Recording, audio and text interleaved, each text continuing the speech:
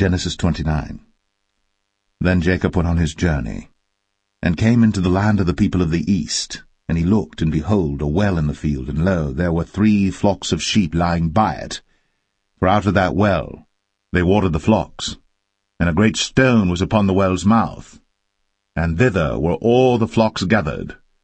And they rolled the stone from the well's mouth, and watered the sheep, and put the stone again upon the well's mouth in his place. And Jacob said unto them, My brethren, whence be ye? And they said, Of Haran are we. And he said unto them, Know ye Laban the son of Nahor? And they said, We know him. And he said unto them, Is he well? And they said, He is well. And behold, Rachel his daughter cometh with the sheep. And he said, Lo, it is yet high day, neither is it time that the cattle should be gathered together. Water ye the sheep, and go and feed them. And they said, We cannot until all the flocks be gathered together, until they roll the stone from the well's mouth. Then we water the sheep. And while he yet spake with them, Rachel came with her father's sheep, for she kept them. And it came to pass, when Jacob saw Rachel the daughter of Laban his mother's brother, and the sheep of Laban his mother's brother, that Jacob went near, and rolled the stone from the well's mouth, and watered the flock of Laban his mother's brother. And Jacob kissed Rachel, and lifted up his voice and wept. And Jacob told Rachel that he was her father's brother, and that he was Rebekah's son. And she ran and told her father. And it came to pass, when Laban heard the tidings of Jacob his sister's son, that he ran to meet him, and embraced him, and kissed him, and brought him to his house. And he told Laban all these things. And Laban said to him, Surely thou art my bone and my flesh. And he abode with him the space of a month. And Laban said unto Jacob, Because thou art my brother, shouldest thou therefore serve me for naught? Tell me, what shall thy wages be? And Laban had 2 daughters. The name of the elder was Leah, and the name of the younger was Rachel. Leah was tender-eyed, but Rachel was beautiful and well-favored. And Jacob loved Rachel, and said, I will serve thee 7 years for Rachel thy younger daughter. And Laban said, It is better that I give her to thee, than that I should give her to another man. Abide with me. And Jacob served 7 years for Rachel. And they seemed unto him but a few days, for the love he had to her. And Jacob said unto Laban, Give me my wife, for my days are fulfilled, that I may go in unto her. And Laban gathered together all the men of the place, and made a feast. And it came to pass in the evening, that he took Leah his daughter, and brought her to him, and he went in unto her. And Laban gave unto his daughter Leah Zilpah his maid for an handmaid. And it came to pass, that in the morning, behold, it was Leah. And he said to Laban, What is this thou hast done unto me? Did not I serve with thee for Rachel? Wherefore then hast thou beguiled me? And Laban said, It must not be so done in our country to give the younger before the firstborn. Fulfill her week, and we will give thee this also for the service which thou shalt serve with me yet 7 other years. And Jacob did so, and fulfilled her week, and he gave him Rachel his daughter to wife also. And Laban gave to Rachel his daughter Bilhah his handmaid to be her maid. And he went in also unto Rachel. And he loved also Rachel more than Leah, and served with him yet 7 other years. And when the Lord saw that Leah was hated, he opened her womb. But Rachel was barren, and Leah conceived, and bare a son. And she called his name Reuben, for she said, Surely the Lord hath looked upon my affliction, now therefore my husband will love me. And she conceived again, and bare a son, and said, Because the Lord hath heard that I was hated, he hath therefore given me this son also. And she called his name Simeon. And she conceived again, and bare a son, and said, Now this time will my husband be joined unto me, because I have borne him 3 sons. Therefore was his name called Levi. And she conceived again, and bare a son, and she said, Now will I praise the Lord. Therefore she called his name Judah, and left bearing.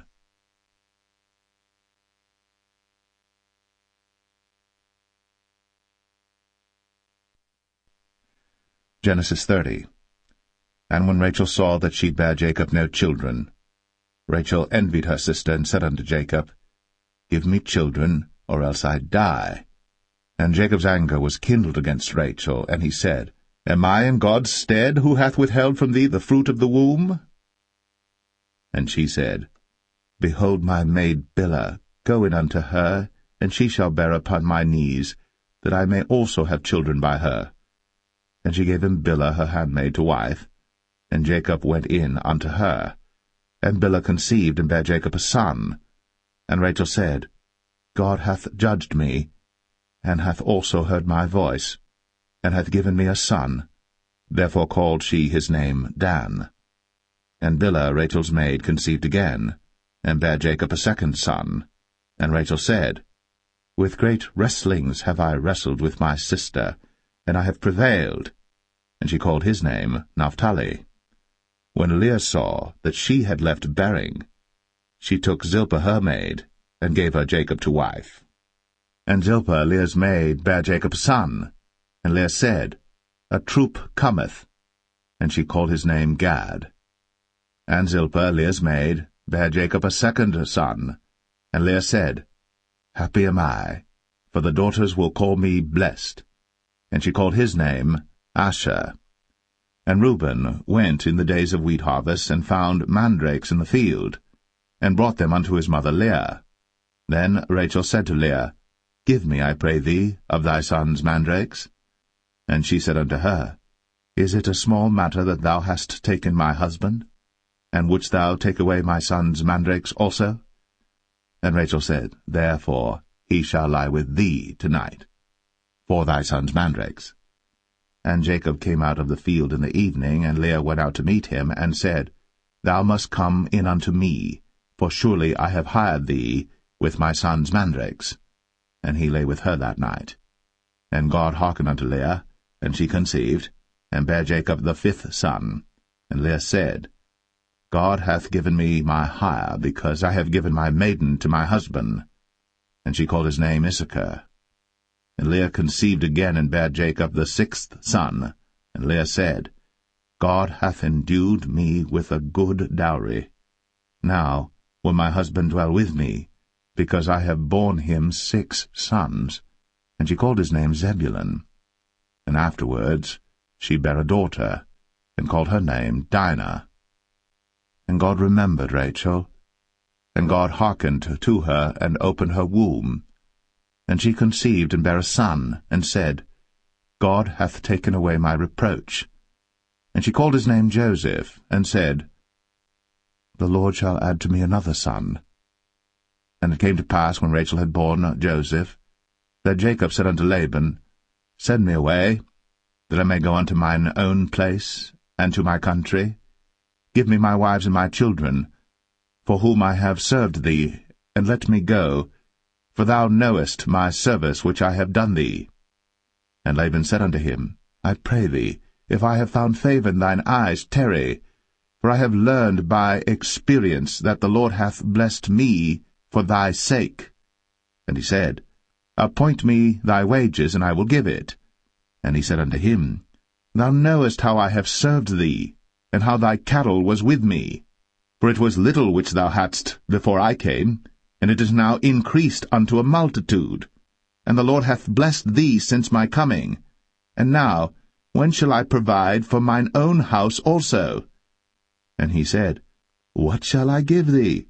And Jacob said, Thou shalt not give me anything. If thou wilt do this thing for me, I will again feed and keep thy flock. I will pass through all thy flock today, removing from thence all the speckled and spotted cattle, and all the brown cattle among the sheep, and the spotted and speckled among the goats, and of such shall be my hire. So shall my righteousness answer for me in time to come, when it shall come for my hire before thy face. every one that is not speckled and spotted among the goats, and brown among the sheep, that shall be counted stolen with me. And Laban said, Behold, I would it might be, according to thy word. And he removed that day the he-goats that were ring-straked and spotted, and all the she-goats that were speckled and spotted, and every one that had some white in it, and all the brown among the sheep, and gave them into the hand of his sons. And he set 3 days' journey betwixt himself and Jacob fed the rest of Laban's flocks. And Jacob took him rods of green poplar, and of the hazel and chestnut tree, and pilled white strakes in them, and made the white appear which was in the rods. And he set the rods which he had pilled before the flocks in the gutters, in the watering troughs, when the flocks came to drink, that they should conceive when they came to drink. And the flocks conceived before the rods, and brought forth cattle ring-straked, speckled, and spotted. And Jacob did separate the lambs, and set the faces of the flocks toward the ring-straked, and all the brown in the flock of Laban. And he put his own flocks by themselves, and put them not unto Laban's cattle. And it came to pass, whensoever the stronger cattle did conceive, that Jacob laid the rods before the eyes of the cattle in the gutters, that they might conceive among the rods. But when the cattle were feeble, he put them not in. So the feebler were Laban's, and the stronger Jacob's. And the man increased exceedingly, and had much cattle, and maidservants, and menservants, and camels, and asses.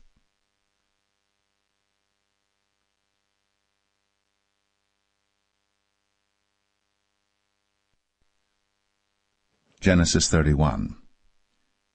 And he heard the words of Laban's sons, saying, Jacob hath taken away all that was our father's, and of that which was our father's hath he gotten all this glory. And Jacob beheld the countenance of Laban, and behold, it was not toward him as before. And the Lord said unto Jacob, Return unto the land of thy fathers, and to thy kindred, and I will be with thee. And Jacob sent and called Rachel and Leah to the field unto his flock, and said unto them, I see your father's countenance, that it is not toward me as before, but the God of my father hath been with me. And ye know that with all my power I have served your father. And your father hath deceived me, and changed my wages 10 times. But God suffered him not to hurt me. If he said thus, The speckled shall be thy wages, then all the cattle bear speckled. And if he said thus, The ring-straked shall be thy hire, then bear all the cattle ring-straked. Thus God hath taken away the cattle of your father, and given them to me. And it came to pass at the time that the cattle conceived, that I lifted up mine eyes, and saw in a dream, and behold, the rams which leaped upon the cattle were ring-straked, speckled, and grizzled. And the angel of God spake unto me in a dream, saying, Jacob. And I said, Here am I. And he said, Lift up now thine eyes, and see all the rams which leap upon the cattle are ring-straked, speckled, and grizzled. For I have seen all that Laban doeth unto thee. I am the God of Bethel, where thou anointest the pillar, and where thou vowest a vow unto me. Now arise, get thee out from this land, and return unto the land of thy kindred. And Rachel and Leah answered and said unto him, Is there yet any portion or inheritance for us in our father's house? Are we not counted of him strangers? For he hath sold us, and hath quite devoured also our money. For all the riches which God hath taken from our father, that is ours and our children's. Now then, whatsoever God hath said unto thee, do. Then Jacob rose up, and set his sons and his wives upon camels. And he carried away all his cattle, and all his goods which he had gotten, the cattle of his getting which he had gotten in Padan Aram, for to go to Isaac his father in the land of Canaan. And Laban went to shear his sheep, and Rachel had stolen the images that were her father's. And Jacob stole away unawares to Laban the Syrian, in that he told him not that he fled. So he fled with all that he had, and he rose up and passed over the river, and set his face toward the Mount Gilead. And it was told Laban on the 3rd day that Jacob was fled. And he took his brethren with him, and pursued after him 7 days' journey. And they overtook him in the Mount Gilead. And God came to Laban the Syrian in a dream by night, and said unto him, Take heed that thou speak not to Jacob either good or bad. Then Laban overtook Jacob. Now Jacob had pitched his tent in the mount, and Laban with his brethren pitched in the Mount of Gilead. And Laban said to Jacob, What hast thou done, that thou hast stolen away unawares to me, and carried away my daughters as captives taken with the sword? Wherefore didst thou flee away secretly, and steal away from me, and didst not tell me, that I might have sent thee away with mirth, and with songs, with tabret, and with harp, and hast not suffered me to kiss my sons and my daughters? Thou hast now done foolishly in so doing. It is in the power of my hand to do you hurt. But the God of your father spake unto me yesternight, saying, Take thou heed that thou speak not to Jacob either good or bad. And now, though thou wouldst needs be gone, because thou sore longest after thy father's house, yet wherefore hast thou stolen my gods? And Jacob answered and said to Laban, Because I was afraid, for I said, Peradventure thou wouldst take by force thy daughters from me. With whomsoever thou findest thy gods, let him not live. Before our brethren discern thou what is thine with me, and take it to thee. For Jacob knew not that Rachel had stolen them. And Laban went into Jacob's tent, and into Leah's tent, and into the two maidservants' tents, but he found them not. Then went he out of Leah's tent, and entered into Rachel's tent. Now Rachel had taken the images, and put them in the camel's furniture, and sat upon them. And Laban searched all the tent, but found them not. And she said to her father, Let it not displease my lord that I cannot rise up before thee, for the custom of women is upon me. And he searched, but found not the images. And Jacob was wroth, and chode with Laban. And Jacob answered and said to Laban, What is my trespass? What is my sin, that thou hast so hotly pursued after me? Whereas thou hast searched all my stuff, what hast thou found of all thy household stuff? Set it here before my brethren and thy brethren, that they may judge betwixt us both. This 20 years have I been with thee. Thy ewes and thy she-goats have not cast their young, and the rams of thy flock have I not eaten. That which was torn of beasts I brought not unto thee. I bear the loss of it. Of my hand didst thou require it, whether stolen by day or stolen by night. Thus I was. In the day the drought consumed me, and the frost by night, and my sleep departed from mine eyes. Thus have I been 20 years in thy house. I served thee 14 years for thy 2 daughters, and 6 years for thy cattle, and thou hast changed my wages 10 times. Except the God of my father, the God of Abraham, and the fear of Isaac had been with me, surely thou hadst sent me away now empty. God hath seen my affliction, and the labor of my hands, and rebuked thee yesternight. And Laban answered and said unto Jacob, These daughters are my daughters, and these children are my children, and these cattle are my cattle, and all that thou seest is mine.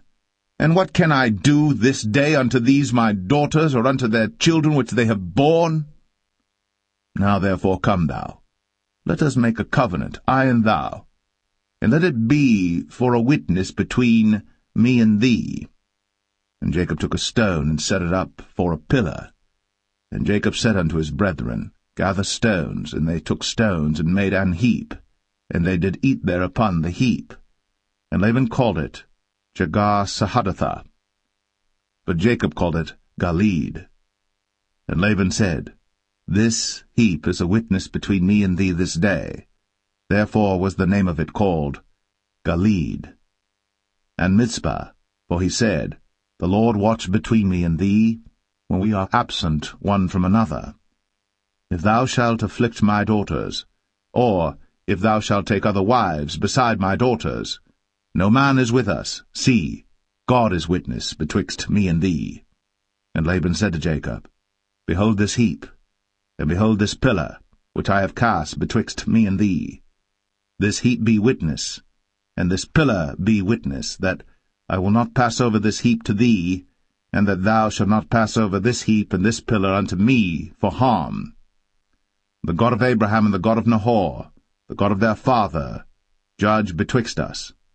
And Jacob sware by the fear of his father Isaac. Then Jacob offered sacrifice upon the mount, and called his brethren to eat bread. And they did eat bread, and tarried all night in the mount. And early in the morning Laban rose up, and kissed his sons and his daughters, and blessed them. And Laban departed, and returned unto his place.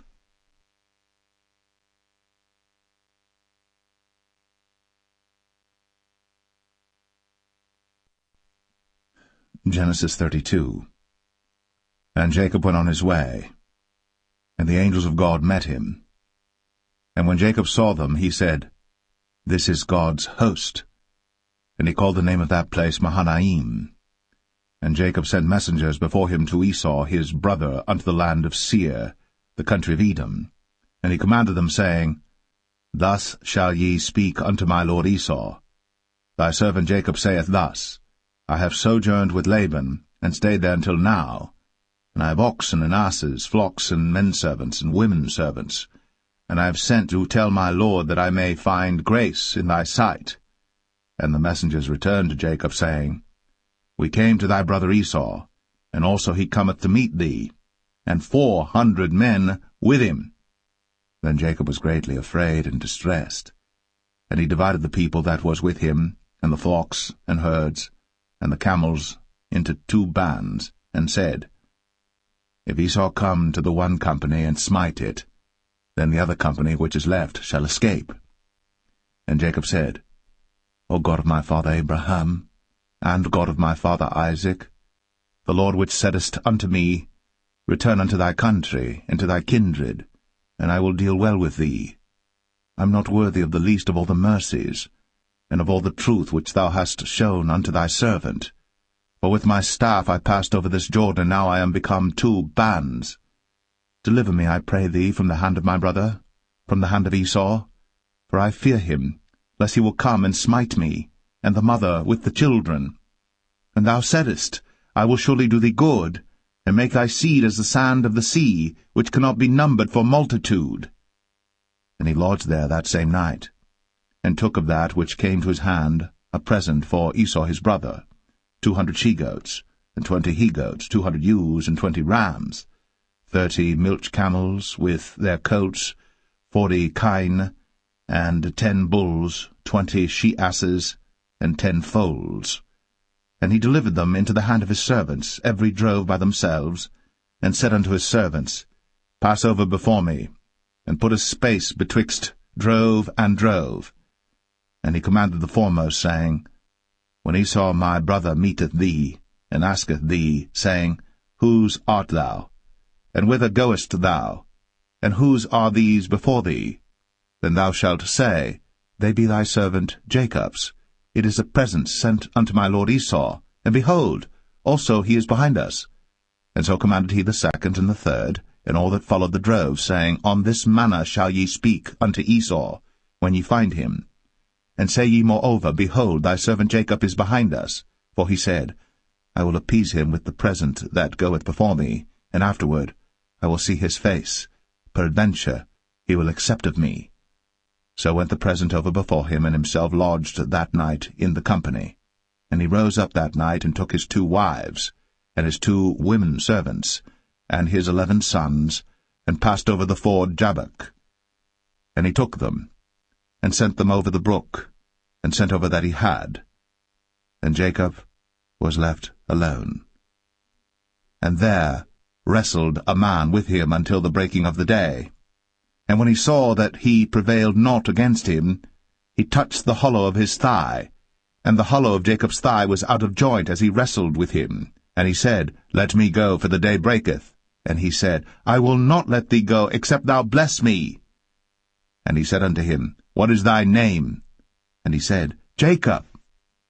And he said, Thy name shall be called no more Jacob, but Israel. For as a prince hast thou power with God and with men, and hast prevailed. And Jacob asked him, and said, Tell me, I pray thee, thy name. And he said, Wherefore is it that thou dost ask after my name? And he blessed him there. And Jacob called the name of the place Peniel, for I have seen God face to face, and my life is preserved. And as he passed over Penuel, the sun rose upon him, and he halted upon his thigh. Therefore the children of Israel eat not of the sinew which shrank, which is upon the hollow of the thigh, unto this day, because he touched the hollow of Jacob's thigh in the sinew that shrank.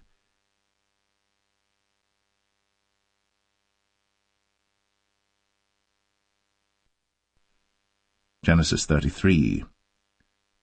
And Jacob lifted up his eyes, and looked, and behold, Esau came, and with him 400 men. And he divided the children unto Leah, and unto Rachel, and unto the 2 handmaids. And he put the handmaids and their children foremost, and Leah and her children after, and Rachel and Joseph hindermost. And he passed over before them, and bowed himself to the ground 7 times, until he came near to his brother. And Esau ran to meet him, and embraced him, and fell on his neck, and kissed him, and they wept.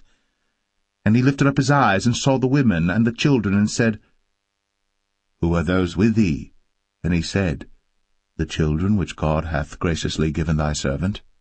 Then the handmaidens came near, they and their children, and they bowed themselves. And Leah also with her children came near, and bowed themselves. And after came Joseph near, and Rachel, and they bowed themselves. And he said, What meanest thou by all this drove which I met?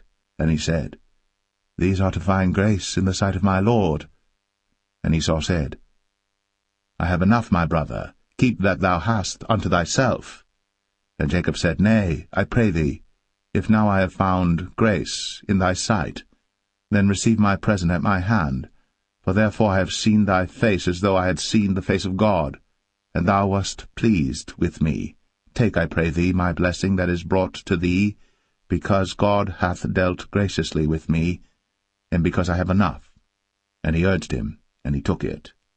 And he said, Let us take our journey, and let us go, and I will go before thee. And he said unto him, My Lord knoweth that the children are tender, and the flocks and herds with young are with me. And if men should overdrive them one day, all the flock will die. Let my Lord, I pray thee, pass over before his servant, and I will lead on softly according as the cattle that goeth before me, and the children be able to endure, until I come unto my Lord unto Seir. And Esau said, Let me now leave with thee some of the folk that are with me. And he said, What needeth it? Let me find grace in the sight of my Lord. So Esau returned that day on his way unto Seir. And Jacob journeyed to Succoth, and built him an house, and made booths for his cattle. Therefore the name of the place is called Succoth. And Jacob came to Shalem, a city of Shechem, which is in the land of Canaan, when he came from Padan Aram, and pitched his tent before the city. And he bought a parcel of a field, where he had spread his tent, at the hand of the children of Hamor, Shechem's father, for 100 pieces of money. And he erected there an altar, and called it El Elohe Israel.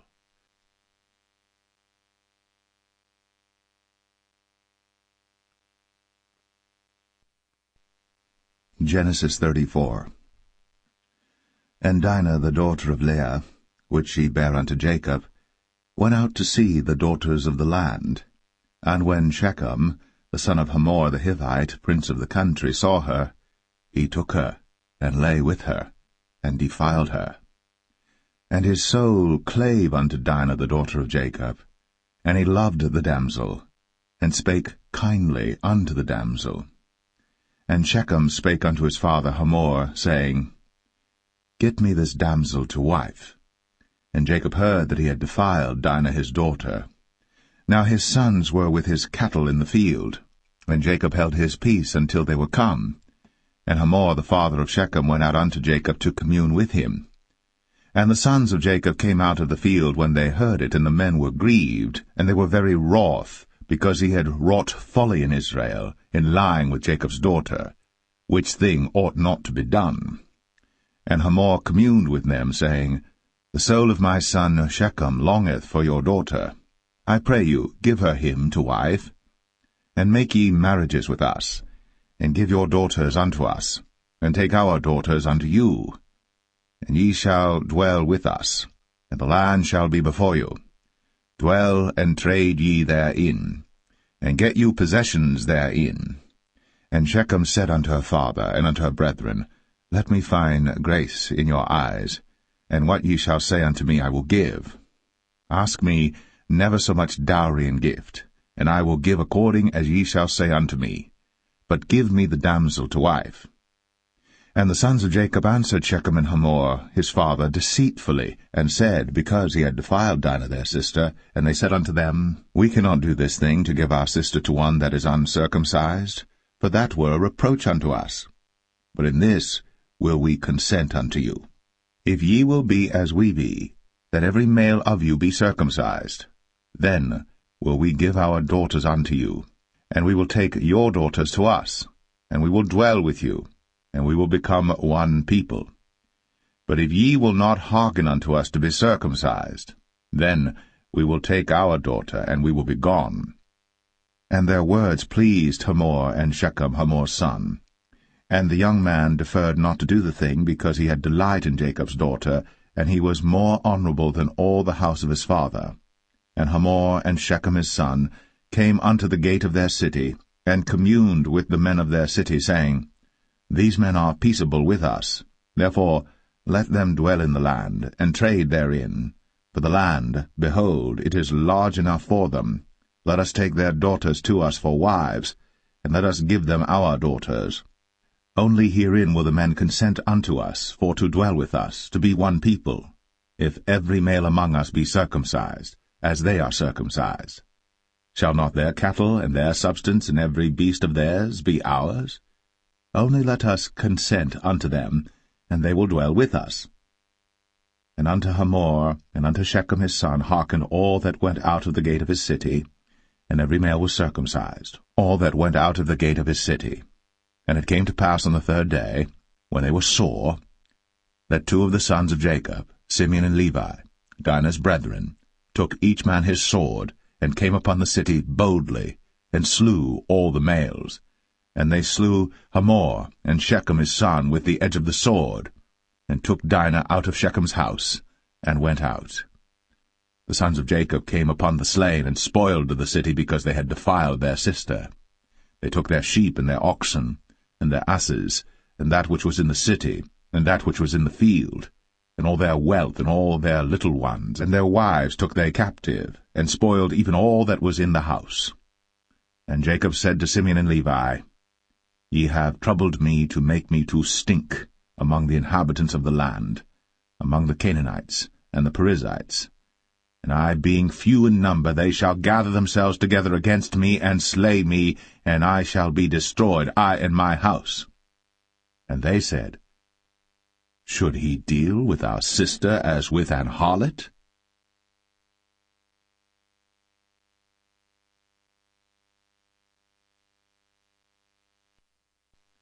Genesis 35.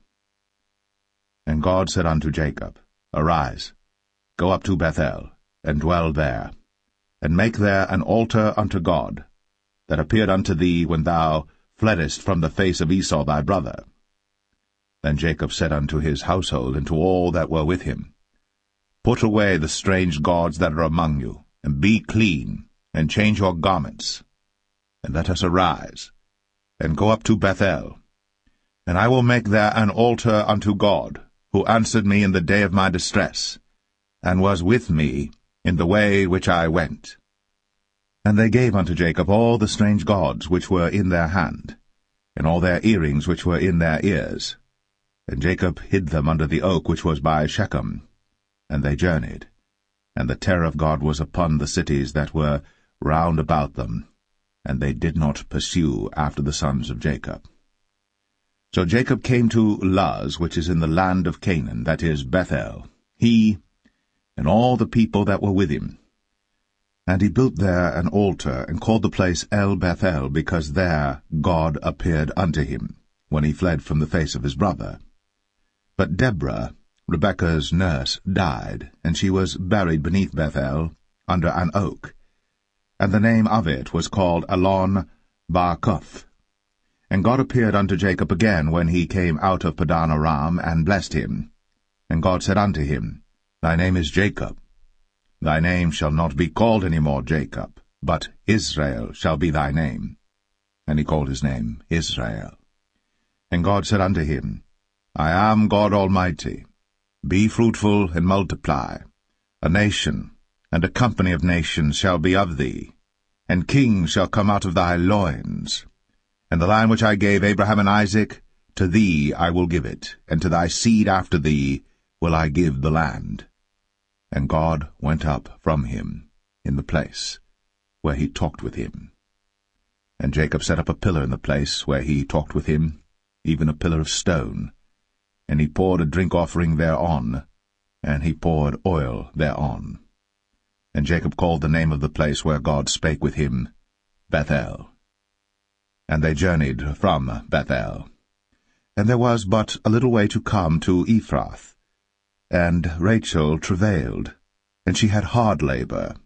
And it came to pass, when she was in hard labor, that the midwife said unto her, Fear not, thou shalt have this son also. And it came to pass, as her soul was in departing, for she died, that she called his name Ben-Oni, but his father called him Benjamin. And Rachel died, and was buried, in the way to Ephrath, which is Bethlehem. And Jacob set a pillar upon her grave, that is, the pillar of Rachel's grave, unto this day. And Israel journeyed, and spread his tent beyond the tower of Adar. And it came to pass, when Israel dwelt in that land, that Reuben went and lay with Bilhah his father's concubine, and Israel heard it. Now the sons of Jacob were 12, the sons of Leah, Reuben, Jacob's firstborn, and Simeon, and Levi, and Judah, and Issachar, and Zebulun. The sons of Rachel, Joseph and Benjamin. And the sons of Bilhah, Rachel's handmaid, Dan and Naphtali. And the sons of Zilpah, Leah's handmaid, Gad and Asher. These are the sons of Jacob, which were born to him in Padan-aram. And Jacob came unto Isaac his father unto Mamre, unto the city of Arba, which is Hebron, where Abraham and Isaac sojourned. And the days of Isaac were 180 years. And Isaac gave up the ghost, and died, and was gathered unto his people, being old and full of days. And his sons Esau and Jacob buried him.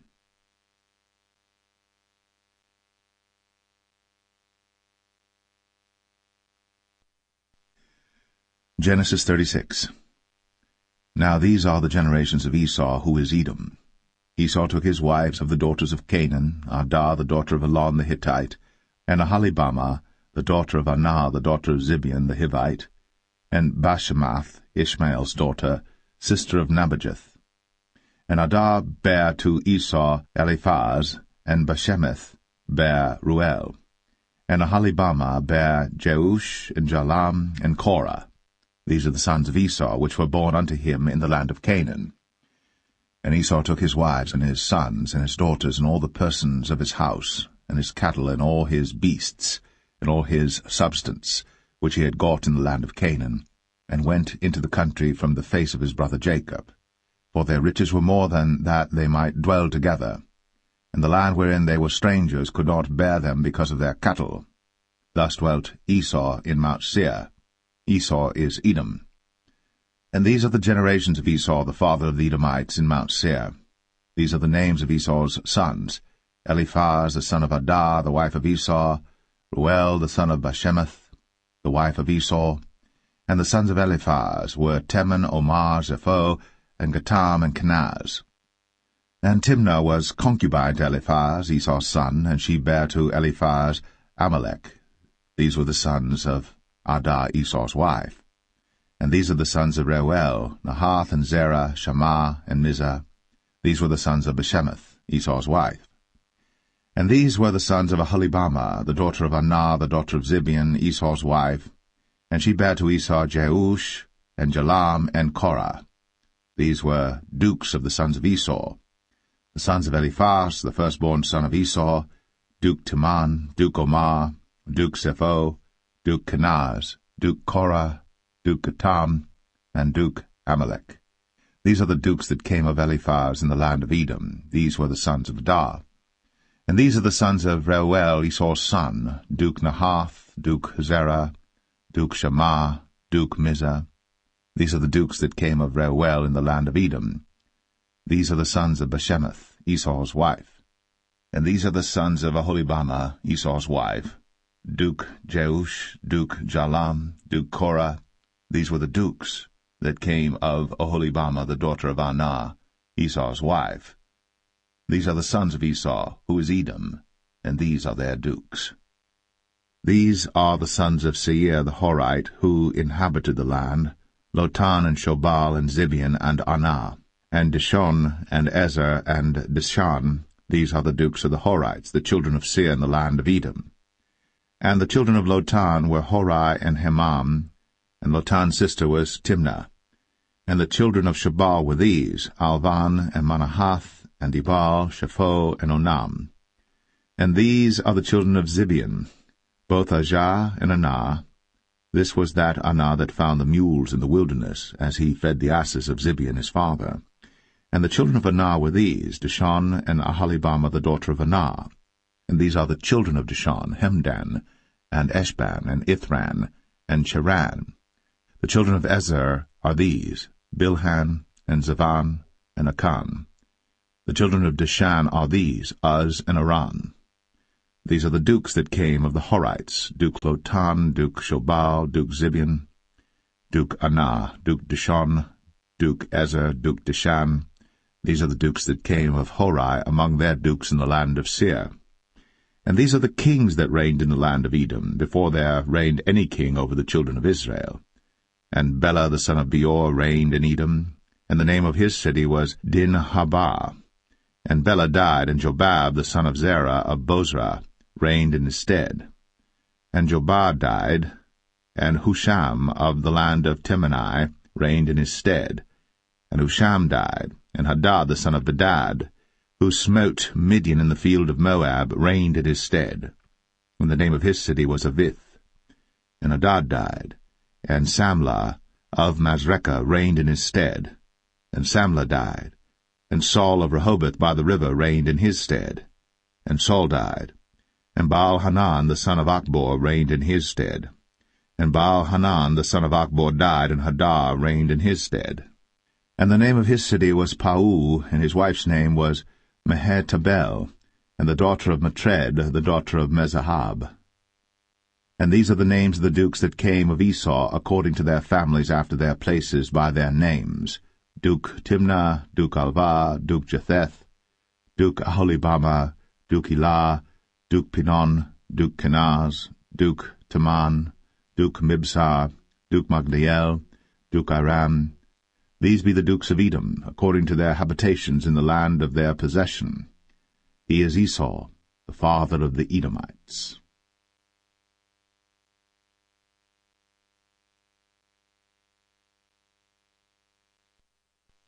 Genesis 37. And Jacob dwelt in the land wherein his father was a stranger, in the land of Canaan. These are the generations of Jacob. Joseph, being 17 years old, was feeding the flock with his brethren, and the lad was with the sons of Bilhah, and with the sons of Zilpah, his father's wives. And Joseph brought unto his father their evil report. Now Israel loved Joseph more than all his children, because he was the son of his old age, and he made him a coat of many colors. And when his brethren saw that their father loved him more than all his brethren, they hated him, and could not speak peaceably unto him. And Joseph dreamed a dream, and he told it his brethren, and they hated him yet the more. And he said unto them, Hear, I pray you, this dream which I have dreamed. For behold, we were binding sheaves in the field, and lo, my sheaf arose, and also stood upright, and behold, your sheaves stood round about, and made obeisance to my sheaf. And his brethren said to him, Shalt thou indeed reign over us? Or shalt thou indeed have dominion over us? And they hated him yet the more for his dreams, and for his words. And he dreamed yet another dream, and told it his brethren, and said, Behold, I have dreamed a dream more, and behold, the sun, and the moon, and the 11 stars made obeisance to me. And he told it to his father, and to his brethren, and his father rebuked him, and said unto him, What is this dream that thou hast dreamed? Shall I and thy mother, and thy brethren indeed come to bow down ourselves to thee to the earth? And his brethren envied him. But his father observed the saying. And his brethren went to feed their father's flock in Shechem. And Israel said unto Joseph, Do not thy brethren feed the flock in Shechem? Come, and I will send thee unto them. And he said to him, Here am I. And he said to him, Go, I pray thee, see whether it be well with thy brethren, and well with the flocks, and bring me word again. So he sent him out of the vale of Hebron, and he came to Shechem. And a certain man found him, and behold, he was wandering in the field. And the man asked him, saying, What seekest thou? And he said, I seek my brethren. Tell me, I pray thee, where they feed their flocks. And the man said, They are departed hence, for I heard them say, Let us go to Dothan. And Joseph went after his brethren, and found them in Dothan. And when they saw him afar off, even before he came near unto them, they conspired against him to slay him. And they said one to another, Behold, this dreamer cometh. Come now, therefore, and let us slay him, and cast him into some pit. And we will say, Some evil beast hath devoured him, and we shall see what will become of his dreams. And Reuben heard it, and he delivered him out of their hands, and said, Let us not kill him. And Reuben said unto them, Shed no blood, but cast him into this pit that is in the wilderness, and lay no hand upon him, that he might rid him out of their hands, to deliver him to his father again. And it came to pass, when Joseph was come unto his brethren, that they stripped Joseph out of his coat of many colours that was on him, and they took him, and cast him into a pit, and the pit was empty, there was no water in it. And they sat down to eat bread, and they lifted up their eyes and looked, and behold, a company of Ishmaelites came from Gilead with their camels bearing spicery and balm and myrrh, going to carry it down to Egypt. And Judah said unto his brethren, What profit is it if we slay our brother, and conceal his blood? Come, and let us sell him to the Ishmaelites, and let not our hand be upon him, for he is our brother, and our flesh. And his brethren were content. Then there passed by Midianites, merchantmen, and they drew and lifted up Joseph out of the pit, and sold Joseph to the Ishmaelites for 20 pieces of silver, and they brought Joseph into Egypt. And Reuben returned unto the pit, and behold, Joseph was not in the pit. And he rent his clothes. And he returned unto his brethren, and said, The child is not, and I, whither shall I go? And they took Joseph's coat, and killed a kid of the goats, and dipped the coat in the blood. And they sent the coat of many colours, and they brought it to their father, and said, This have we found. Know now whether it be thy son's coat or no. And he knew it, and said, It is my son's coat. An evil beast hath devoured him. Joseph is without doubt rent in pieces. And Jacob rent his clothes, and put sackcloth upon his loins, and mourned for his son many days. And all his sons and all his daughters rose up to comfort him. But he refused to be comforted, and he said, For I will go down into the grave unto my son mourning. Thus his father wept for him. And the Midianites sold him into Egypt unto Potiphar, an officer of Pharaoh's, and captain of the guard.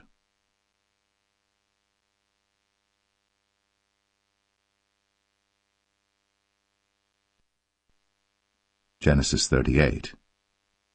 And it came to pass at that time that Judah went down from his brethren, and turned in to a certain Adulamite, whose name was Hira. And Judah saw there a daughter of a certain Canaanite, whose name was Shua. And he took her, and went in unto her, and she conceived and bare a son. And he called his name Er. And she conceived again and bare a son. And she called his name Onan. And she yet again conceived and bare a son, and called his name Shelah. And he was at Chezib, when she bare him. And Judah took a wife for Er his firstborn, whose name was Tamar. And Er, Judah's firstborn, was wicked in the sight of the Lord, and the Lord slew him. And Judah said unto Onan, Go in unto thy brother's wife, and marry her, and raise up seed to thy brother. And Onan knew that the seed should not be his. And it came to pass, when he went in unto his brother's wife, that he spilled it on the ground, lest that he should give seed to his brother. And the thing which he did displeased the Lord, wherefore he slew him also. Then said Judah to Tamar his daughter-in-law, Remain a widow at thy father's house, till Shelah my son be grown. For he said, Lest peradventure he die also, as his brethren did. And Tamar went and dwelt in her father's house. And in process of time the daughter of Shua, Judah's wife, died. And Judah was comforted, and went up unto his sheep-shearers to Timnath, he and his friend Hira the Adulamite. And it was told Tamar, saying, Behold, thy father-in-law goeth up to Timnath to shear his sheep. And she put her widow's garments off from her, and covered her with a veil, and wrapped herself, and sat in an open place, which is by the way to Timnath, for she saw that Shelah was grown, and she was not given unto him to wife. When Judah saw her, he thought her to be an harlot, because she had covered her face. And he turned unto her by the way, and said, Go to, I pray thee, let me come in unto thee. For he knew not that she was his daughter-in-law. And she said, What wilt thou give me, that thou mayest come in unto me? And he said, I will send thee a kid from the flock. And she said, Wilt thou give me a pledge, till thou send it? And he said, What pledge shall I give thee? And she said, Thy signet, and thy bracelets, and thy staff that is in thine hand. And he gave it her, and came in unto her. And she conceived by him.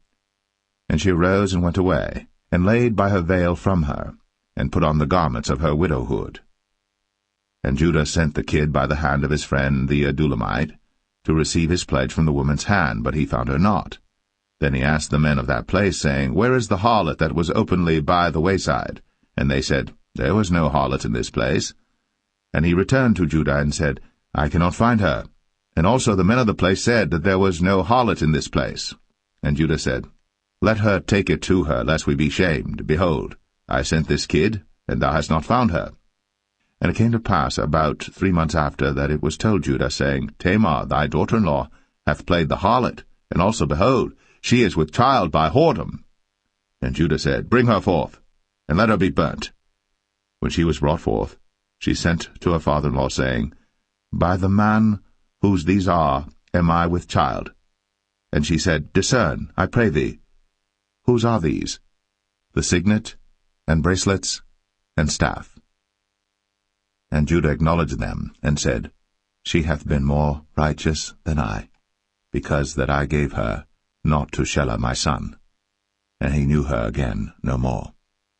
And it came to pass in the time of her travail, that, behold, twins were in her womb. And it came to pass, when she travailed, that the one put out his hand, and the midwife took and bound upon his hand a scarlet thread, saying, This came out first. And it came to pass, as he drew back his hand, that, behold, his brother came out. And she said, How hast thou broken forth? This breach be upon thee. Therefore his name was called Pharez. And afterward came out his brother, that had the scarlet thread upon his hand, and his name was called Zerah.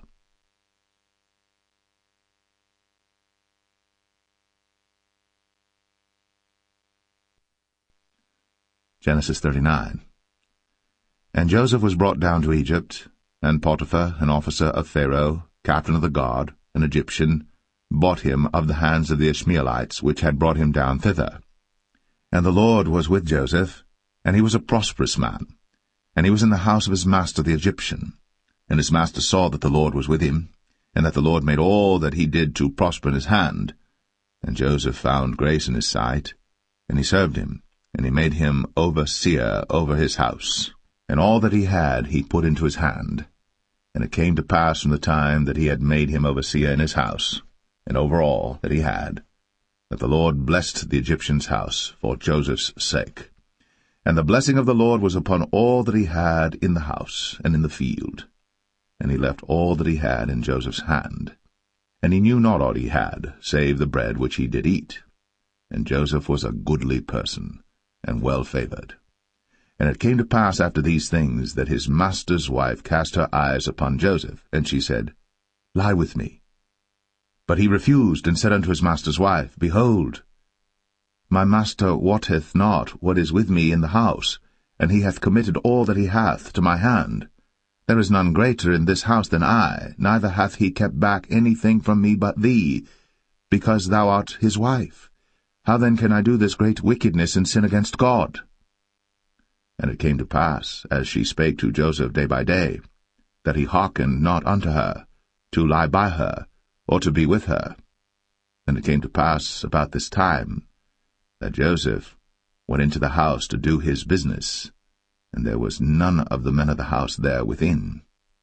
And she caught him by his garment, saying, Lie with me.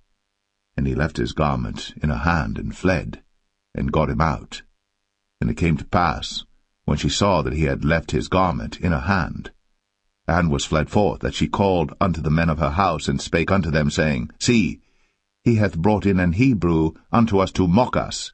He came in unto me to lie with me, and I cried with a loud voice. And it came to pass, when he heard that I lifted up my voice and cried, that he left his garment with me, and fled, and got him out. And she laid up his garment by her, until his lord came home. And she spake unto him according to these words, saying, The Hebrew servant which thou hast brought unto us came in unto me to mock me. And it came to pass, as I lifted up my voice and cried, that he left his garment with me, and fled out. And it came to pass, when his master heard the words of his wife, which he spake unto him, saying, After this manner did thy servant to me, that his wrath was kindled. And Joseph's master took him, and put him into the prison, a place where the king's prisoners were bound. And he was there in the prison. But the Lord was with Joseph, and showed him mercy, and gave him favor in the sight of the keeper of the prison. And the keeper of the prison committed to Joseph's hand all the prisoners that were in the prison. And whatsoever they did there, he was the doer of it. The keeper of the prison looked not to anything that was under his hand, because the Lord was with him. And that which he did, the Lord made it to prosper.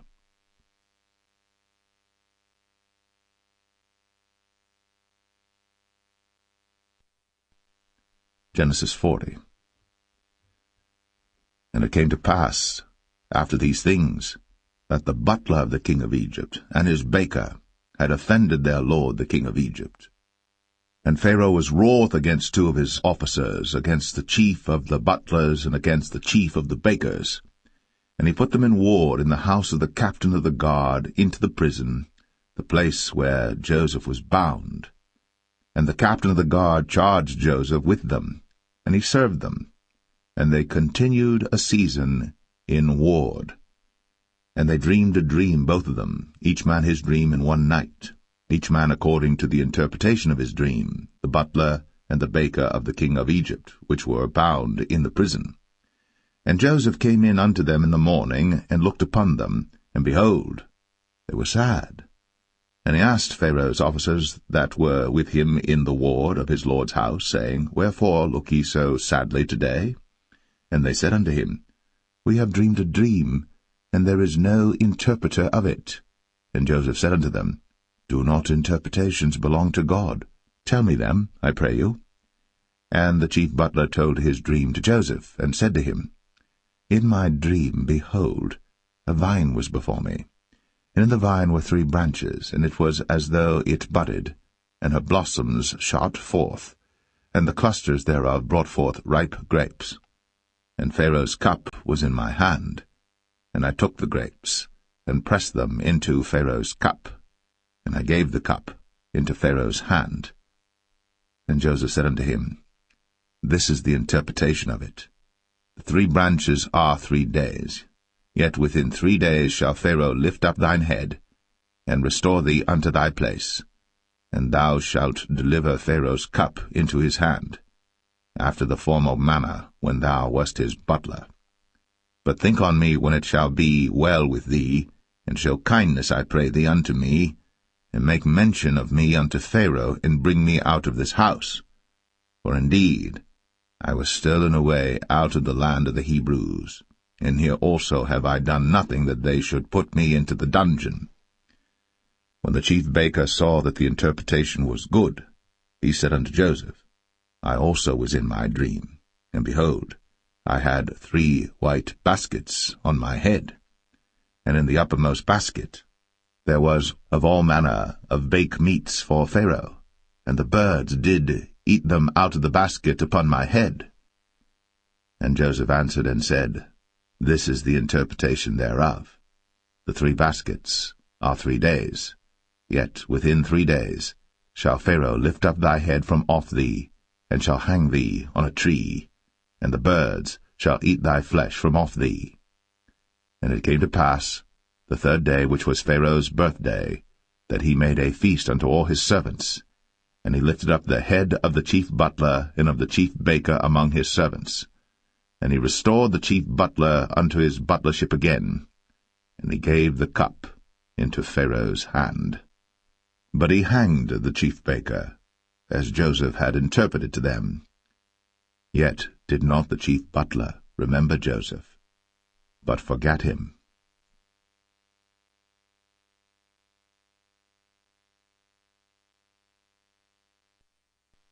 Genesis 41. And it came to pass at the end of 2 full years, that Pharaoh dreamed, and behold, he stood by the river. And behold, there came up out of the river 7 well-favoured kine and fat-fleshed, and they fed in a meadow. And behold, 7 other kine came up after them out of the river, ill-favoured and lean-fleshed, and stood by the other kine upon the brink of the river.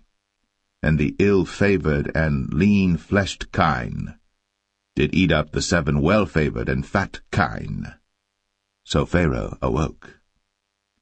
And he slept and dreamed the 2nd time, and behold, 7 ears of corn came up upon 1 stalk, rank and good. And behold, 7 thin ears, and blasted with the east wind sprung up after them.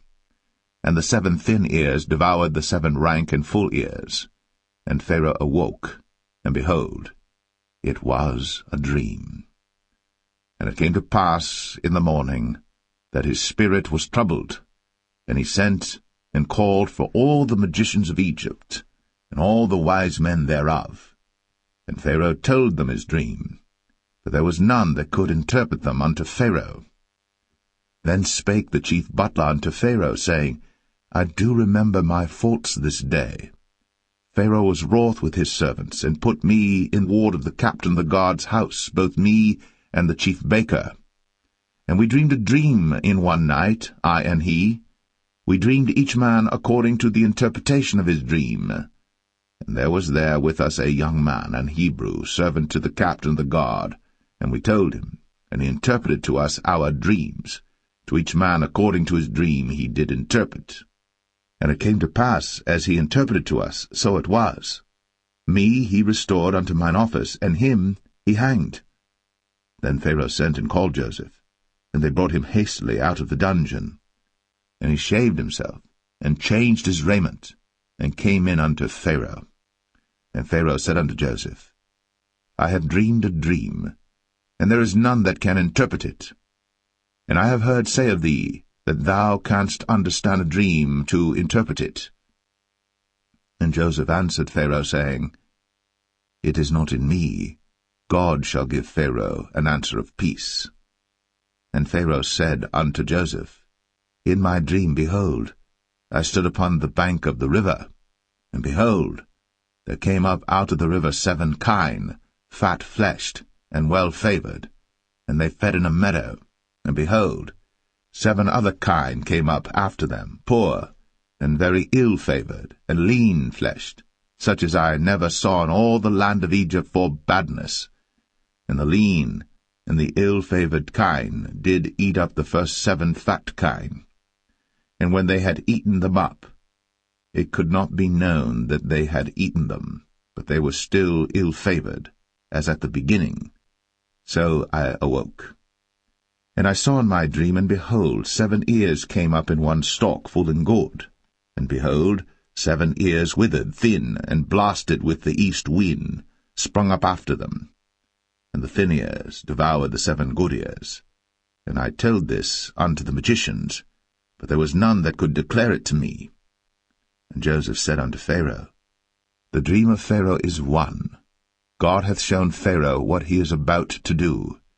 The 7 good kine are 7 years, and the 7 good ears are 7 years. The dream is one. And the 7 thin and ill-favored kine that came up after them are 7 years, and the 7 empty ears, blasted with the east wind, shall be 7 years of famine. This is the thing which I have spoken unto Pharaoh. What God is about to do, he showeth unto Pharaoh. Behold, there come 7 years of great plenty throughout all the land of Egypt, and there shall arise after them 7 years of famine, and all the plenty shall be forgotten in the land of Egypt, and the famine shall consume the land, and the plenty shall not be known in the land by reason of that famine following, for it shall be very grievous. And for that the dream was doubled unto Pharaoh twice. It is because the thing is established by God, and God will shortly bring it to pass. Now therefore let Pharaoh look out a man discreet and wise, and set him over the land of Egypt. Let Pharaoh do this, and let him appoint officers over the land, and take up the 5th part of the land of Egypt in the 7 plenteous years, and let them gather all the food of those good years that come, and lay up corn under the hand of Pharaoh, and let them keep food in the cities. And that food shall be for store to the land against the 7 years of famine, which shall be in the land of Egypt, that the land perish not through the famine. And the thing was good in the eyes of Pharaoh, and in the eyes of all his servants. And Pharaoh said unto his servants, Can we find such a one as this is, a man in whom the Spirit of God is? And Pharaoh said unto Joseph, Forasmuch as God hath shown thee all this, there is none so discreet and wise as thou art. Thou shalt be over my house, and according unto thy word shall all my people be ruled. Only in the throne will I be greater than thou. And Pharaoh said unto Joseph, See, I have set thee over all the land of Egypt. And Pharaoh took off his ring from his hand, and put it upon Joseph's hand, and arrayed him in vestures of fine linen, and put a gold chain about his neck. And he made him to ride in the 2nd chariot which he had. And they cried before him, Bow the knee. And he made him ruler over all the land of Egypt. And Pharaoh said unto Joseph, I am Pharaoh, and without thee shall no man lift up his hand or foot in all the land of Egypt. And Pharaoh called Joseph's name Zaphnath-Paneah, and he gave him to wife Asenath, the daughter of Potipherah, priest of On. And Joseph went out over all the land of Egypt. And Joseph was 30 years old when he stood before Pharaoh king of Egypt. And Joseph went out from the presence of Pharaoh, and went throughout all the land of Egypt. And in the 7 plenteous years the earth brought forth by handfuls. And he gathered up all the food of the 7 years which were in the land of Egypt, and laid up the food in the cities, the food of the field, which was round about every city, laid he up in the same. And Joseph gathered corn, as the sand of the sea, very much, until he left numbering, for it was without number.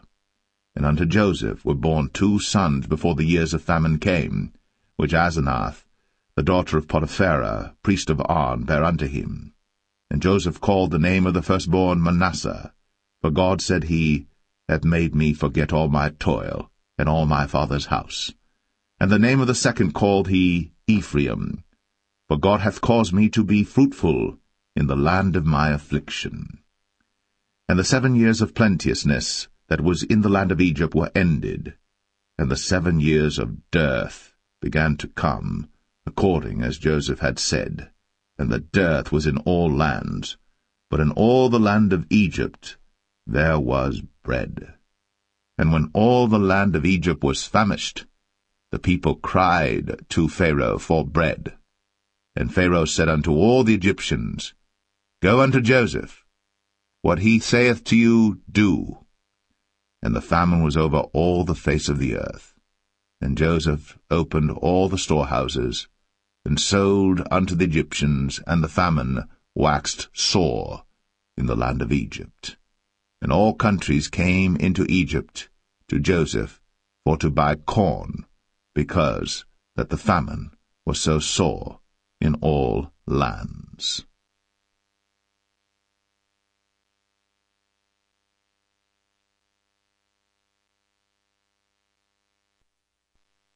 Genesis 42.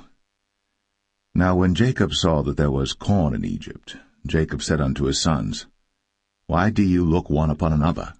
And he said, Behold, I have heard that there is corn in Egypt. Get you down thither, and buy for us from thence, that we may live and not die. And Joseph's 10 brethren went down to buy corn in Egypt. But Benjamin, Joseph's brother, Jacob sent not with his brethren, for he said, Lest peradventure mischief befall him. And the sons of Israel came to buy corn among those that came, for the famine was in the land of Canaan. And Joseph was the governor over the land, and he it was that sold to all the people of the land. And Joseph's brethren came, and bowed down themselves before him with their faces to the earth. And Joseph saw his brethren, and he knew them, but made himself strange unto them, and spake roughly unto them. And he said unto them, Whence come ye? And they said, From the land of Canaan, to buy food. And Joseph knew his brethren, but they knew not him. And Joseph remembered the dreams which he dreamed of them, and said unto them, Ye are spies. To see the nakedness of the land ye are come. And they said unto him, Nay, my lord, but to buy food are thy servants come. We are all one man's sons, we are true men, thy servants are no spies. And he said unto them, Nay, but to see the nakedness of the land ye are come. And they said, Thy servants are 12 brethren, the sons of one man in the land of Canaan. And behold, the youngest is this day with our father, and one is not. And Joseph said unto them, That is it that I spake unto you, saying, Ye are spies. Hereby ye shall be proved. By the life of Pharaoh ye shall not go forth hence, except your youngest brother come hither. Send one of you, and let him fetch your brother, and ye shall be kept in prison, that your words may be proved, whether there be any truth in you, or else by the life of Pharaoh surely ye are spies. And he put them all together into ward 3 days. And Joseph said unto them the 3rd day, This do and live, for I fear God. If ye be true men, let one of your brethren be bound in the house of your prison. Go ye, carry corn for the famine of your houses. But bring your youngest brother unto me. So shall your words be verified, and ye shall not die. And they did so. And they said one to another, We are verily guilty concerning our brother, in that we saw the anguish of his soul when he besought us, and we would not hear. Therefore is this distress come upon us. And Reuben answered them, saying, Spake I not unto you, saying, Do not sin against the child? And ye would not hear. Therefore, behold, also his blood is required. And they knew not that Joseph understood them, for he spake unto them by an interpreter. And he turned himself about from them, and wept, and returned to them again, and communed with them, and took from them Simeon, and bound him before their eyes. Then Joseph commanded to fill their sacks with corn, and to restore every man's money into his sack, and to give them provision for the way. And thus did he unto them. And they laded their asses with the corn, and departed thence. And as one of them opened his sack, to give his ass provender in the inn, he espied his money, for behold, it was in his sack's mouth. And he said unto his brethren, My money is restored, and lo, it is even in my sack. And their heart failed them, and they were afraid, saying one to another, What is this that God hath done unto us? And they came unto Jacob their father unto the land of Canaan, and told him all that befell unto them, saying, The man who is the Lord of the land spake roughly to us, and took us for spies of the country. And we said unto him, We are true men, we are no spies. We be 12 brethren, sons of our father, one is not, and the youngest is this day with our father in the land of Canaan. And the man, the Lord of the country, said unto us, Hereby shall I know that ye are true men. Leave one of your brethren here with me, and take food for the famine of your households, and be gone. And bring your youngest brother unto me. Then shall I know that ye are no spies, but that ye are true men. So will I deliver you your brother, and ye shall traffic in the land. And it came to pass, as they emptied their sacks, that, behold, every man's bundle of money was in his sack. And when both they and their father saw the bundles of money, they were afraid. And Jacob their father said unto them, Me have ye bereaved my children. Joseph is not, and Simeon is not, and ye will take Benjamin away? All these things are against me. And Reuben spake unto his father, saying, Slay my 2 sons, if I bring him not to thee. Deliver him into my hand, and I will bring him to thee again. And he said, My son shall not go down with you, for his brother is dead, and he is left alone. If mischief befall him by the way, in the which ye go, then shall ye bring down my grey hairs with sorrow to the grave.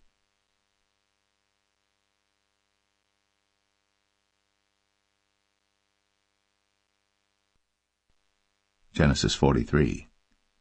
And the famine was sore in the land. And it came to pass, when they had eaten up the corn which they had brought out of Egypt, their father said unto them, Go again, buy us a little food.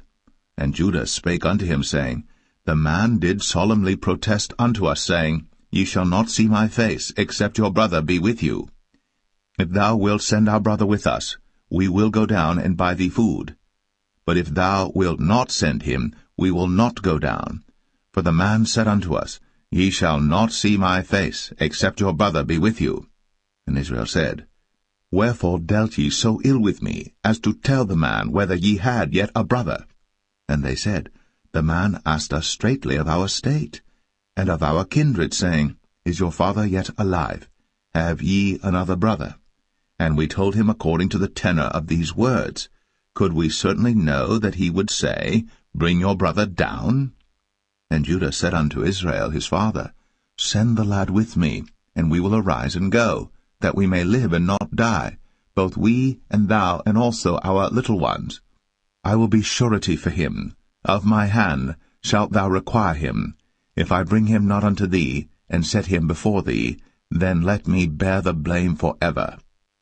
For except we had lingered, surely now we had returned this second time. And their father Israel said unto them, If it must be so now, do this. Take of the best fruits in the land in your vessels, and carry down the man a present, a little balm, and a little honey, spices, and myrrh, nuts, and almonds. And take double money in your hand, and the money that was brought again in the mouth of your sacks, carry it again in your hand. Peradventure it was an oversight. Take also your brother, and arise, go again unto the man. And God Almighty give you mercy before the man, that he may send away your other brother and Benjamin. If I be bereaved of my children, I am bereaved. And the men took that present, and they took double money in their hand, and Benjamin, and rose up, and went down to Egypt, and stood before Joseph. And when Joseph saw Benjamin with them, he said to the ruler of his house, Bring these men home, and slay, and make ready, for these men shall dine with me at noon. And the man did as Joseph bade, and the man brought the men into Joseph's house. And the men were afraid, because they were brought into Joseph's house, and they said, Because of the money that was returned in our sacks at the first time are we brought in, that he may seek occasion against us, and fall upon us, and take us for bondmen and our asses. And they came near to the steward of Joseph's house, and they communed with him at the door of the house, and said, O sir, we came indeed down at the first time to buy food, and it came to pass, when we came to the inn, that we opened our sacks, and behold, every man's money was in the mouth of his sack, our money in full weight, and we have brought it again in our hand. And other money have we brought down in our hands to buy food. We cannot tell who put our money in our sacks. And he said, Peace be to you, fear not. Your God, and the God of your father, hath given you treasure in your sacks. I had your money. And he brought Simeon out unto them. And the man brought the men into Joseph's house, and gave them water, and they washed their feet, and he gave their asses provender. And they made ready the present against Joseph came at noon, for they heard that they should eat bread there. And when Joseph came home, they brought him the present which was in their hand into the house, and bowed themselves to him to the earth. And he asked them of their welfare, and said, Is your father well? The old man of whom ye spake, is he yet alive? And they answered, Thy servant our father is in good health, he is yet alive. And they bowed down their heads, and made obeisance. And he lifted up his eyes, and saw his brother Benjamin, his mother's son, and said, Is this your younger brother, of whom ye spake unto me? And he said, God be gracious unto thee, my son. And Joseph made haste, for his bowels did yearn upon his brother, and he sought where to weep, and he entered into his chamber, and wept there. And he washed his face, and went out, and refrained himself, and said, Set on bread. And they set on for him by himself, and for them by themselves, and for the Egyptians which did eat with him by themselves, because the Egyptians might not eat bread with the Hebrews, for that is an abomination unto the Egyptians. And they sat before him, the firstborn according to his birthright, and the youngest according to his youth. And the men marveled one at another. And he took and sent messes unto them from before him. But Benjamin's mess was 5 times so much as any of theirs. And they drank, and were merry with him.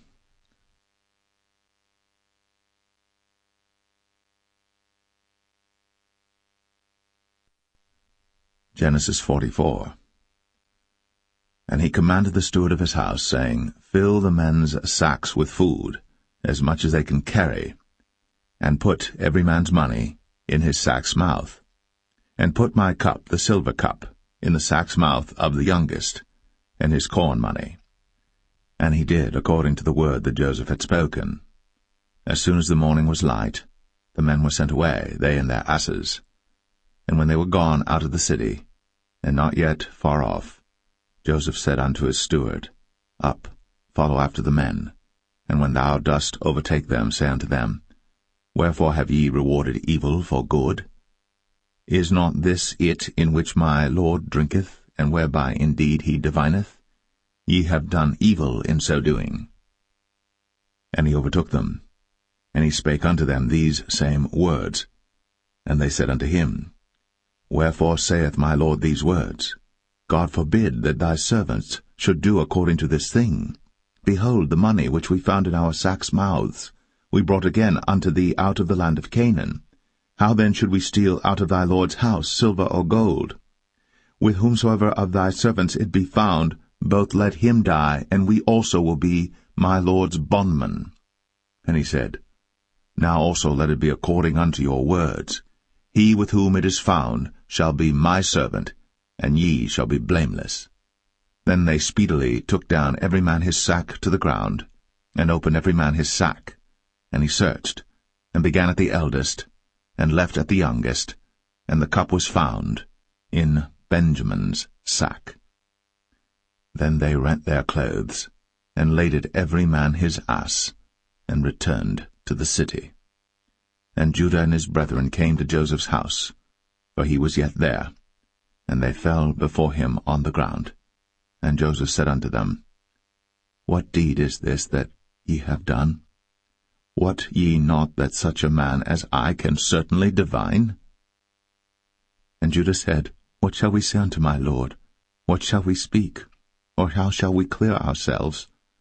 God hath found out the iniquity of thy servants. Behold, we are my Lord's servants, both we, and he also with whom the cup is found. And he said, God forbid that I should do so. But the man in whose hand the cup is found, he shall be my servant. And as for you, get you up in peace unto your father. Then Judah came near unto him, and said, O my lord, let thy servant, I pray thee, speak a word in my lord's ears, and let not thine anger burn against thy servant, for thou art even as Pharaoh. My lord asked his servants, saying, Have ye a father or a brother? And we said unto my lord, We have a father, an old man, and a child of his old age, a little one. And his brother is dead, and he alone is left of his mother, and his father loveth him. And thou saidst unto thy servants, Bring him down unto me, that I may set mine eyes upon him. And we said unto my lord, The lad cannot leave his father, for if he should leave his father would die. And thou saidst unto thy servants, Except your youngest brother come down with you, ye shall see my face no more. And it came to pass, when we came up unto thy servant my father, we told him the words of my lord. And our father said, Go again, and buy us a little food. And we said, We cannot go down. If our youngest brother be with us, then we will go down. For we may not see the man's face, except our youngest brother be with us.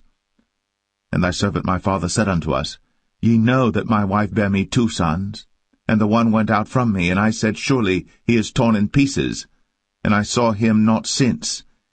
And if ye take this also from me, and mischief before him, ye shall bring down my grey hairs with sorrow to the grave.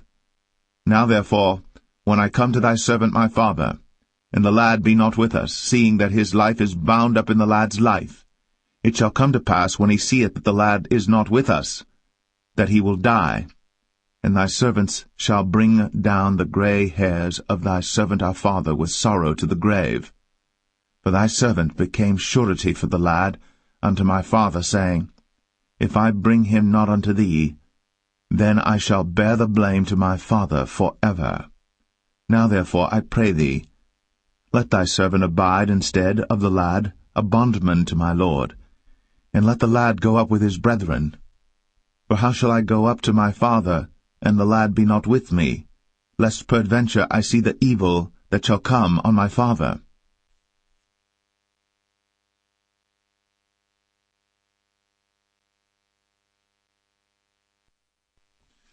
Genesis 45. Then Joseph could not refrain himself before all them that stood by him. And he cried, Cause every man to go out from me. And there stood no man with him, while Joseph made himself known unto his brethren. And he wept aloud, and the Egyptians in the house of Pharaoh heard. And Joseph said unto his brethren, I am Joseph. Doth my father yet live? And his brethren could not answer him, for they were troubled at his presence. And Joseph said unto his brethren, Come near to me, I pray you.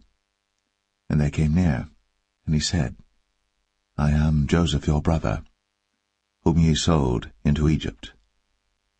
Now therefore be not grieved, nor angry with yourselves, that ye sold me hither, for God did send me before you to preserve life. For these 2 years hath the famine been in the land, and yet there are 5 years, in the which there shall neither be earing nor harvest. And God sent me before you to preserve you a posterity in the earth, and to save your lives by a great deliverance. So now it was not you that sent me hither, but God. And he hath made me a father to Pharaoh, and lord of all his house, and a ruler throughout all the land of Egypt. Haste ye, and go up to my father, and say unto him, Thus saith thy son Joseph, God hath made me lord of all Egypt.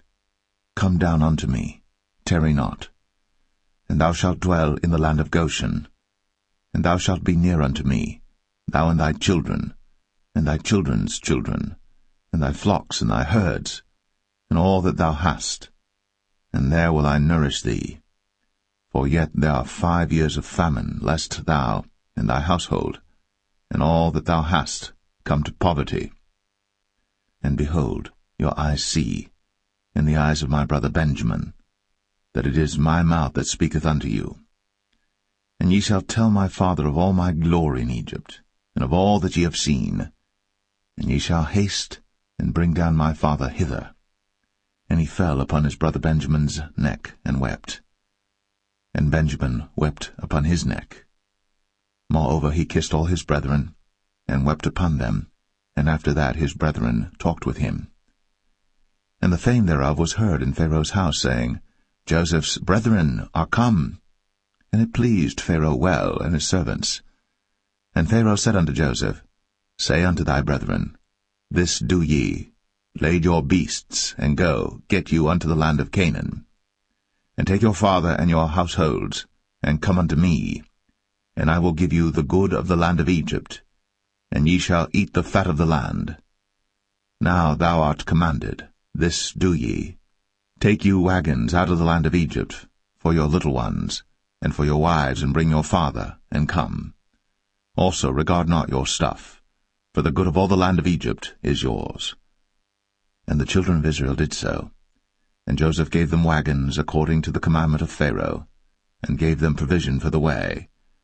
To all of them he gave each man changes of raiment, but to Benjamin he gave 300 pieces of silver, and 5 changes of raiment.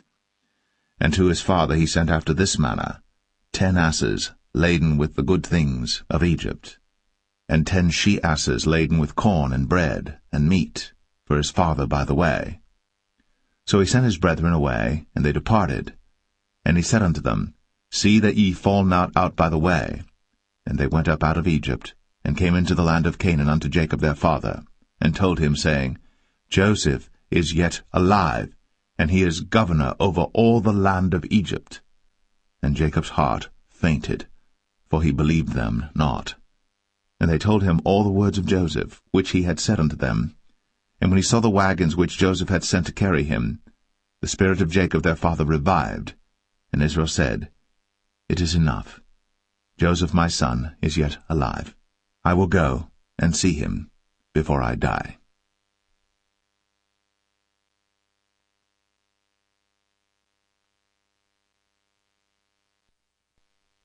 Genesis 46.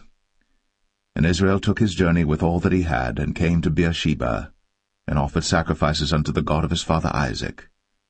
And God spake unto Israel in the visions of the night, and said, Jacob, Jacob. And he said, Here am I. And he said, I am God, the God of thy father. Fear not to go down into Egypt, for I will there make of thee a great nation. I will go down with thee into Egypt, and I will also surely bring thee up again, and Joseph shall put his hand upon thine eyes. And Jacob rose up from Beersheba, and the sons of Israel carried Jacob their father, and their little ones, and their wives, in the wagons which Pharaoh had sent to carry him. And they took their cattle and their goods which they had gotten in the land of Canaan, and came into Egypt, Jacob and all his seed with him, his sons, and his sons' sons with him, his daughters, and his sons' daughters, and all his seed brought he with him into Egypt.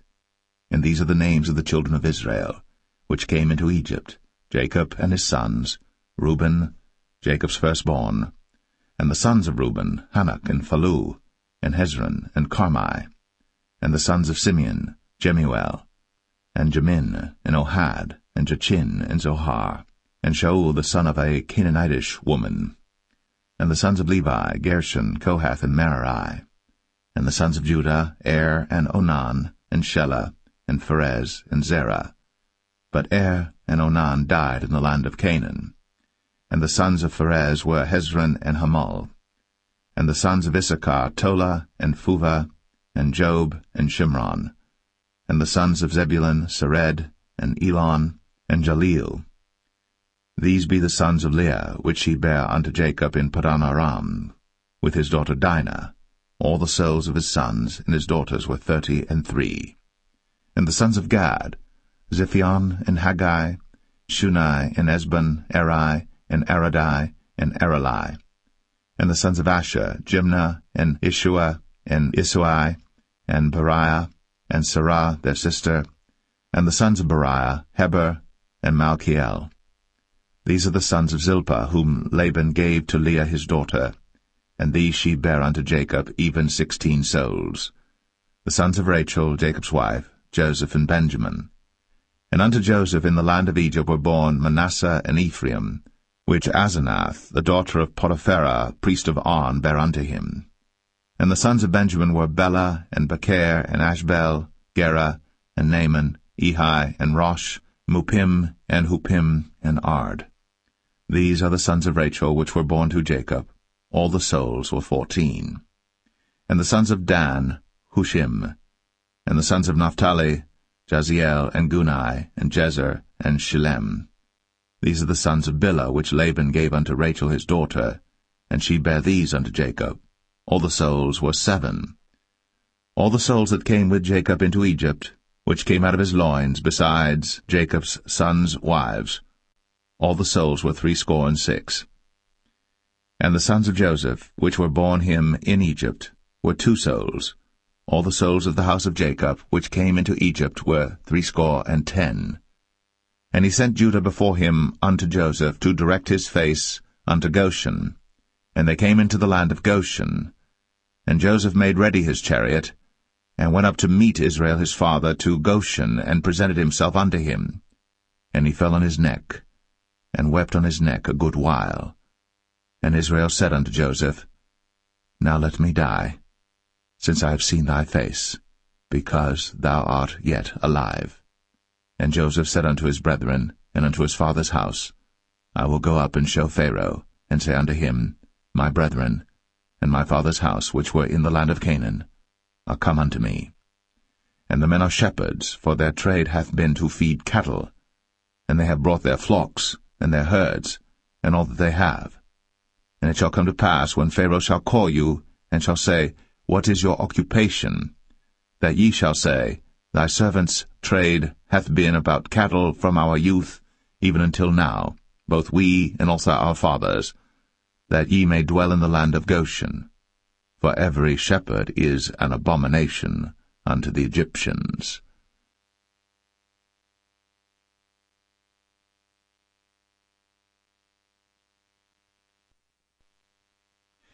Genesis 47. Then Joseph came and told Pharaoh, and said, My father and my brethren, and their flocks, and their herds, and all that they have, are come out of the land of Canaan, and behold, they are in the land of Goshen. And he took some of his brethren, even 5 men, and presented them unto Pharaoh. And Pharaoh said unto his brethren, What is your occupation? And they said unto Pharaoh, Thy servants are shepherds, both we and also our fathers. They said moreover unto Pharaoh, For to sojourn in the land are we come, for thy servants have no pasture for their flocks, for the famine is sore in the land of Canaan. Now therefore, we pray thee, let thy servants dwell in the land of Goshen. And Pharaoh spake unto Joseph, saying, Thy father and thy brethren are come unto thee. The land of Egypt is before thee. In the best of the land make thy father and brethren to dwell. In the land of Goshen let them dwell. And if thou knowest any men of activity among them, then make them rulers over my cattle. And Joseph brought in Jacob his father, and set him before Pharaoh. And Jacob blessed Pharaoh. And Pharaoh said unto Jacob, How old art thou? And Jacob said unto Pharaoh, The days of the years of my pilgrimage are 130 years.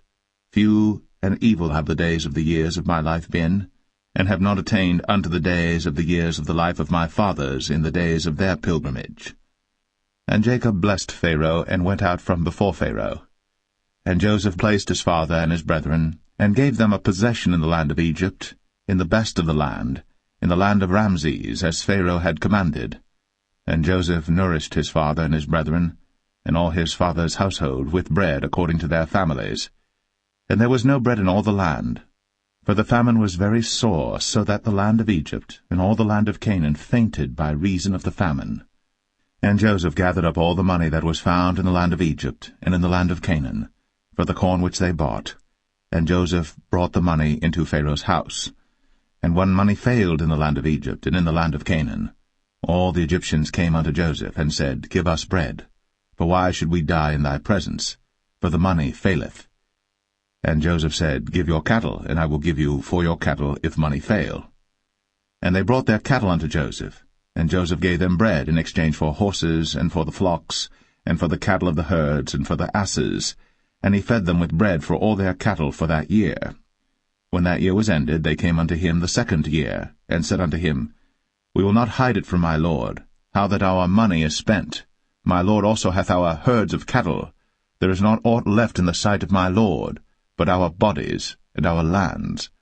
Wherefore shall we die before thine eyes, both we and our land? Buy us now land for bread, and we and our land will be servants unto Pharaoh, and give us seed, that we may live and not die, that the land be not desolate. And Joseph bought all the land of Egypt for Pharaoh. For the Egyptians sold every man his field, because the famine prevailed over them, so the land became Pharaoh's. And as for the people, he removed them to cities from one end of the borders of Egypt even to the other end thereof. Only the land of the priests bought he not, for the priests had a portion assigned them of Pharaoh, and did eat their portion which Pharaoh gave them, wherefore they sold not their lands. Then Joseph said unto the people, Behold, I have bought you this day, and your land for Pharaoh. Lo, here is seed for you, and ye shall sow the land. And it shall come to pass in the increase, that ye shall give the 5th part unto Pharaoh, and 4 parts shall be your own, for seed of the field, and for your food, and for them of your households, and for food for your little ones. And they said, Thou hast saved our lives. Let us find grace in the sight of my Lord, and we will be Pharaoh's servants. And Joseph made it a law over the land of Egypt unto this day, that Pharaoh should have the 5th part, except the land of the priests only, which became not Pharaoh's. And Israel dwelt in the land of Egypt, in the country of Goshen. And they had possessions therein, and grew and multiplied exceedingly. And Jacob lived in the land of Egypt 17 years. So the whole age of Jacob was 147 years. And the time drew nigh that Israel must die. And he called his son Joseph, and said unto him, If now I have found grace in thy sight, put, I pray thee, thy hand under my thigh, and deal kindly and truly with me. Bury me not, I pray thee, in Egypt. But I will lie with my fathers, and thou shalt carry me out of Egypt, and bury me in their burying place. And he said, I will do as thou hast said. And he said, Swear unto me. And he sware unto him. And Israel bowed himself upon the bed's head.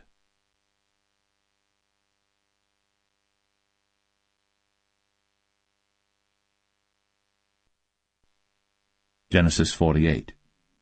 And it came to pass after these things, that one told Joseph, Behold, thy father is sick.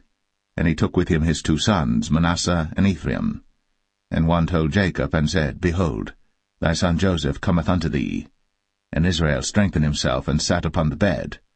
And Jacob said unto Joseph, God Almighty appeared unto me at Luz in the land of Canaan, and blessed me, and said unto me, Behold, I will make thee fruitful, and multiply thee, and I will make of thee a multitude of people, and will give this land to thy seed after thee for an everlasting possession.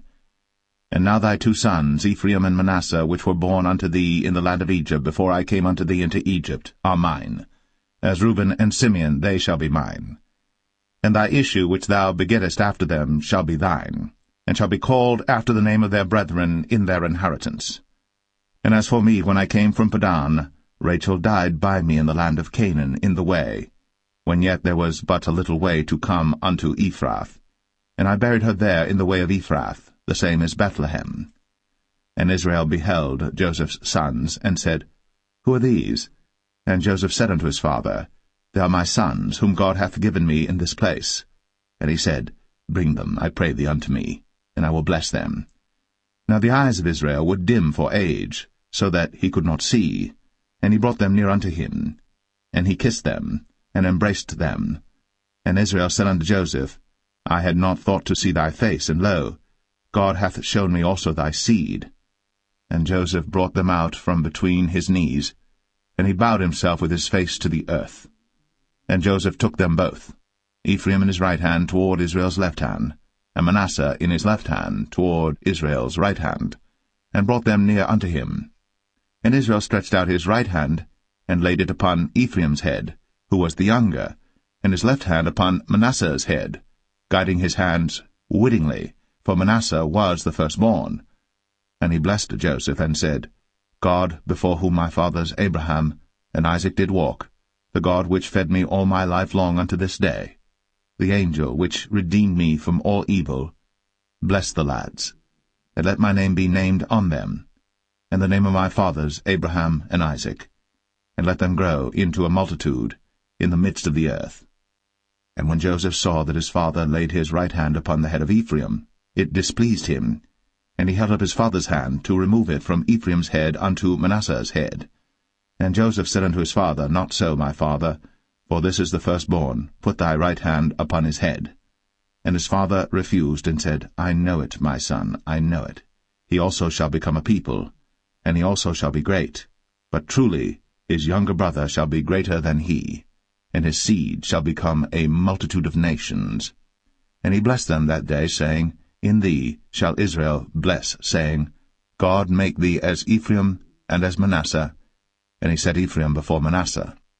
And Israel said unto Joseph, Behold, I die, but God shall be with you, and bring you again unto the land of your fathers. Moreover, I have given to thee one portion above thy brethren, which I took out of the hand of the Amorite with my sword and with my bow.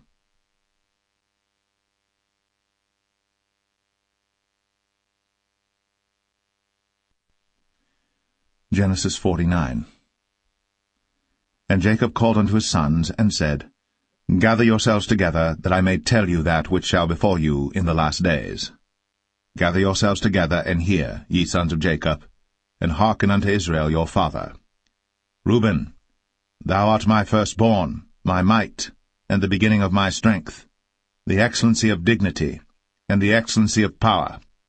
Unstable as water, thou shalt not excel, because thou wentest up to thy father's bed. Then devilest thou it. He went up to my couch. Simeon and Levi are brethren. Instruments of cruelty are in their habitations. O my soul, come not thou into their secret, unto their assembly. Mine honour, be not thou united.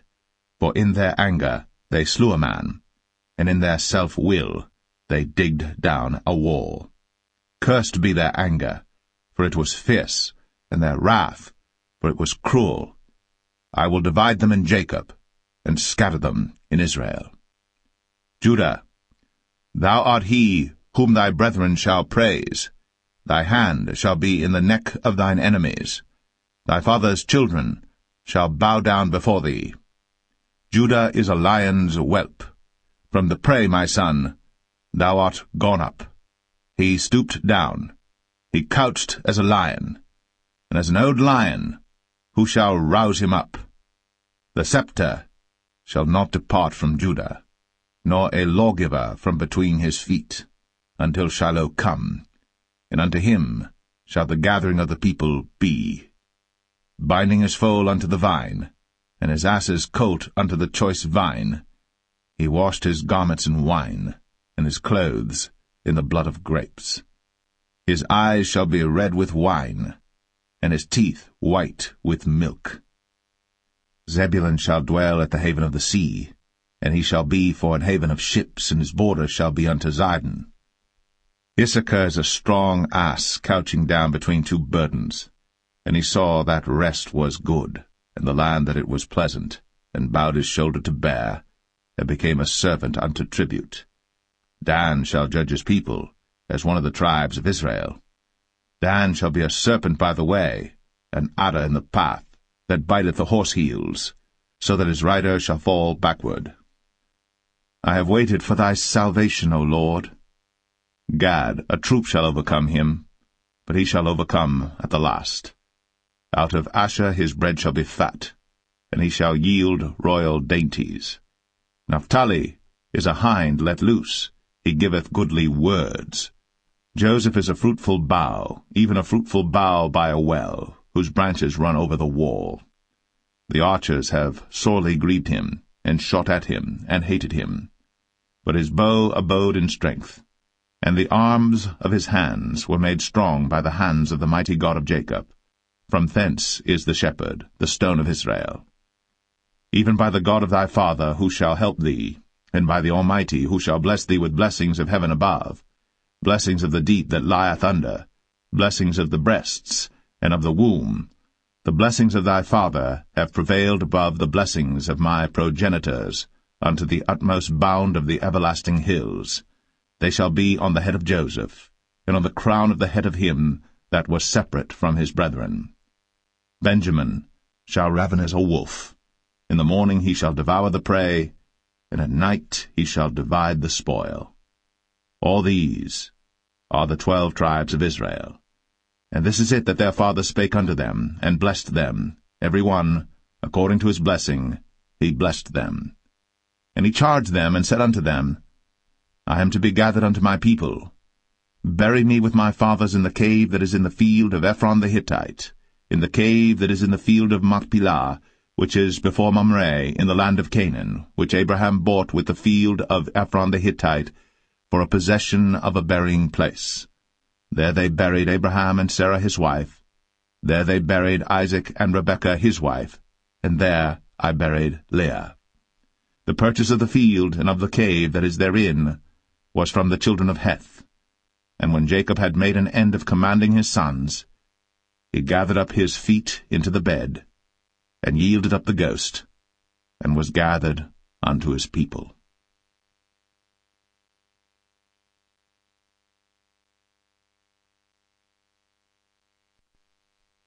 Genesis 50. And Joseph fell upon his father's face, and wept upon him, and kissed him. And Joseph commanded his servants, the physicians, to embalm his father, and the physicians embalmed Israel. And 40 days were fulfilled for him, for so are fulfilled the days of those which are embalmed. And the Egyptians mourned for him 60 days. And when the days of his mourning were past, Joseph spake unto the house of Pharaoh, saying, If now I have found grace in your eyes, speak, I pray you, in the ears of Pharaoh, saying, My father made me swear, saying, Lo, I die. In my grave which I have digged for me in the land of Canaan, there shalt thou bury me. Now therefore let me go up, I pray thee, and bury my father, and I will come again. And Pharaoh said, Go up, and bury thy father, according as he made thee swear. And Joseph went up to bury his father, and with him went up all the servants of Pharaoh, the elders of his house, and all the elders of the land of Egypt, and all the house of Joseph, and his brethren, and his father's house. Only their little ones, and their flocks, and their herds, they left in the land of Goshen. And there went up with him both chariots and horsemen, and it was a very great company. And they came to the threshing floor of Atad, which is beyond Jordan, and there they mourned with a great and very sore lamentation. And he made a mourning for his father 7 days. And when the inhabitants of the land, the Canaanites, saw the mourning in the floor of Atad, they said, This is a grievous mourning to the Egyptians. Wherefore the name of it was called Abel Mizraim, which is beyond Jordan. And his sons did unto him according as he commanded them. For his sons carried him into the land of Canaan, and buried him in the cave of the field of Machpelah, which Abraham bought with the field for possession of a burying place of Ephron the Hittite before Mamre.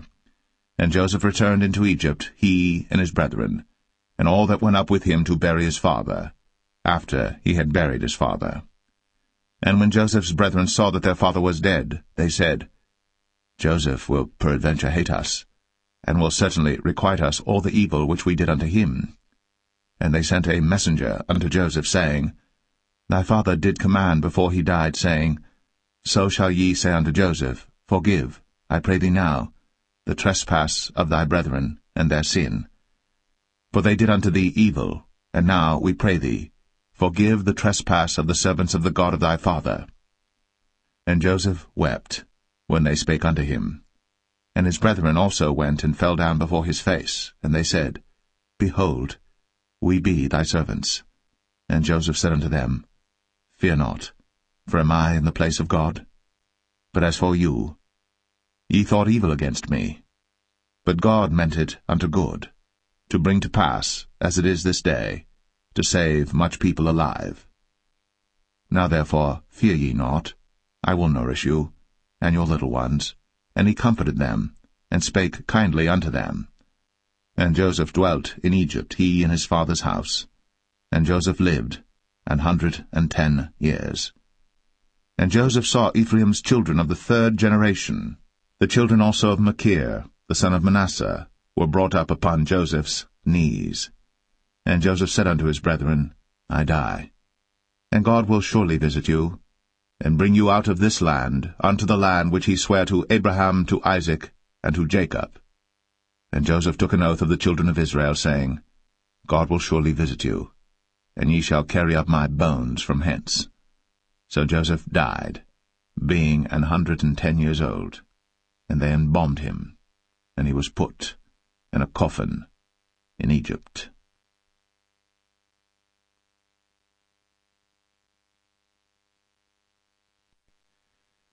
The Book of Exodus, Chapter 1.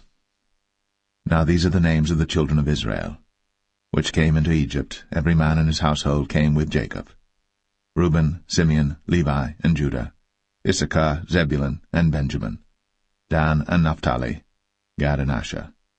And all the souls that came out of the loins of Jacob were 70 souls, for Joseph was in Egypt already. And Joseph died, and all his brethren, and all that generation. And the children of Israel were fruitful, and increased abundantly, and multiplied, and waxed exceeding mighty, and the land was filled with them. Now there arose up a new king over Egypt, which knew not Joseph. And he said unto his people, Behold, the people of the children of Israel are more and mightier than we. Come on, let us deal wisely with them, lest they multiply.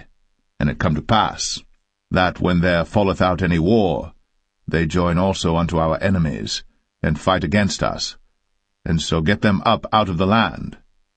Therefore they did set over them taskmasters, to afflict them with their burdens, and they built for Pharaoh treasure cities, Pithom and Ramses.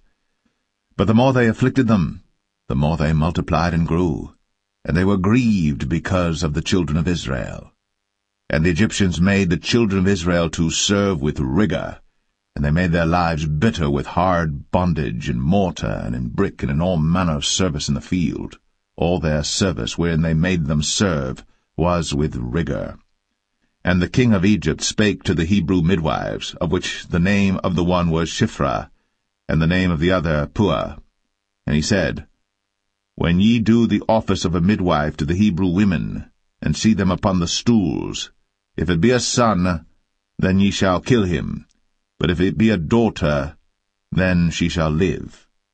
But the midwives feared God, and did not as the king of Egypt commanded them, but saved the men-children alive. And the king of Egypt called for the midwives, and said unto them, Why have ye done this thing, and have saved the men-children alive? And the midwives said unto Pharaoh, Because the Hebrew women are not as the Egyptian women, for they are lively, and are delivered ere the midwives come in unto them. Therefore God dealt well with the midwives, and the people multiplied, and waxed very mighty. And it came to pass, because the midwives feared God, that he made them houses. And Pharaoh charged all his people, saying, Every son that is born ye shall cast into the river, and every daughter ye shall save alive.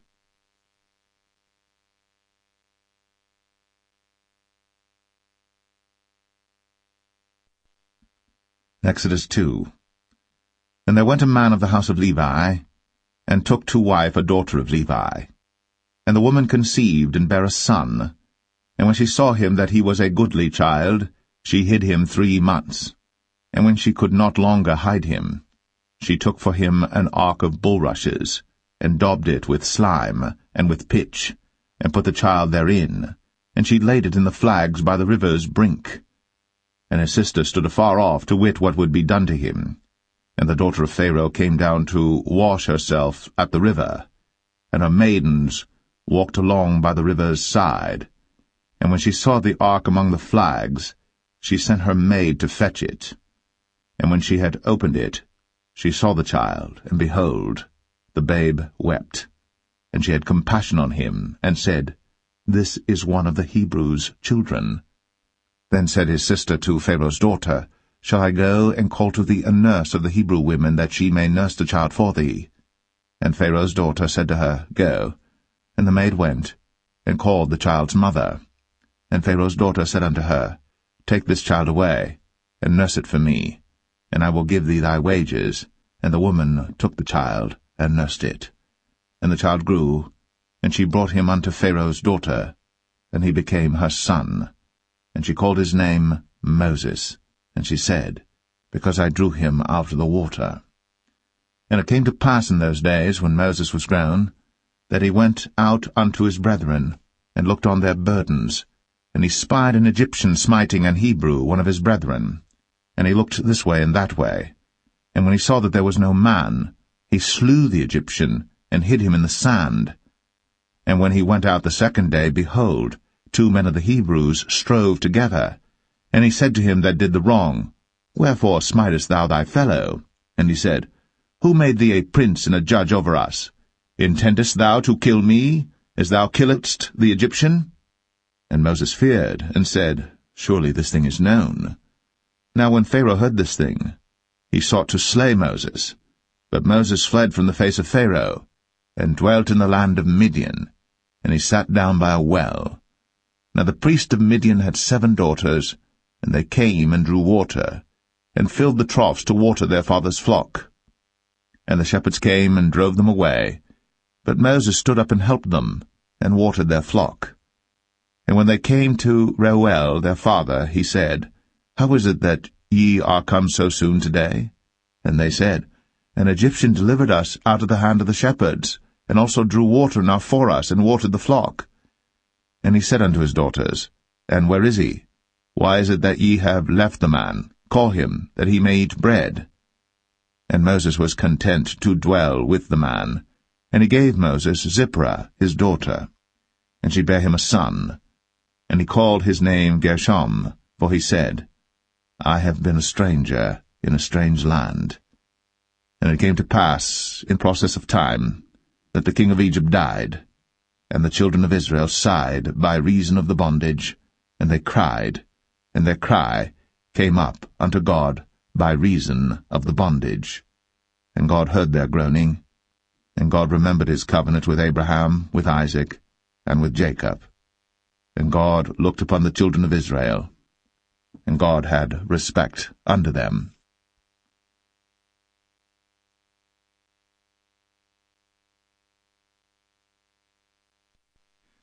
Exodus 3. Now Moses kept the flock of Jethro, his father-in-law, the priest of Midian. And he led the flock to the backside of the desert, and came to the mountain of God, even to Horeb. And the angel of the Lord appeared unto him in a flame of fire out of the midst of a bush. And he looked, and behold, the bush burned with fire, and the bush was not consumed. And Moses said, I will now turn aside and see this great sight, why the bush is not burnt.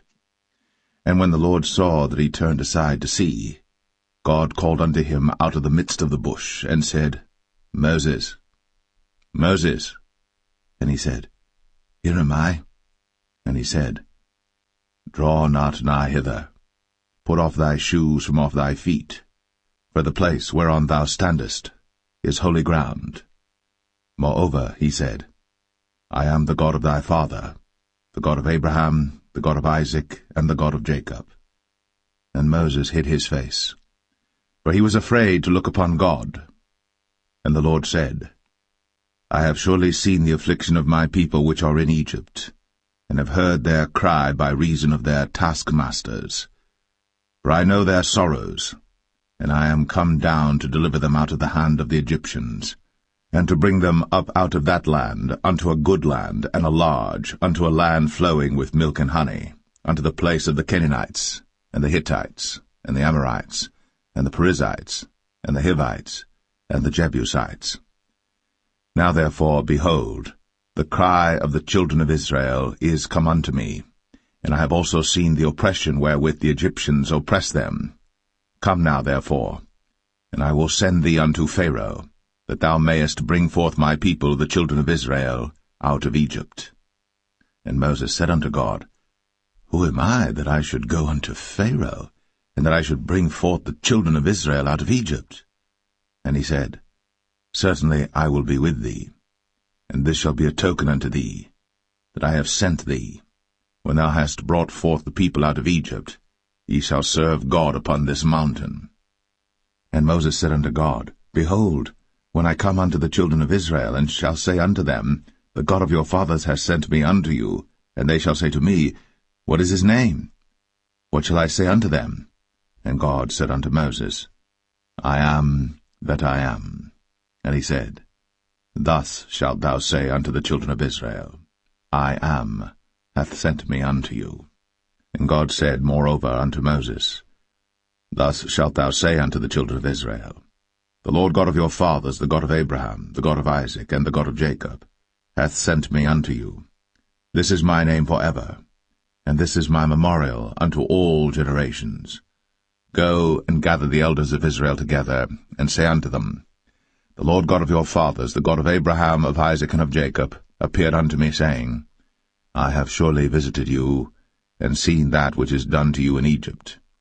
And I have said, I will bring you up out of the affliction of Egypt, unto the land of the Canaanites, and the Hittites, and the Amorites, and the Perizzites, and the Hivites, and the Jebusites, unto a land flowing with milk and honey.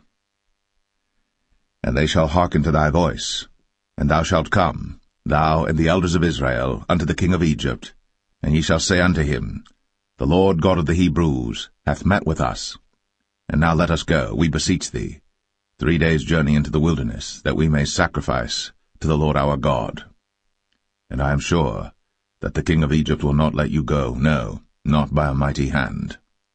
And I will stretch out my hand, and smite Egypt with all my wonders which I will do in the midst thereof, and after that he will let you go. And I will give this people favor in the sight of the Egyptians, and it shall come to pass that, when ye go, ye shall not go empty. But every woman shall borrow of her neighbor, and of her that sojourneth in her house, jewels of silver, and jewels of gold, and raiment, and ye shall put them upon your sons, and upon your daughters, and ye shall spoil the Egyptians.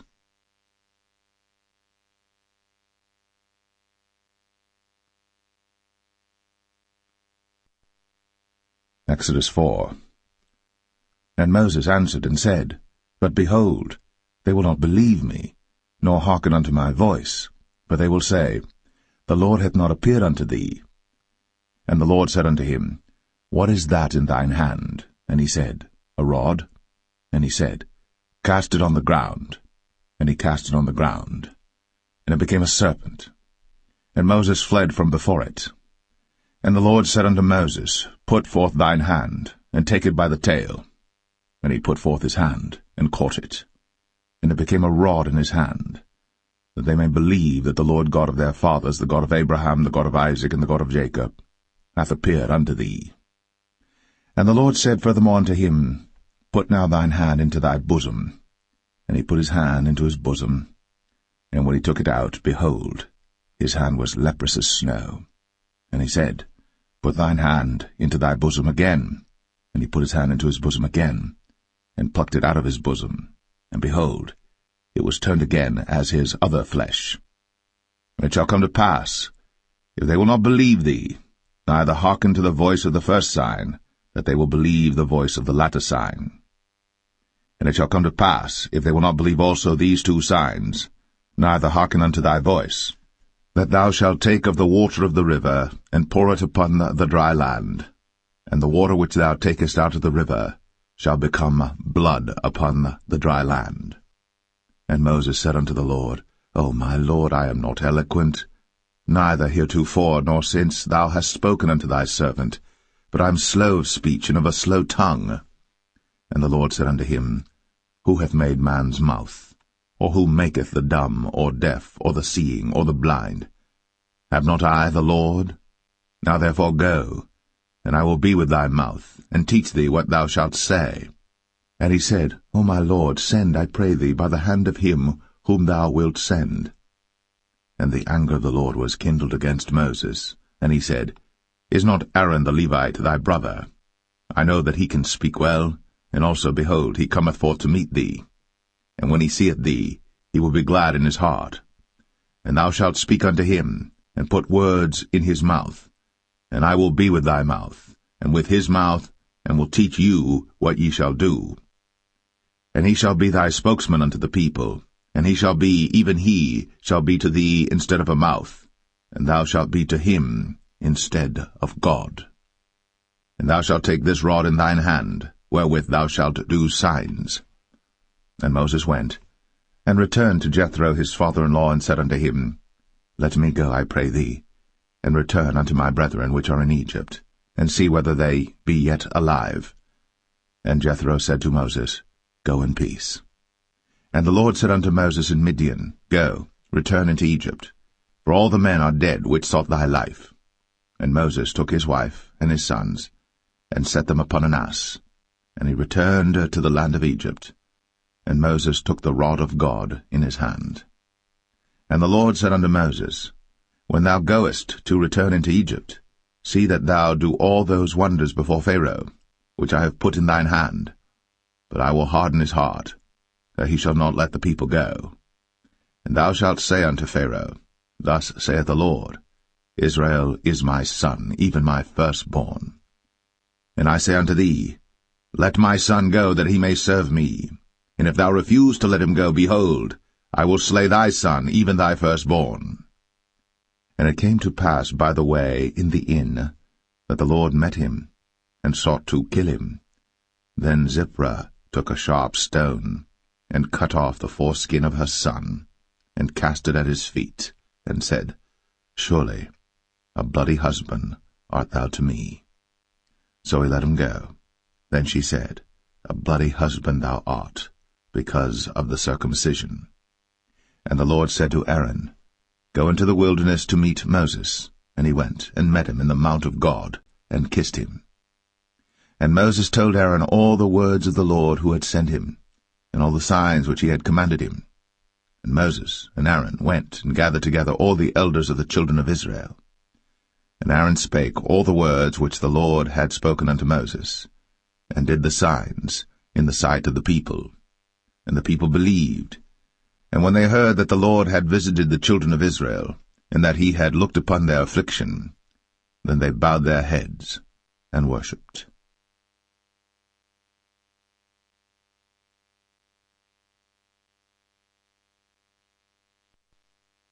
Exodus 5. And afterward Moses and Aaron went in, and told Pharaoh, Thus saith the Lord God of Israel, Let my people go, that they may hold a feast unto me in the wilderness. And Pharaoh said, Who is the Lord that I should obey his voice to let Israel go? I know not the Lord, neither will I let Israel go. And they said, The God of the Hebrews hath met with us. Let us go, we pray thee, 3 days' journey into the desert, and sacrifice unto the Lord our God, lest he fall upon us with pestilence, or with the sword. And the king of Egypt said unto them, Wherefore do ye, Moses and Aaron? Let the people from their works get you unto your burdens. And Pharaoh said, Behold, the people of the land now are many, and ye make them rest from their burdens. And Pharaoh commanded the same day the taskmasters of the people and their officers, saying, Ye shall no more give the people straw to make brick, as heretofore. Let them go and gather straw for themselves. And the tale of the bricks which they did make heretofore ye shall lay upon them. Ye shall not diminish aught thereof. For they be idle, therefore they cry, saying, Let us go and sacrifice to our God. Let their more work be laid upon the men, that they may labor therein, and let them not regard vain words. And the taskmasters of the people went out, and their officers, and they spake to the people, saying, Thus saith Pharaoh, I will not give you straw. Go ye, get you straw where you can find it, yet not aught of your work shall be diminished. So the people were scattered abroad throughout all the land of Egypt to gather stubble instead of straw. And the taskmasters hasted them, saying, Fulfill your works, your daily tasks, as when there was straw. And the officers of the children of Israel, which Pharaoh's taskmasters had set over them, were beaten, and demanded, Wherefore have ye not fulfilled your task in making brick both yesterday and today, as heretofore? Then the officers of the children of Israel came and cried unto Pharaoh, saying, Wherefore dealest thou thus with thy servants? There is no straw given unto thy servants. And they say to us, Make brick. And behold, thy servants are beaten, but the fault is in thine own people. But he said, Ye are idle, ye are idle. Therefore ye say, Let us go and do sacrifice to the Lord. Go therefore now and work, for there shall no straw be given you. Yet shall ye deliver the tale of bricks. And the officers of the children of Israel did see that they were in evil case, after it was said, Ye shall not minish aught from your bricks of your daily task. And they met Moses and Aaron, who stood in the way, as they came forth from Pharaoh. And they said unto them, The Lord look upon you and judge, because ye have made our savour to be abhorred in the eyes of Pharaoh, and in the eyes of his servants, to put a sword in their hand to slay us. And Moses returned unto the Lord, and said, Lord, wherefore hast thou so evil entreated this people? Why is it that thou hast sent me? For since I came to Pharaoh to speak in thy name, he hath done evil to this people, neither hast thou delivered thy people at all.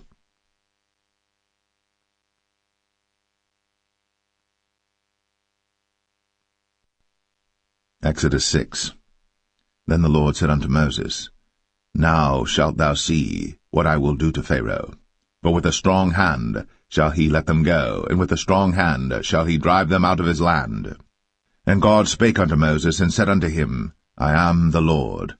And I appeared unto Abraham, unto Isaac, and unto Jacob, by the name of God Almighty, but by my name Jehovah was I not known to them. And I have also established my covenant with them, to give them the land of Canaan, the land of their pilgrimage wherein they were strangers. And I have also heard the groaning of the children of Israel, whom the Egyptians keep in bondage, and I have remembered my covenant. Wherefore say unto the children of Israel, I am the Lord, and I will bring you out from under the burdens of the Egyptians, and I will rid you out of their bondage, and I will redeem you with a stretched out arm and with great judgments. And I will take you to me for a people, and I will be to you a God, and ye shall know that I am the Lord your God, which bringeth you out from under the burdens of the Egyptians. And I will bring you in unto the land concerning the which I did swear to give it to Abraham, to Isaac, and to Jacob, and I will give it you for an heritage. I am the Lord. And Moses spake so unto the children of Israel, but they hearkened not unto Moses for anguish of spirit, and for cruel bondage. And the Lord spake unto Moses, saying, Go in, speak unto Pharaoh king of Egypt, that he let the children of Israel go out of his land. And Moses spake before the Lord, saying, Behold, the children of Israel have not hearkened unto me. How then shall Pharaoh hear me, who am of uncircumcised lips? And the Lord spake unto Moses and unto Aaron, and gave them a charge unto the children of Israel, and unto Pharaoh king of Egypt, to bring the children of Israel out of the land of Egypt. These be the heads of their fathers' houses, the sons of Reuben, the firstborn of Israel, Hanok and Palu, Hezron and Carmi. These be the families of Reuben. And the sons of Simeon, Jemuel and Jamin, and Ohad and Jachin, and Zohar and Shaul the son of the Canaanitish woman. These are the families of Simeon. And these are the names of the sons of Levi according to their generations, Gershon and Kohath and Merari. And the years of the life of Levi were 137 years. The sons of Gershon, Libni and Shimei, according to their families. And the sons of Kohath, Amram and Izhar, and Hebron and Uzziel. And the years of the life of Kohath were 133 years. And the sons of Merari, Mahalai and Mushai. These are the families of Levi according to their generations. And Amram took him Jochebed, his father's sister, to wife, and she bare him, Aaron and Moses. And the years of the life of Amram were 137 years. And the sons of Izhar, Korah and Nepheg and Zichri. And the sons of Uzziel, Mishael and Elzavan and Zithri. And Aaron took him Elisheba, daughter of Aminadab, sister of Nahshon, to wife, and she bare him Nadab and Abihu, Eleazar and Ithamar. And the sons of Korah, Asir and Elkanah and Abiasaph. These are the families of the Korhites. And Eleazar, Aaron's son, took him one of the daughters of Putiel to wife, and she bare him Phinehas. These are the heads of the fathers of the Levites according to their families. These are that Aaron and Moses, to whom the Lord said, Bring out the children of Israel from the land of Egypt, according to their armies. These are they which spake to Pharaoh king of Egypt, to bring out the children of Israel from Egypt. These are that Moses and Aaron.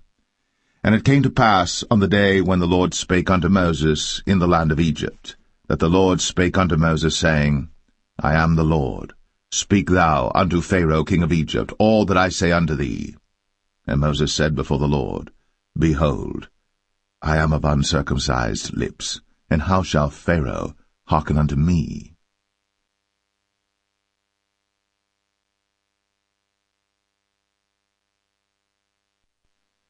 Exodus 7. And the Lord said unto Moses, See, I have made thee a god to Pharaoh, and Aaron thy brother shall be thy prophet. Thou shalt speak all that I command thee, and Aaron thy brother shall speak unto Pharaoh, that he send the children of Israel out of his land. And I will harden Pharaoh's heart, and multiply my signs and my wonders in the land of Egypt. But Pharaoh shall not hearken unto you, that I may lay my hand upon Egypt, and bring forth mine armies and my people the children of Israel, out of the land of Egypt by great judgments. And the Egyptians shall know that I am the Lord, when I stretch forth mine hand upon Egypt, and bring out the children of Israel from among them. And Moses and Aaron did as the Lord commanded them, so did they. And Moses was 80 years old, and Aaron 83 years old, when they spake unto Pharaoh.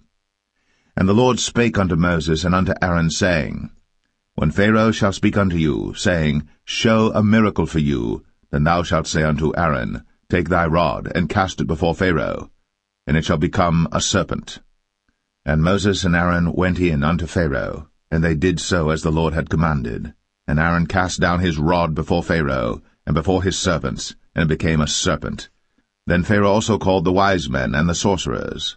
Now the magicians of Egypt they also did in like manner with their enchantments. For they cast down every man his rod, and they became serpents. But Aaron's rod swallowed up their rods. And he hardened Pharaoh's heart, that he hearkened not unto them, as the Lord had said. And the Lord said unto Moses, Pharaoh's heart is hardened, he refuseth to let the people go. Get thee unto Pharaoh in the morning. Lo, he goeth out unto the water, and thou shalt stand by the river's brink against he come. And the rod which was turned to a serpent shalt thou take in thine hand. And thou shalt say unto him, The Lord God of the Hebrews hath sent me unto thee, saying, Let my people go, that they may serve me in the wilderness. And behold, hitherto thou wouldest not hear. Thus saith the Lord, In this thou shalt know that I am the Lord. Behold, I will smite with the rod that is in mine hand upon the waters which are in the river, and they shall be turned to blood. And the fish that is in the river shall die, and the river shall stink, and the Egyptians shall loathe to drink of the water of the river. And the Lord spake unto Moses, Say unto Aaron, Take thy rod, and stretch out thine hand upon the waters of Egypt, upon their streams, upon their rivers, and upon their ponds, and upon all their pools of water, that they may become blood, and that there may be blood throughout all the land of Egypt, both in vessels of wood and in vessels of stone. And Moses and Aaron did so, as the Lord commanded. And he lifted up the rod, and smote the waters that were in the river, in the sight of Pharaoh, and in the sight of his servants, and all the waters that were in the river were turned to blood. And the fish that was in the river died, and the river stank, and the Egyptians could not drink of the water of the river, and there was blood throughout all the land of Egypt.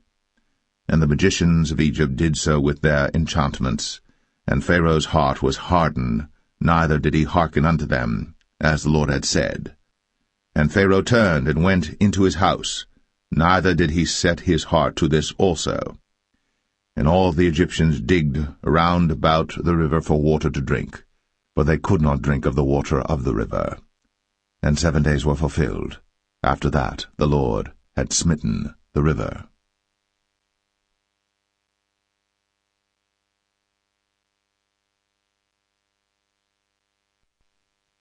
Exodus 8. And the Lord spake unto Moses, Go unto Pharaoh, and say unto him, Thus saith the Lord, Let my people go, that they may serve me.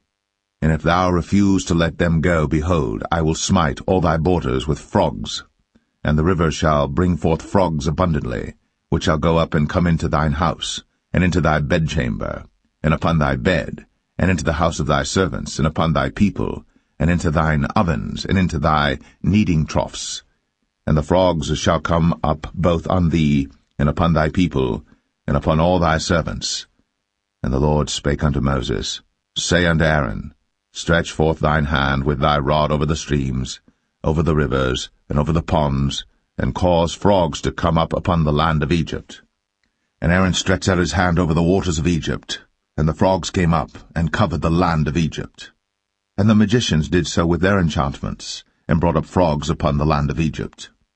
Then Pharaoh called for Moses and Aaron, and said, Entreat the Lord, that he may take away the frogs from me, and from my people, and I will let the people go, that they may do sacrifice unto the Lord. And Moses said unto Pharaoh, Glory over me. When shall I entreat for thee, and for thy servants, and for thy people, to destroy the frogs from thee, and thy houses, that they may remain in the river only? And he said, Tomorrow. And he said, Be it according to thy word, that thou mayest know that there is none like unto the Lord our God. And the frogs shall depart from thee, and from thy houses, and from thy servants, and from thy people. They shall remain in the river only. And Moses and Aaron went out from Pharaoh, and Moses cried unto the Lord because of the frogs, which he had brought against Pharaoh. And the Lord did according to the word of Moses, and the frogs died out of the houses, out of the villages, and out of the fields. And they gathered them together upon heaps, and the land stank. But when Pharaoh saw that there was respite, he hardened his heart, and hearkened not unto them, as the Lord had said. And the Lord said unto Moses, Say unto Aaron, Stretch out thy rod, and smite the dust of the land, that it may become lice throughout all the land of Egypt. And they did so. For Aaron stretched out his hand with his rod, and smote the dust of the earth, and it became lice in man and in beast. All the dust of the land became lice throughout all the land of Egypt. And the magicians did so with their enchantments to bring forth lice, but they could not, so there were lice upon man and upon beast. Then the magicians said unto Pharaoh, This is the finger of God. And Pharaoh's heart was hardened, and he hearkened not unto them, as the Lord had said. And the Lord said unto Moses, Rise up early in the morning, and stand before Pharaoh. Lo, he cometh forth to the water. And say unto him, Thus saith the Lord, Let my people go, that they may serve me. Else, if thou wilt not let my people go, behold, I will send swarms of flies upon thee, and upon thy servants, and upon thy people, and into thy houses, and the houses of the Egyptians shall be full of swarms of flies, and also the ground whereon they are. And I will sever in that day the land of Goshen, in which my people dwell, that no swarms of flies shall be there, to the end thou mayest know that I am the Lord in the midst of the earth. And I will put a division between my people and thy people. Tomorrow shall this sign be. And the Lord did so. And there came a grievous swarm of flies into the house of Pharaoh, and into his servants' houses, and into all the land of Egypt. The land was corrupted by reason of the swarm of flies. And Pharaoh called for Moses and for Aaron, and said, Go ye, sacrifice to your God in the land. And Moses said, It is not meet so to do, for we shall sacrifice the abomination of the Egyptians to the Lord our God. Lo, shall we sacrifice the abomination of the Egyptians before their eyes? And will they not stone us? We will go 3 days' journey into the wilderness, and sacrifice to the Lord our God, as he shall command us. And Pharaoh said, I will let you go, that ye may sacrifice to the Lord your God in the wilderness. Only ye shall not go very far away. Entreat for me. And Moses said, Behold, I go out from thee, and I will entreat the Lord that the swarms of flies may depart from Pharaoh, from his servants, and from his people tomorrow. But let not Pharaoh deal deceitfully any more, not letting the people go to sacrifice to the Lord. And Moses went out from Pharaoh, and entreated the Lord. And the Lord did according to the word of Moses, and he removed the swarms of flies from Pharaoh, from his servants, and from his people. There remained not one. And Pharaoh hardened his heart at this time also, neither would he let the people go.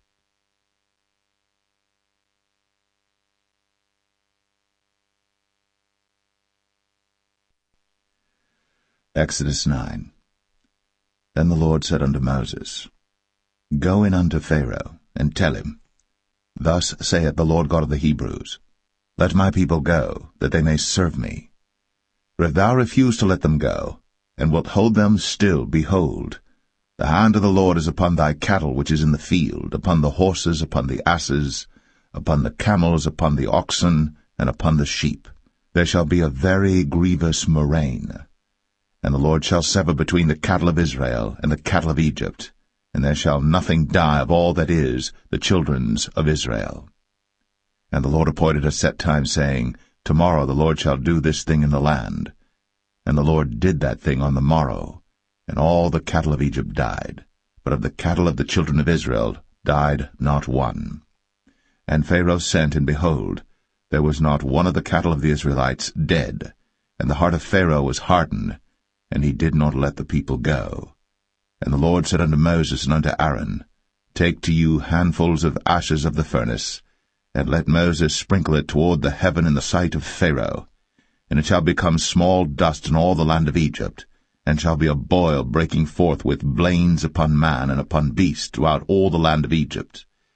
Then they took ashes of the furnace, and stood before Pharaoh. And Moses sprinkled it up toward heaven, and it became a boil, breaking forth with blains upon man and upon beast. And the magicians could not stand before Moses because of the boils, for the boil was upon the magicians and upon all the Egyptians. And the Lord hardened the heart of Pharaoh, and he hearkened not unto them, as the Lord had spoken unto Moses.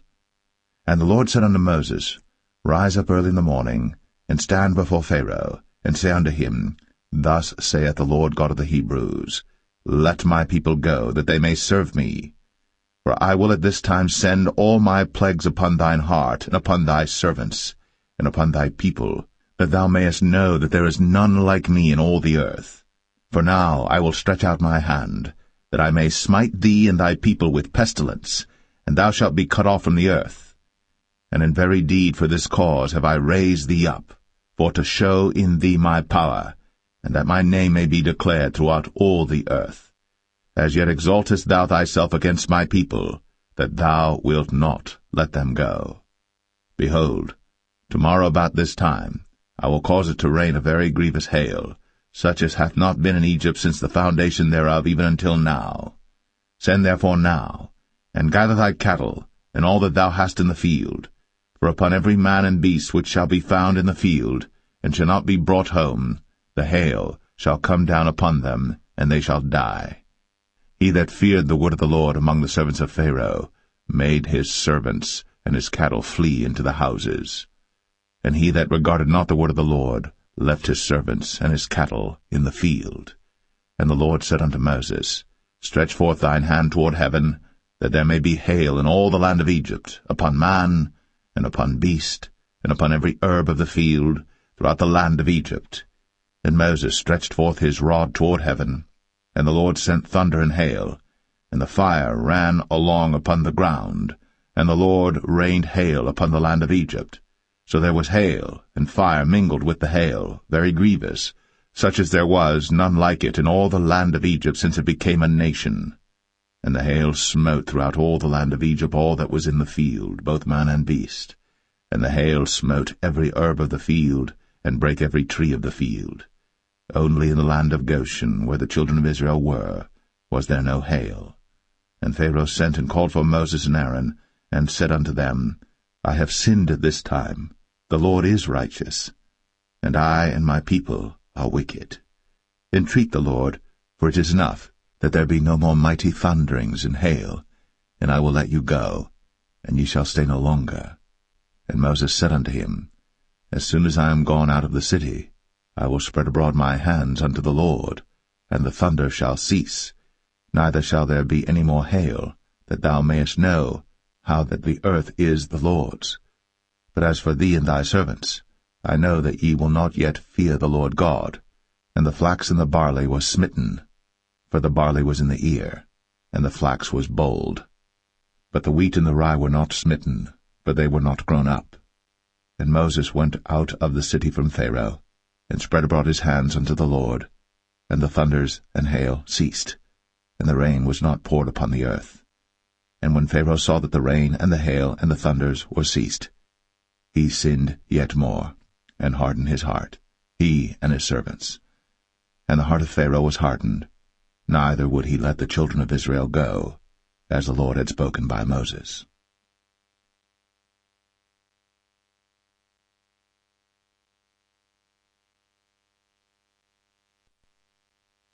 Exodus 10. And the Lord said unto Moses, Go in unto Pharaoh, for I have hardened his heart, and the heart of his servants, that I might show these my signs before him, and that thou mayest tell in the ears of thy son, and of thy son's son, what things I have wrought in Egypt, and my signs which I have done among them, that ye may know how that I am the Lord.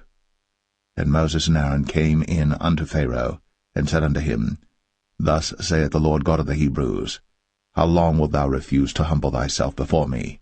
Let my people go, that they may serve me. Else, If thou refuse to let my people go, behold, tomorrow will I bring the locusts into thy coast. And they shall cover the face of the earth, that one cannot be able to see the earth. And they shall eat the residue of that which is escaped, which remaineth unto you from the hail, and shall eat every tree which groweth for you out of the field. And they shall fill thy houses, and the houses of all thy servants, and the houses of all the Egyptians, which neither thy fathers nor thy fathers' fathers have seen, since the day that they were upon the earth unto this day. And he turned himself, and went out from Pharaoh. And Pharaoh's servants said unto him, How long shall this man be a snare unto us? Let the men go, that they may serve the Lord their God. Knowest thou not yet that Egypt is destroyed? And Moses and Aaron were brought again unto Pharaoh, and he said unto them, Go, serve the Lord your God. But who are they that shall go? And Moses said, We will go with our young and with our old, with our sons and with our daughters, with our flocks and with our herds will we go, for we must hold a feast unto the Lord.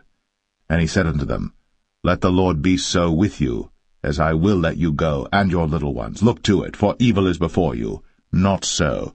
Go now, ye that are men, and serve the Lord, for that ye did desire. And they were driven out from Pharaoh's presence. And the Lord said unto Moses, Stretch out thine hand over the land of Egypt for the locusts, that they may come up upon the land of Egypt, and eat every herb of the land, even all that the hail hath left. And Moses stretched forth his rod over the land of Egypt. And the Lord brought an east wind upon the land all that day, and all that night. And when it was morning, the east wind brought the locusts. And the locusts went up over all the land of Egypt, and rested in all the coasts of Egypt. Very grievous were they. Before them there were no such locusts as they, neither after them shall be such. For they covered the face of the whole earth, so that the land was darkened.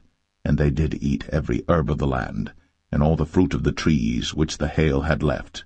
And there remained not any green thing in the trees, or in the herbs of the field, through all the land of Egypt. Then Pharaoh called for Moses and Aaron in haste, and he said, I have sinned against the Lord your God and against you.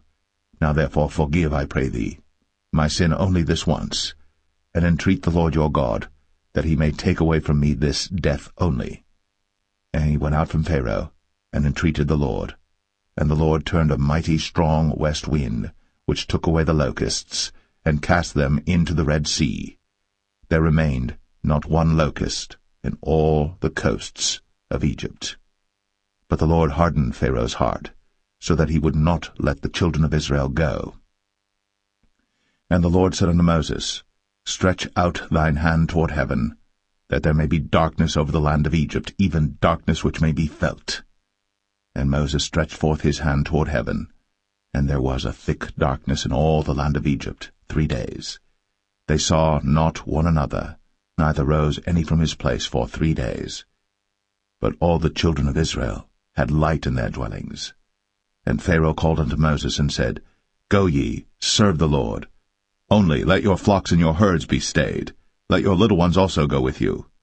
And Moses said, Thou must give us also sacrifices and burnt offerings, that we may sacrifice unto the Lord our God. Our cattle also shall go with us. There shall not an hoof be left behind, for thereof must we take to serve the Lord our God, and we know not with what we must serve the Lord until we come thither. But the Lord hardened Pharaoh's heart, and he would not let them go. And Pharaoh said unto him, Get thee from me, take heed to thyself, see my face no more, for in that day thou seest my face, thou shalt die. And Moses said, Thou hast spoken well. I will see thy face again no more.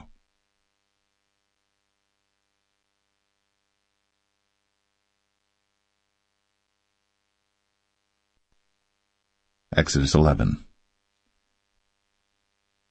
And the Lord said unto Moses, Yet will I bring one plague more upon Pharaoh and upon Egypt. Afterwards he will let you go hence. When he shall let you go, he shall surely thrust you out hence altogether. Speak now in the ears of the people, and let every man borrow of his neighbor, and every woman of her neighbor, jewels of silver and jewels of gold. And the Lord gave the people favor, in the sight of the Egyptians. Moreover, the man Moses was very great in the land of Egypt, in the sight of Pharaoh's servants, and in the sight of the people. And Moses said, Thus saith the Lord, About midnight will I go out into the midst of Egypt, and all the firstborn in the land of Egypt shall die, from the firstborn of Pharaoh that sitteth upon his throne, even unto the firstborn of the maidservant that is behind the mill, and all the firstborn of beasts. And there shall be a great cry throughout all the land of Egypt, such as there was none like it, nor shall be like it any more. But against any of the children of Israel shall not a dog move his tongue, against man or beast, that ye may know how that the Lord doth put a difference between the Egyptians and Israel. And all these thy servants shall come down unto me, and bow down themselves unto me, saying, Get thee out, and all the people that follow thee, and after that I will go out. And he went out from Pharaoh in a great anger. And the Lord said unto Moses, Pharaoh shall not hearken unto you, that my wonders may be multiplied in the land of Egypt. And Moses and Aaron did all these wonders before Pharaoh. And the Lord hardened Pharaoh's heart, so that he would not let the children of Israel go out of his land.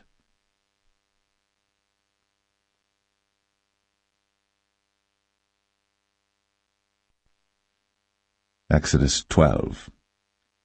And the Lord spake unto Moses and Aaron in the land of Egypt, saying, This month shall be unto you the beginning of months.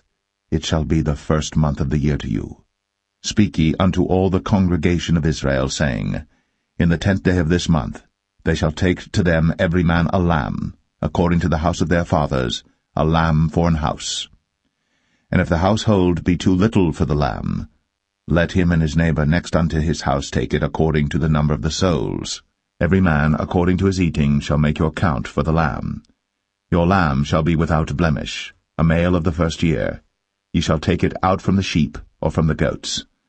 And ye shall keep it up until the 14th day of the same month. And the whole assembly of the congregation of Israel shall kill it in the evening. And they shall take of the blood, and strike it on the 2 side posts, and on the upper door post of the houses wherein they shall eat it.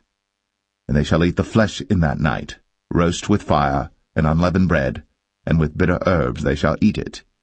Eat not of it raw, nor sodden it all with water, but roast with fire, his head with his legs, and with the purtenance thereof.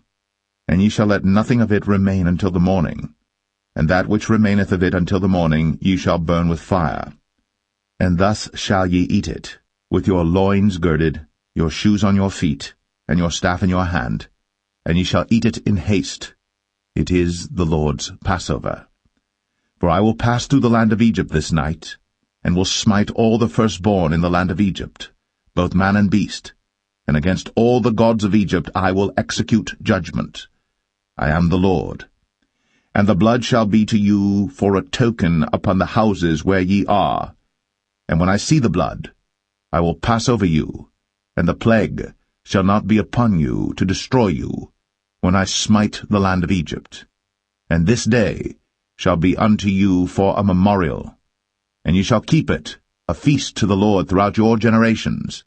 Ye shall keep it a feast by an ordinance forever. 7 days shall ye eat unleavened bread. Even the first day ye shall put away leaven out of your houses. For whosoever eateth leavened bread from the first day until the 7th day, that soul shall be cut off from Israel. And in the first day there shall be an holy convocation, and in the 7th day there shall be an holy convocation to you. No manner of work shall be done in them, save that which every man must eat, that only may be done of you. And ye shall observe the feast of unleavened bread. For in this selfsame day have I brought your armies out of the land of Egypt. Therefore shall ye observe this day in your generations by an ordinance forever. In the 1st month, on the 14th day of the month at even, ye shall eat unleavened bread, until the 21st day of the month at even. 7 days shall there be no leaven found in your houses.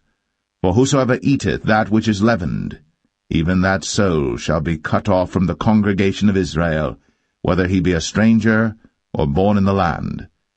Ye shall eat nothing leavened. In all your habitations shall ye eat unleavened bread. Then Moses called for all the elders of Israel, and said unto them, Draw out, and take you a lamb according to your families, and kill the Passover. And ye shall take a bunch of hyssop, and dip it in the blood that is in the basin, and strike the lintel and the 2 side posts with the blood that is in the basin, and none of you shall go out at the door of his house until the morning. For the Lord will pass through to smite the Egyptians. And when he seeth the blood upon the lintel, and on the 2 side posts, the Lord will pass over the door, and will not suffer the destroyer to come in unto your houses to smite you. And ye shall observe this thing for an ordinance to thee, and to thy sons, for ever. And it shall come to pass, when ye be come to the land which the Lord will give you, according as he hath promised, that ye shall keep this service. And it shall come to pass, when your children shall say unto you, What mean ye by this service? That ye shall say, It is the sacrifice of the Lord's Passover, who passed over the houses of the children of Israel in Egypt, when he smote the Egyptians, and delivered our houses. And the people bowed the head, and worshipped. And the children of Israel went away, and did, as the Lord had commanded Moses and Aaron, so did they. And it came to pass that at midnight the Lord smote all the firstborn in the land of Egypt, from the firstborn of Pharaoh that sat on his throne unto the firstborn of the captive that was in the dungeon, and all the firstborn of cattle. And Pharaoh rose up in the night, he and all his servants and all the Egyptians. And there was a great cry in Egypt, for there was not a house where there was not one dead. And he called for Moses and Aaron by night, and said, Rise up, and get you forth from among my people, both ye and the children of Israel, and go, serve the Lord, as ye have said. Also take your flocks and your herds, as ye have said, and be gone, and bless me also. And the Egyptians were urgent upon the people, that they might send them out of the land in haste, for they said, We be all dead men. And the people took their dough before it was leavened, their kneading troughs being bound up in their clothes upon their shoulders. And the children of Israel did according to the word of Moses, and they borrowed of the Egyptians jewels of silver, and jewels of gold and raiment. And the Lord gave the people favor in the sight of the Egyptians, so that they lent unto them such things as they required, and they spoiled the Egyptians. And the children of Israel journeyed from Ramses to Succoth, about 600,000 on foot, that were men, beside children. And a mixed multitude went up also with them, and flocks and herds, even very much cattle. And they baked unleavened cakes of the dough which they brought forth out of Egypt, for it was not leavened, because they were thrust out of Egypt, and could not tarry, neither had they prepared for themselves any victual. Now the sojourning of the children of Israel, who dwelt in Egypt, was 430 years. And it came to pass, at the end of the 430 years, even the selfsame day it came to pass, that all the hosts of the Lord went out from the land of Egypt. It is a night to be much observed unto the Lord for bringing them out from the land of Egypt. This is that night of the Lord to be observed of all the children of Israel in their generations. And the Lord said unto Moses and Aaron, This is the ordinance of the Passover. There shall no stranger eat thereof. But every man's servant that is bought for money, when thou hast circumcised him, then shall he eat thereof. A foreigner and an hired servant shall not eat thereof. In one house shall it be eaten. Thou shalt not carry forth aught of the flesh abroad out of the house, neither shall ye break a bone thereof. All the congregation of Israel shall keep it. And when a stranger shall sojourn with thee, and will keep the Passover to the Lord, let all his males be circumcised, and then let him come near and keep it. And he shall be as one that is born in the land. For no uncircumcised person shall eat thereof. One law shall be to him that is homeborn, and unto the stranger that sojourneth among you. Thus did all the children of Israel. As the Lord commanded Moses and Aaron, so did they. And it came to pass the selfsame day, that the Lord did bring the children of Israel out of the land of Egypt by their armies.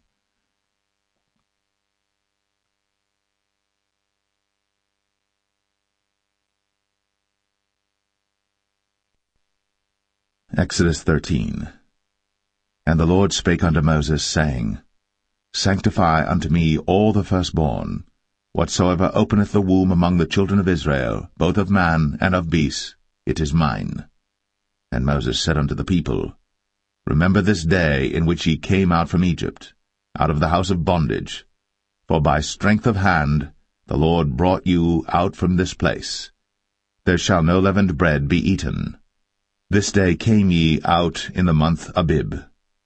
And it shall be, when the Lord shall bring thee into the land of the Canaanites, and the Hittites, and the Amorites, and the Hivites, and the Jebusites, which he sware unto thy fathers to give thee, a land flowing with milk and honey, that thou shalt keep this service in this month.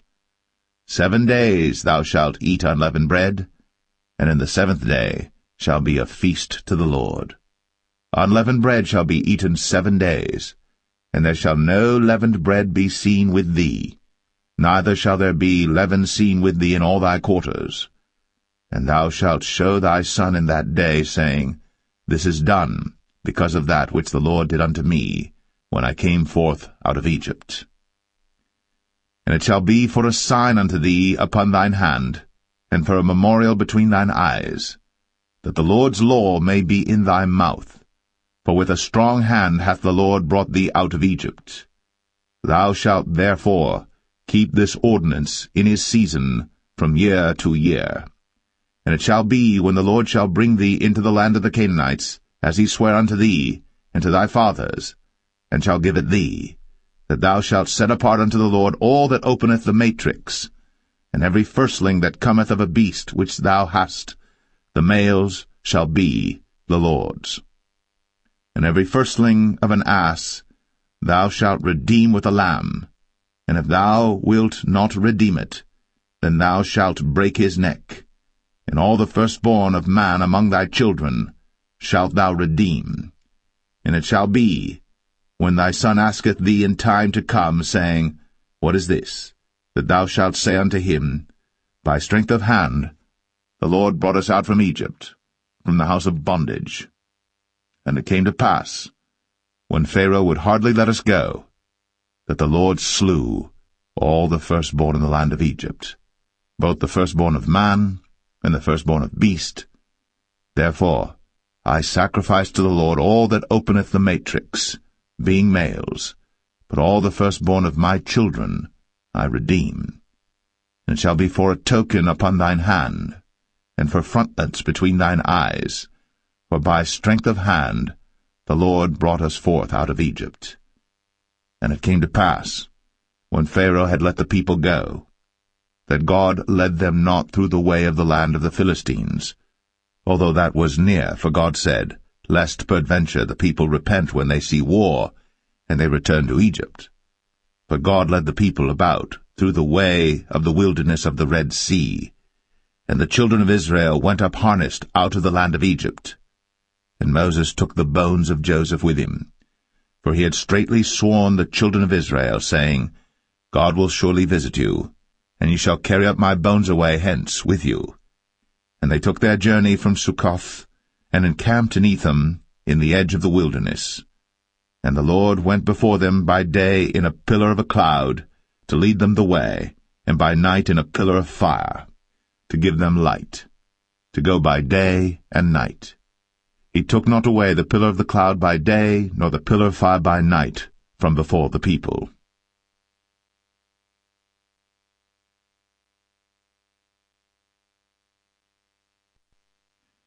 Exodus 14.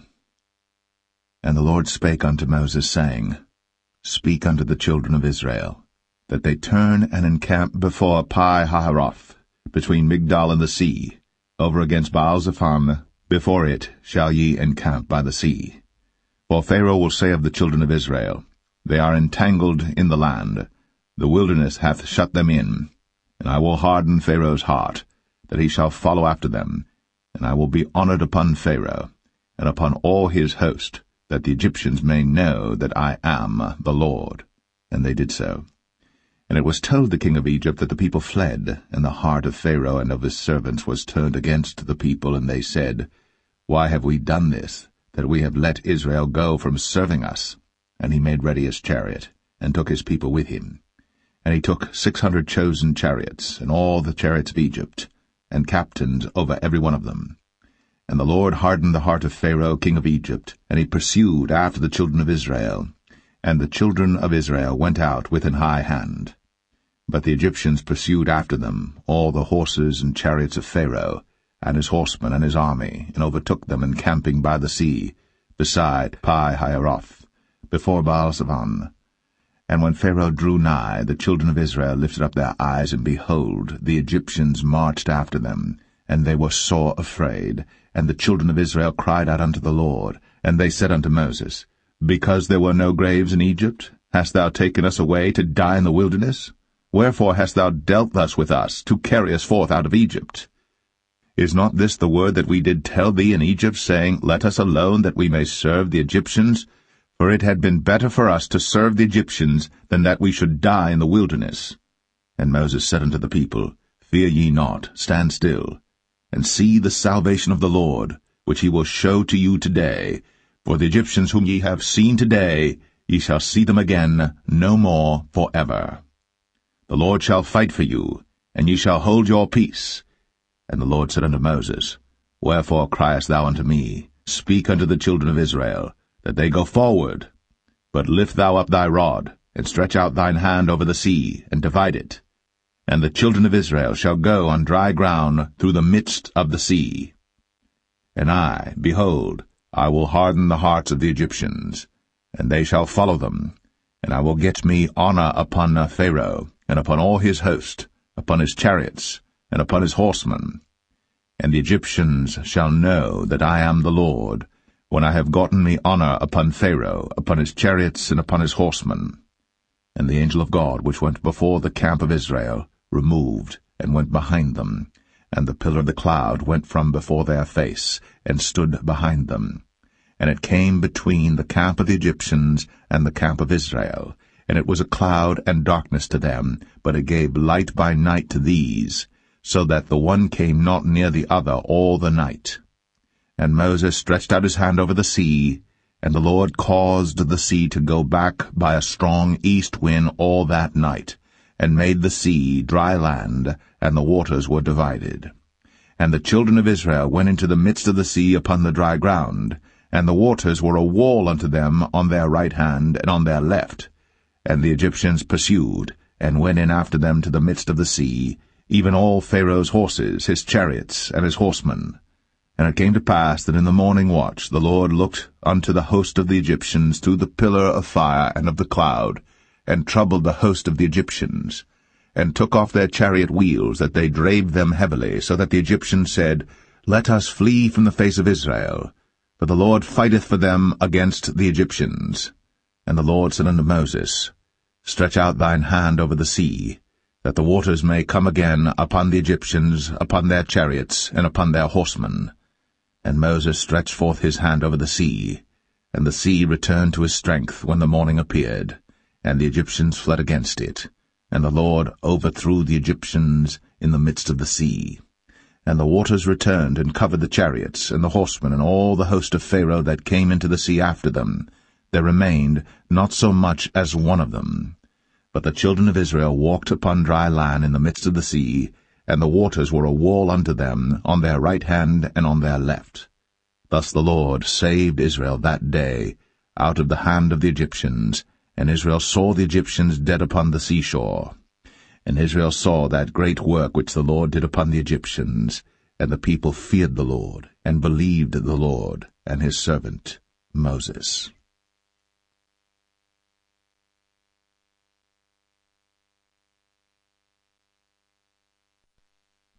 Exodus 15.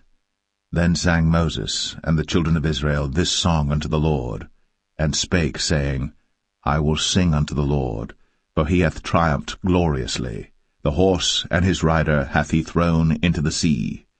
The Lord is my strength and song, and he is become my salvation. He is my God, and I will prepare him an habitation, my father's God, and I will exalt him. The Lord is a man of war, the Lord is his name. Pharaoh's chariots and his host hath he cast into the sea. His chosen captains also are drowned in the Red Sea. The depths have covered them, they sank into the bottom as a stone. Thy right hand, O Lord, is become glorious in power. Thy right hand, O Lord, hath dashed in pieces the enemy. And in the greatness of thine excellency thou hast overthrown them that rose up against thee. Thou sentest forth thy wrath, which consumed them as stubble. And with the blast of thy nostrils the waters were gathered together. The floods stood upright as an heap, and the depths were congealed in the heart of the sea.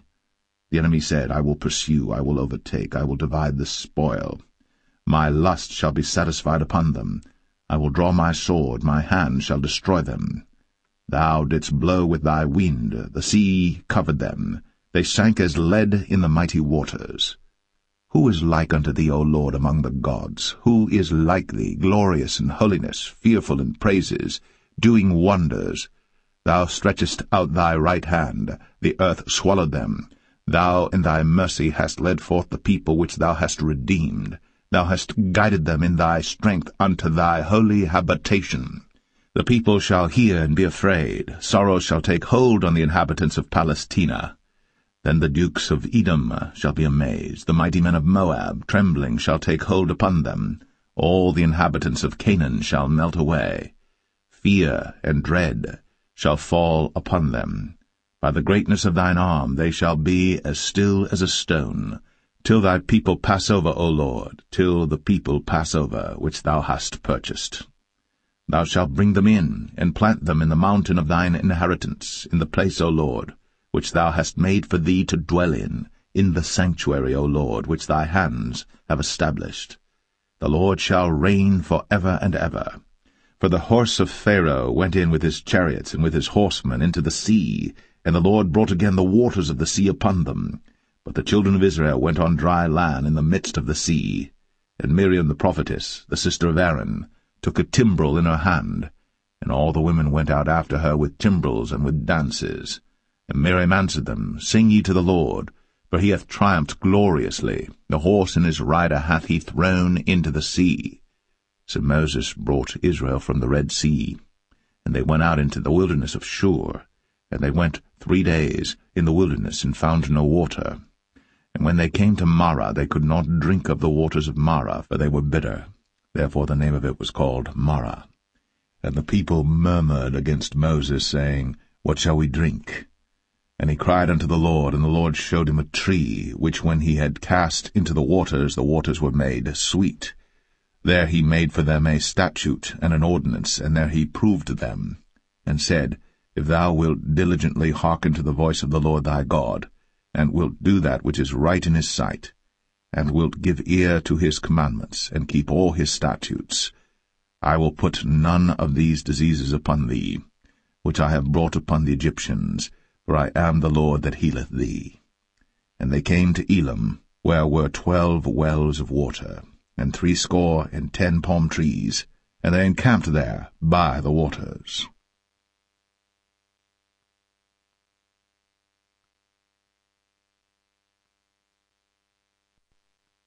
Exodus 16.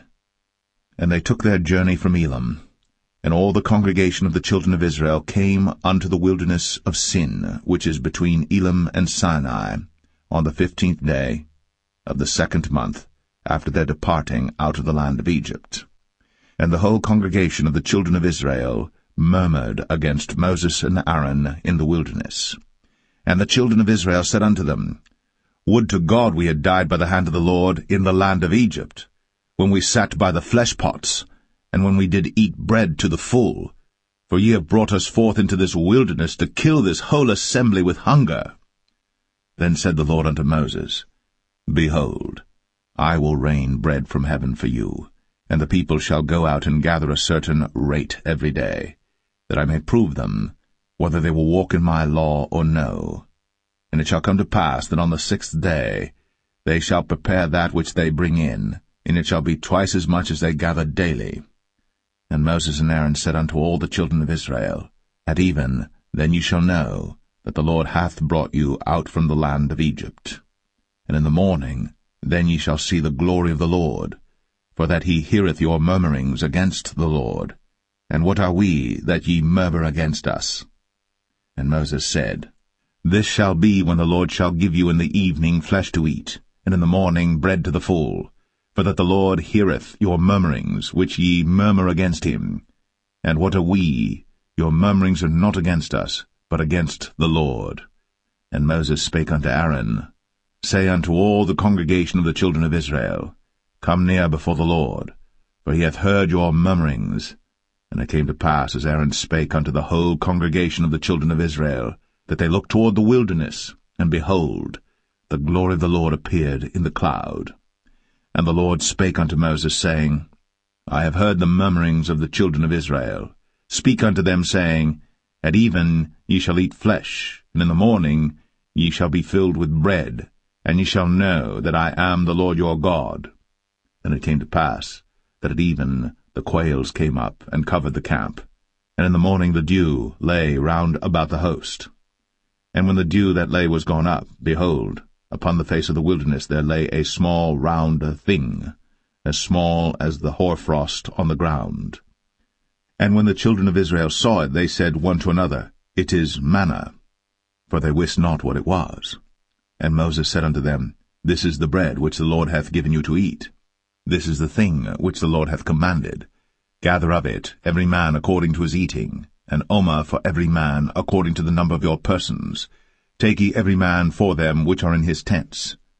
And the children of Israel did so, and gathered some more, some less. And when they did meet it with an omer, he that gathered much had nothing over, and he that gathered little had no lack. They gathered every man according to his eating. And Moses said, Let no man leave of it till the morning. Notwithstanding they hearkened not unto Moses, but some of them left of it until the morning. And it bred worms, and stank. And Moses was wroth with them. And they gathered it every morning, every man according to his eating. And when the sun waxed hot, it melted. And it came to pass, that on the 6th day they gathered twice as much bread, 2 omers for one man. And all the rulers of the congregation came, and told Moses. And he said unto them, This is that which the Lord hath said. Tomorrow is the rest of the holy Sabbath unto the Lord. Bake that which ye shall bake today, and seethe that ye will seethe, and that which remaineth over lay up for you to be kept until the morning. And they laid it up till the morning, as Moses bade, and it did not stink, neither was there any worm therein. And Moses said, Eat that today, for today is a Sabbath unto the Lord. Today ye shall not find it in the field. 6 days ye shall gather it, for on the 7th day, which is the Sabbath, in it there shall be none. And it came to pass that there went out some of the people on the 7th day for to gather, and they found none. And the Lord said unto Moses, How long refuse ye to keep my commandments and my laws? See, for that the Lord hath given you the Sabbath. Therefore he giveth you on the 6th day the bread of 2 days. Abide ye every man in his place. Let no man go out of his place on the 7th day. So the people rested on the 7th day. And the house of Israel called the name thereof manna. And it was like coriander seed, white, and the taste of it was like wafers made with honey. And Moses said, This is the thing which the Lord commandeth. Fill an omer of it to be kept for your generations, that they may see the bread wherewith I have fed you in the wilderness, when I brought you forth from the land of Egypt. And Moses said unto Aaron, Take a pot, and put an omer full of manna therein, and lay it up before the Lord, to be kept for your generations. As the Lord commanded Moses, so Aaron laid it up before the testimony to be kept. And the children of Israel did eat manna 40 years, until they came to a land inhabited. They did eat manna, until they came unto the borders of the land of Canaan. Now an omer is the 10th part of an ephah.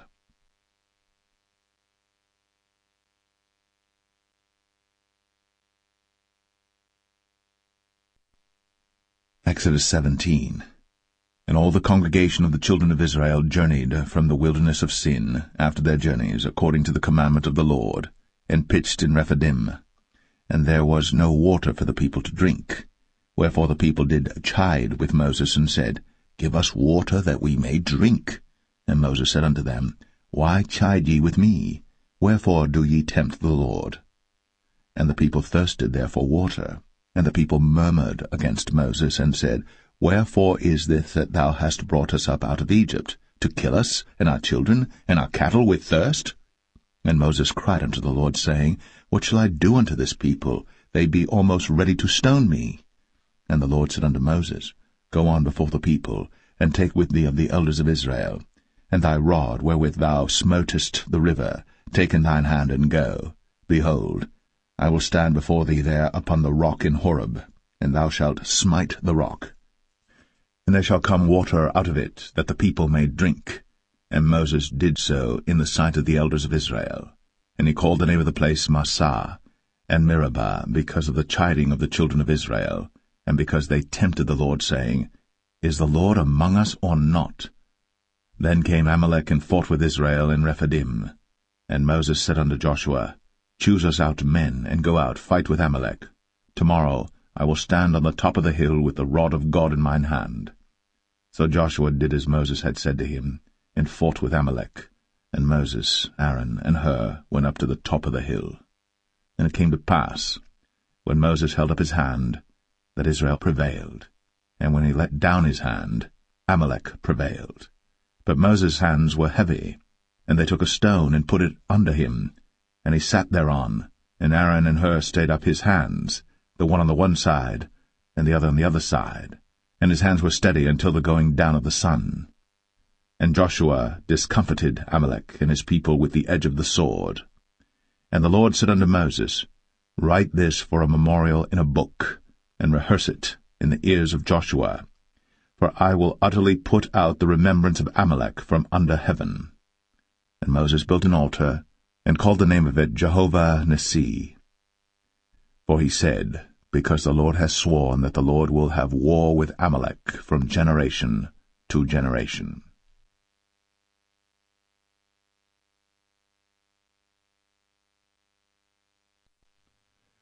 Exodus 18.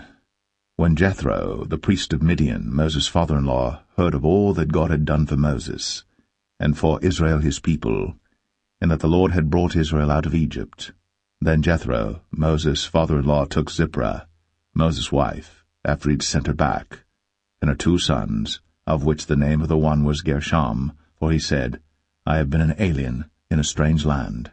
And the name of the other was Eleazar, for the God of my father, said he, was mine help, and delivered me from the sword of Pharaoh. And Jethro, Moses' father-in-law, came with his sons and his wife unto Moses into the wilderness, where he encamped at the mount of God. And he said unto Moses, I thy father-in-law Jethro am come unto thee, and thy wife and her 2 sons with her. And Moses went out to meet his father-in-law, and did obeisance, and kissed him. And they asked each other of their welfare, and they came into the tent. And Moses told his father-in-law all that the Lord had done unto Pharaoh and to the Egyptians for Israel's sake, and all the travail that had come upon them by the way, and how the Lord delivered them. And Jethro rejoiced for all the goodness which the Lord had done to Israel, whom he had delivered out of the hand of the Egyptians. And Jethro said, Blessed be the Lord, who hath delivered you out of the hand of the Egyptians, and out of the hand of Pharaoh, who hath delivered the people from under the hand of the Egyptians. Now I know that the Lord is greater than all gods, for in the thing wherein they dealt proudly he was above them. And Jethro, Moses' father-in-law, took a burnt offering and sacrifices for God, and Aaron came, and all the elders of Israel, to eat bread with Moses' father-in-law before God. And it came to pass on the morrow that Moses sat to judge the people, and the people stood by Moses from the morning unto the evening. And when Moses' father-in-law saw all that he did to the people, he said, What is this thing that thou doest to the people? Why sittest thou thyself alone, and all the people stand by thee from morning unto even? And Moses said unto his father-in-law, Because the people come unto me to inquire of God. When they have a matter they come unto me, and I judge between one and another, and I do make them know the statutes of God and his laws. And Moses' father-in-law said unto him, The thing that thou doest is not good. Thou wilt surely wear away both thou and this people that is with thee. For this thing is too heavy for thee. Thou art not able to perform it thyself alone. Hearken now unto my voice. I will give thee counsel, and God shall be with thee. Be thou for the people too Godward, that thou mayest bring the causes unto God. And thou shalt teach them ordinances and laws, and shalt show them the way wherein they must walk, and the work that they must do. Moreover, thou shalt provide out of all the people able men, such as fear God, men of truth, hating covetousness, and place such over them to be rulers of thousands, and rulers of hundreds, rulers of 50s, and rulers of 10s. And let them judge the people at all seasons. And it shall be, that every great matter they shall bring unto thee, but every small matter they shall judge. So shall it be easier for thyself, and they shall bear the burden with thee. If thou shalt do this thing, and God command thee so, then thou shalt be able to endure, and all this people shall also go to their place in peace. So Moses hearkened to the voice of his father-in-law, and did all that he had said. And Moses chose able men out of all Israel, and made them heads over the people, rulers of thousands, rulers of hundreds, rulers of 50s, and rulers of 10s. And they judged the people at all seasons. The hard causes they brought unto Moses, but every small matter they judged themselves. And Moses let his father-in-law depart, and he went his way into his own land.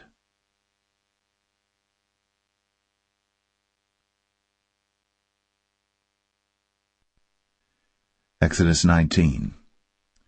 In the 3rd month, when the children of Israel were gone forth out to speak unto the children of Israel. And Moses came and called for the elders of the people, and laid before their faces all these words which the Lord commanded him. And all the people answered together, and said, All that the Lord hath spoken, we will do. And Moses returned the words of the people unto the Lord. And the Lord said unto Moses, Lo, I come unto thee in a thick cloud, that the people may hear when I speak with thee, and believe thee for ever. And Moses told the words of the people unto the Lord. And the Lord said unto Moses, Go unto the people, and sanctify them today and tomorrow, and let them wash their clothes, and be ready against the 3rd day. For the 3rd day the Lord will come down in the sight of all the people upon Mount Sinai. And thou shalt set bounds unto the people round about, saying, Take heed to yourselves, that ye go not up into the mount, or touch the border of it. Whosoever toucheth the mount shall be surely put to death. There shall not an hand touch it, but he shall surely be stoned, or shot through, whether it be beast or man. It shall not live. When the trumpet soundeth long, they shall come up to the mount. And Moses went down from the mount unto the people, and sanctified the people, and they washed their clothes. And he said unto the people, Be ready against the 3rd day. Come not at your wives. And it came to pass on the 3rd day in the morning, that there were thunders and lightnings, and a thick cloud upon the mount, and the voice of the trumpet exceeding loud, so that all the people that was in the camp trembled. And Moses brought forth the people out of the camp to meet with God. And they stood at the nether part of the mount. And Mount Sinai was altogether on a smoke, because the Lord descended upon it in fire, and the smoke thereof ascended as the smoke of a furnace, and the whole mount quaked greatly. And when the voice of the trumpet sounded long, and waxed louder and louder, Moses spake, and God answered him by a voice. And the Lord came down upon Mount Sinai, on the top of the mount, and the Lord called Moses up to the top of the mount, and Moses went up. And the Lord said unto Moses, Go down, charge the people, lest they break through unto the Lord to gaze, and many of them perish. And let the priests also, which come near to the Lord, sanctify themselves, lest the Lord break forth upon them. And Moses said unto the Lord, The people cannot come up to Mount Sinai, for thou chargest us, saying, Set bounds about the mount, and sanctify it. And the Lord said unto him, Away, get thee down, and thou shalt come up, thou and Aaron with thee. But let not the priests and the people break through to come up unto the Lord, lest he break forth upon them. So Moses went down unto the people, and spake unto them.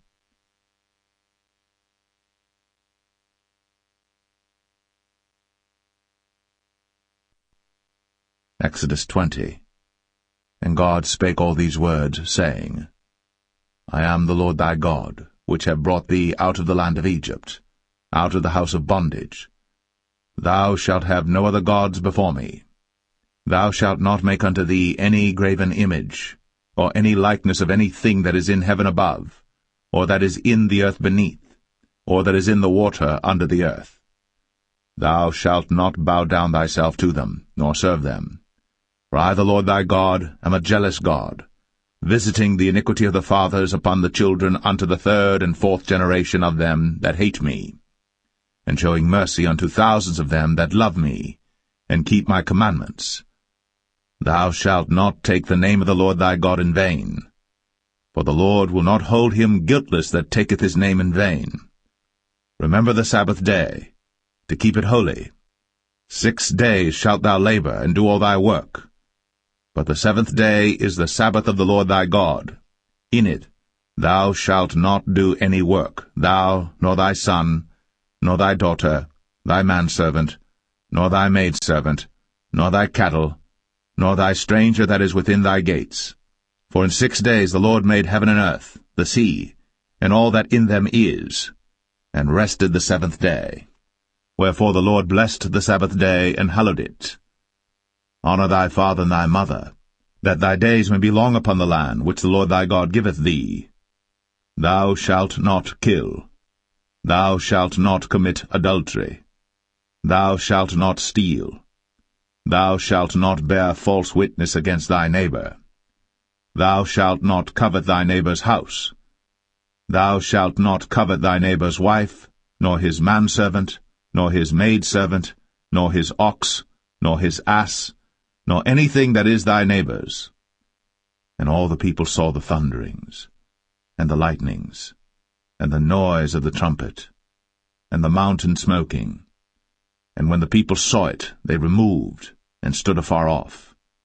And they said unto Moses, Speak thou with us, and we will hear, but let not God speak with us, lest we die. And Moses said unto the people, Fear not, for God is come to prove you, and that his fear may be before your faces, that ye sin not. And the people stood afar off. And Moses drew near unto the thick darkness where God was. And the Lord said unto Moses, Thus thou shalt say unto the children of Israel, Ye have seen that I have talked with you from heaven. Ye shall not make with me gods of silver, neither shall ye make unto you gods of gold. An altar of earth thou shalt make unto me, and shalt sacrifice thereon thy burnt offerings, and thy peace offerings, thy sheep and thine oxen. In all places where I record my name I will come unto thee, and I will bless thee.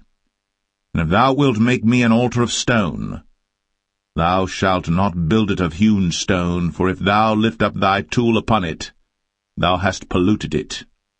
Neither shalt thou go up by steps unto mine altar, that thy nakedness be not discovered thereon.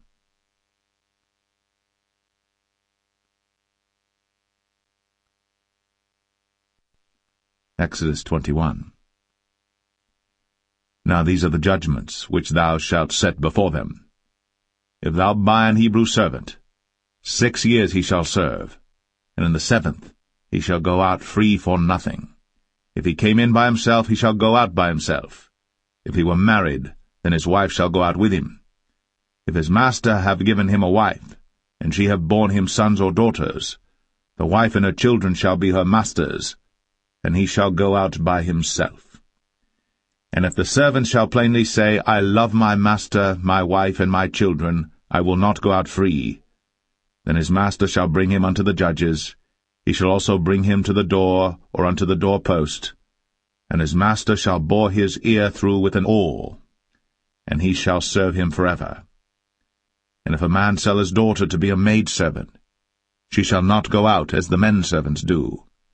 If she please not her master, who hath betrothed her to himself, then shall he let her be redeemed, to sell her unto a strange nation. He shall have no power, seeing he hath dealt deceitfully with her. And if he have betrothed her unto his son, he shall deal with her after the manner of daughters. If he take him another wife, her food, her raiment, and her duty of marriage, shall he not diminish? And if he do not these three unto her, then shall she go out free without money. He that smiteth a man so that he die shall be surely put to death. And if a man lie not in wait, but God deliver him into his hand, then I will appoint thee a place whither he shall flee. But if a man come presumptuously upon his neighbor, to slay him with guile, thou shalt take him from mine altar, that he may die. And he that smiteth his father or his mother shall be surely put to death. And he that stealeth a man, and selleth him, or if he be found in his hand, he shall surely be put to death. And he that curseth his father or his mother shall surely be put to death. And if men strive together, and one smite another with a stone, or with his fist, and he die not, but keepeth his bed, if he rise again and walk abroad upon his staff, then shall he that smote him be quit, only he shall pay for the loss of his time, and shall cause him to be thoroughly healed. And if a man smite his servant or his maid with a rod, and he die under his hand, he shall be surely punished. Notwithstanding, if he continue a day or two, he shall not be punished, for he is his money. If men strive and hurt a woman with child, so that her fruit depart from her, and yet no mischief follow, he shall be surely punished, according as the woman's husband will lay upon him, and he shall pay as the judges determine. And if any mischief follow, then thou shalt give life for life, eye for eye, tooth for tooth, hand for hand, foot for foot, burning for burning, wound for wound, stripe for stripe. And if a man smite the eye of his servant, or the eye of his maid, that it perish, he shall let him go free for his eye's sake. And if he smite out his manservant's tooth, or his maidservant's tooth, he shall let him go free for his tooth's sake. If an ox gore a man or a woman, that they die, then the ox shall be surely stoned, and his flesh shall not be eaten, but the owner of the ox shall be quit. But if the ox were wont to push with his horn in time past, and hath been testified to his owner, and he hath not kept him in, but that he hath killed a man or a woman, the ox shall be stoned, and his owner also shall be put to death. If there be laid on him a sum of money, then he shall give for the ransom of his life whatsoever is laid upon him. Whether he have gored a son, or have gored a daughter, according to this judgment shall it be done unto him. If the ox shall push a manservant or a maidservant, he shall give unto their master 30 shekels of silver, and the ox shall be stoned. And if a man shall open a pit, if a man shall dig a pit, and not cover it, and an ox or an ass fall therein, the owner of the pit shall make it good, and give money unto the owner of them, and the dead beast shall be his. And if one man's ox hurt another's, that he die, then they shall sell the live ox, and divide the money of it, and the dead ox also they shall divide. For if it be known that the ox hath used to push in time past, and his owner hath not kept him in, he shall surely pay ox for ox, and the dead shall be his own.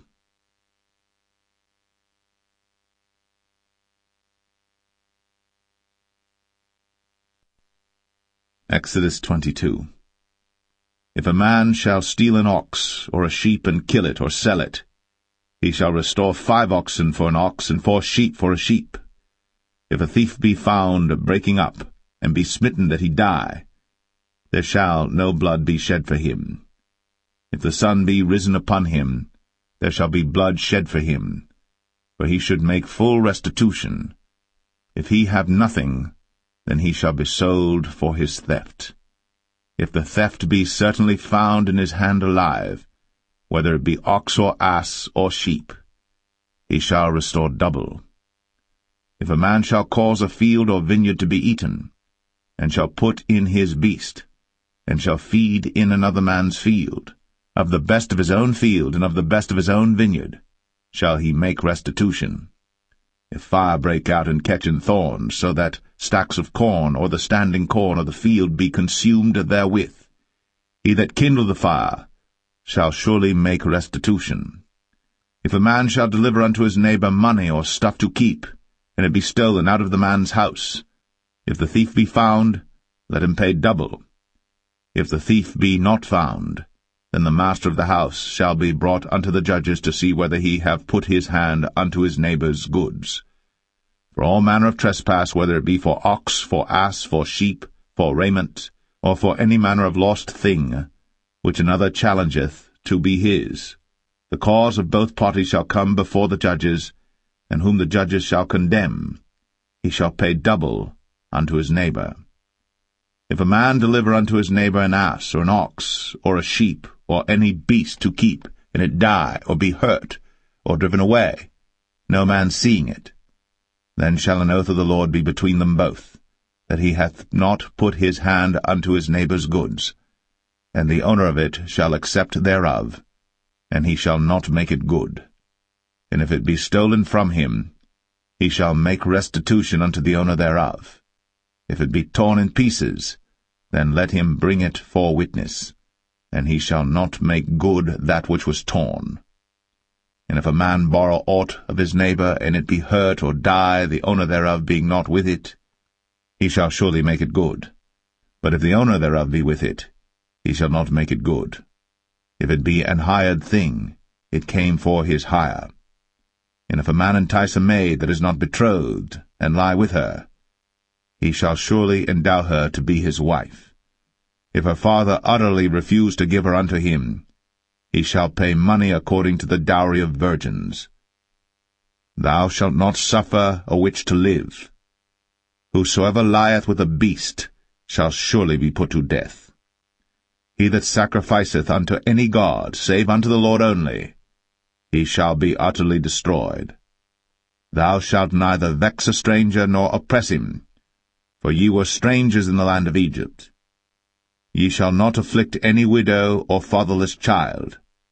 If thou afflict them in any wise, and they cry at all unto me, I will surely hear their cry, and my wrath shall wax hot, and I will kill you with the sword, and your wives shall be widows, and your children fatherless. If thou lend money to any of my people that is poor by thee, thou shalt not be to him as an usurer, neither shalt thou lay upon him usury. If thou at all take thy neighbor's raiment to pledge, thou shalt deliver it unto him by that the sun goeth down. For that is his covering only, it is his raiment for his skin. Wherein shall he sleep? And it shall come to pass, when he crieth unto me, that I will hear, for I am gracious. Thou shalt not revile the gods, nor curse the ruler of thy people. Thou shalt not delay to offer the first of thy ripe fruits, and of thy liquors, the firstborn of thy sons shalt thou give unto me. Likewise shalt thou do with thine oxen, and with thy sheep. 7 days it shall be with his dam. On the 8th day thou shalt give it me. And ye shall be holy men unto me. Neither shall ye eat any flesh that is torn of beasts in the field. Ye shall cast it to the dogs.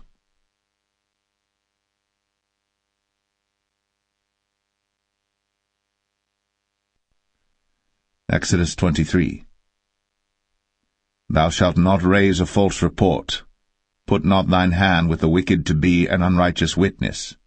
Thou shalt not follow a multitude to do evil. Neither shalt thou speak in a cause to decline after many to wrest judgment. Neither shalt thou countenance a poor man in his cause. If thou meet thine enemy's ox or his ass going astray, thou shalt surely bring it back to him again. If thou see the ass of him that hateth thee lying under his burden, and wouldest forbear to help him, thou shalt surely help with him. Thou shalt not wrest the judgment of thy poor in his cause. Keep thee far from a false matter, and the innocent and righteous slay thou not, for I will not justify the wicked. And thou shalt take no gift, for the gift blindeth the wise, and perverteth the words of the righteous. Also, thou shalt not oppress a stranger. For ye know the heart of a stranger, seeing ye were strangers in the land of Egypt. And 6 years thou shalt sow thy land, and shalt gather in the fruits thereof. But the 7th year thou shalt let it rest and lie still, that the poor of thy people may eat, and what they leave the beasts of the field shall eat. In like manner thou shalt deal with thy vineyard, and with thy oliveyard. 6 days thou shalt do thy work, and on the 7th day thou shalt rest, that thine ox and thine ass may rest, and the son of thy handmaid, and the stranger may be refreshed. And in all things that I have said unto you be circumspect, and make no mention of the name of other gods, neither let it be heard out of thy mouth. 3 times thou shalt keep a feast unto me in the year. Thou shalt keep the feast of unleavened bread. Thou shalt eat unleavened bread 7 days, as I commanded thee, in the time appointed of the month Abib. For in it thou camest out from Egypt, and none shall appear before me empty. And the feast of harvest, the firstfruits of thy labours, which thou hast sown in the field, and the feast of ingathering, which is in the end of the year, when thou hast gathered in thy labours out of the field. 3 times in the year all thy males shall appear before the Lord God. Thou shalt not offer the blood of my sacrifice with leavened bread, neither shall the fat of my sacrifice remain until the morning. The first of the firstfruits of thy land thou shalt bring into the house of the Lord thy God. Thou shalt not see the kid in his mother's milk. Behold, I send an angel before thee, to keep thee in the way, and to bring thee into the place which I have prepared. Beware of him, and obey his voice. Provoke him not, for he will not pardon your transgressions, for my name is in him. But if thou shalt indeed obey his voice, and do all that I speak, then I will be an enemy unto thine enemies, and an adversary unto thine adversaries. For mine angel shall go before thee, and bring thee in unto the Amorites, and the Hittites, and the Perizzites, and the Canaanites, the Hivites, and the Jebusites, and I will cut them off. Thou shalt not bow down to their gods, nor serve them, nor do after their works, but thou shalt utterly overthrow them, and quite break down their images. And ye shall serve the Lord your God, and he shall bless thy bread and thy water, and I will take sickness away from the midst of thee. There shall nothing cast their young, nor be barren in thy land. The number of thy days I will fulfill. I will send my fear before thee, and will destroy all the people to whom thou shalt come, and I will make all thine enemies turn their backs unto thee. And I will send hornets before thee, which shall drive out the Hivite, the Canaanite, and the Hittite from before thee. I will not drive them out from before thee in 1 year, lest the land become desolate, and the beasts of the field multiply against thee. By little and little I will drive them out from before thee, until thou be increased and inherit the land. And I will set thy bounds from the Red Sea even unto the sea of the Philistines, and from the desert unto the river. For I will deliver the inhabitants of the land into your hand, and thou shalt drive them out before thee. Thou shalt make no covenant with them, nor with their gods. They shall not dwell in thy land, lest they make thee sin against me. For if thou serve their gods, it will surely be a snare unto thee.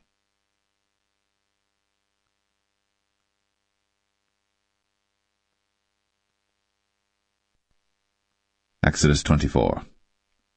And he said unto Moses, Come up unto the Lord, thou, and Aaron, Nadab, and Abihu, and 70 of the elders of Israel, and worship ye afar off. And Moses alone shall come near the Lord, but they shall not come nigh, neither shall the people go up with him.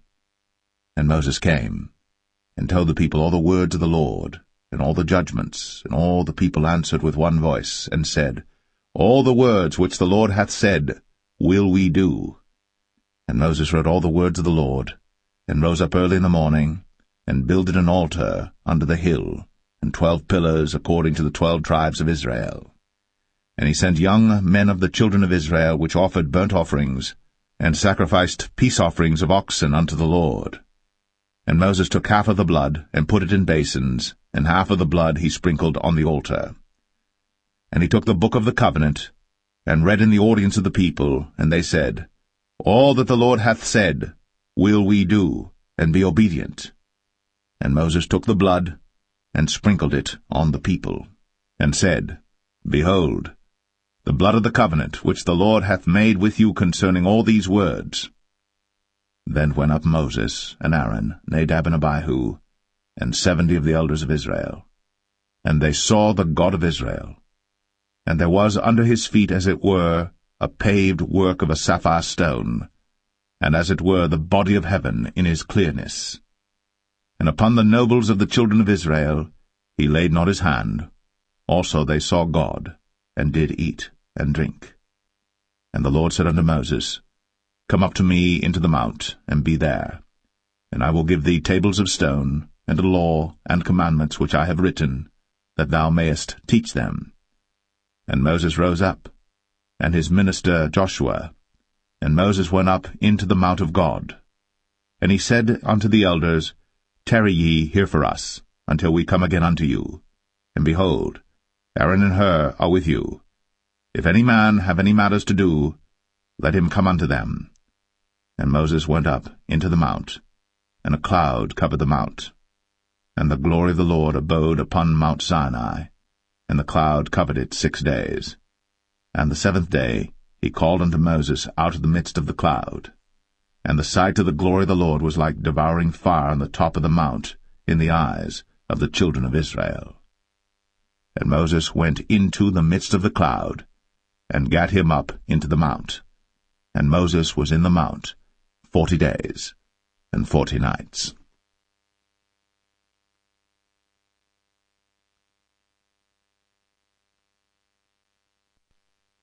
Exodus 25. And the Lord spake unto Moses, saying, Speak unto the children of Israel, that they bring me an offering of every man that giveth it willingly with his heart. Ye shall take my offering.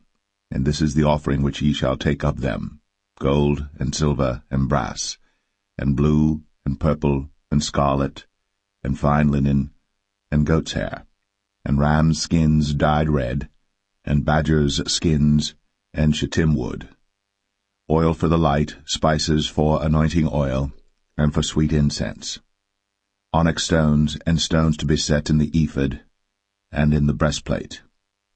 And let them make me a sanctuary, that I may dwell among them, according to all that I show thee, after the pattern of the tabernacle, and the pattern of all the instruments thereof, even so shall ye make it. And they shall make an ark of shittim wood. 2 cubits and a half shall be the length thereof, and a cubit and a half the breadth thereof, and a cubit and a half the height thereof. And thou shalt overlay it with pure gold, within and without shalt thou overlay it, and shalt make upon it a crown of gold around about. And thou shalt cast 4 rings of gold for it, and put them in the 4 corners thereof, and 2 rings shall be in the one side of it, and 2 rings in the other side of it. And thou shalt make staves of shittim wood, and overlay them with gold. And thou shalt put the staves into the rings by the sides of the ark, that the ark may be borne with them. The staves shall be in the rings of the ark, they shall not be taken from it. And thou shalt put into the ark the testimony which I shall give thee. And thou shalt make a mercy seat of pure gold. 2 cubits and a half shall be the length thereof, and a cubit and a half the breadth thereof. And thou shalt make 2 cherubims of gold. Of beaten work shalt thou make them, in the 2 ends of the mercy seat. And make 1 cherub on the one end, and the other cherub on the other end. Even of the mercy seat shall ye make the cherubims on the 2 ends thereof. And the cherubims shall stretch forth their wings on high, covering the mercy seat with their wings, and their faces shall look one to another. Toward the mercy seat shall the faces of the cherubims be.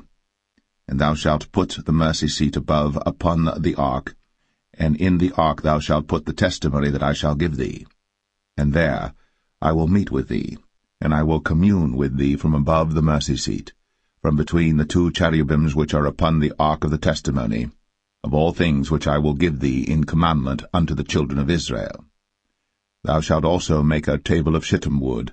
2 cubits shall be the length thereof, and a cubit the breadth thereof, and a cubit and a half the height thereof. And thou shalt overlay it with pure gold, and make thereto a crown of gold round about. And thou shalt make unto it a border of an handbreadth round about, and thou shalt make a golden crown to the border thereof round about. And thou shalt make for it 4 rings of gold, and put the rings in the 4 corners that are on the 4 feet thereof. Over against the border shall the rings be for places of the staves to bear the table. And thou shalt make the staves of shittim wood, and overlay them with gold, that the table may be borne with them. And thou shalt make the dishes thereof, and spoons thereof, and covers thereof, and bowls thereof, to cover withal. Of pure gold shalt thou make them. And thou shalt set upon the table showbread before me always. And thou shalt make a candlestick of pure gold. Of beaten work shall the candlestick be made. His shaft, and his branches, his bowls, his knobs and his flowers shall be of the same. And 6 branches shall come out of the sides of it, 3 branches of the candlestick out of the one side, and 3 branches of the candlestick out of the other side. 3 bowls made like unto almonds, with a knob and a flower in one branch, and 3 bowls made like almonds in the other branch, with a knob and a flower. So in the 6 branches that come out of the candlestick. And in the candlestick shall be 4 bowls made like unto almonds, with their knobs and their flowers. And there shall be a knob under 2 branches of the same, and a knob under 2 branches of the same, and a knob under 2 branches of the same, according to the 6 branches that proceed out of the candlestick. Their knobs and their branches shall be of the same. All it shall be one beaten work of pure gold. And thou shalt make the 7 lamps thereof, and they shall light the lamps thereof, that they may give light over against it. And the tongs thereof, and the snuff dishes thereof, shall be of pure gold. Of a talent of pure gold shall he make it with all these vessels. And look that thou make them after their pattern which was shown thee in the mount.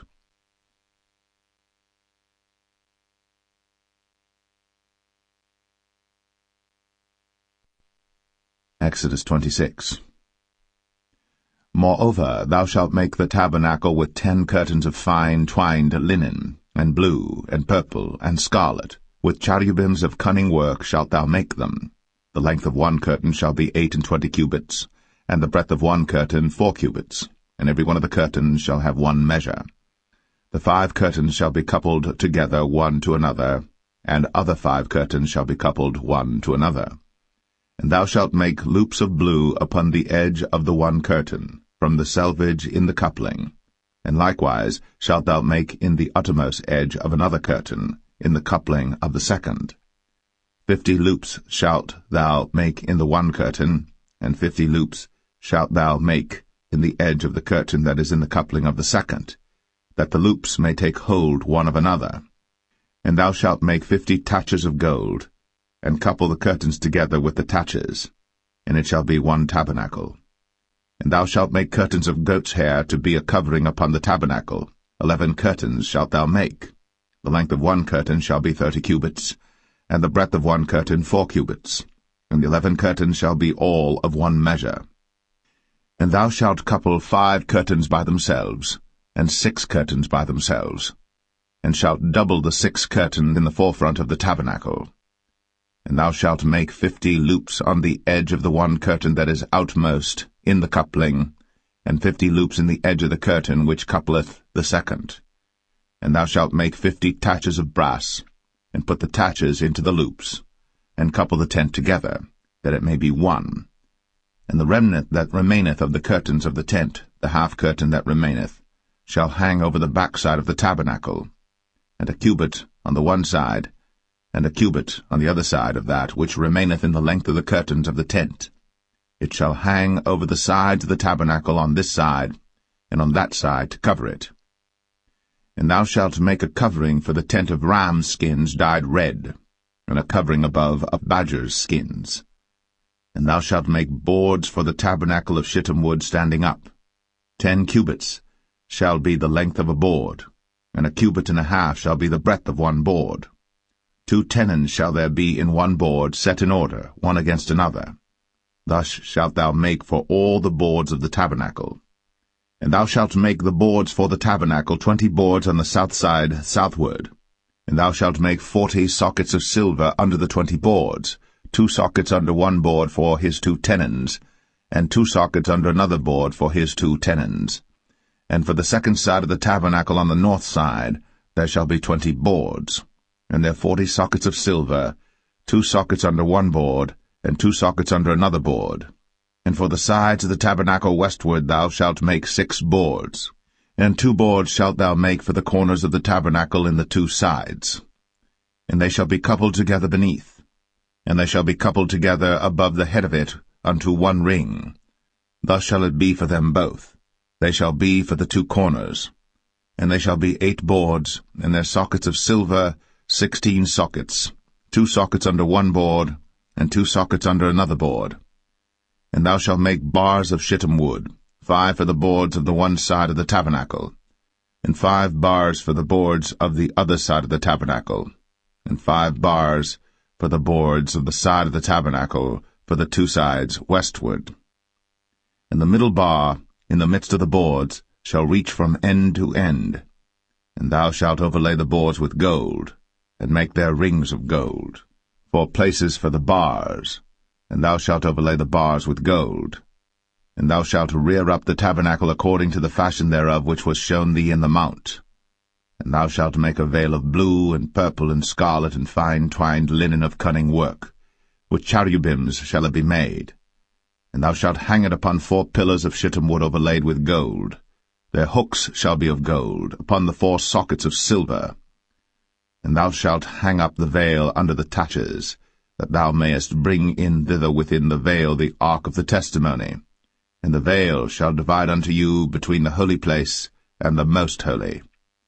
And thou shalt put the mercy seat upon the ark of the testimony in the most holy place. And thou shalt set the table without the veil, and the candlestick over against the table on the side of the tabernacle toward the south. And thou shalt put the table on the north side. And thou shalt make an hanging for the door of the tent of blue and purple and scarlet, and fine twined linen wrought with needlework. And thou shalt make for the hanging 5 pillars of shittim wood, and overlay them with gold, and their hooks shall be of gold, and thou shalt cast 5 sockets of brass for them.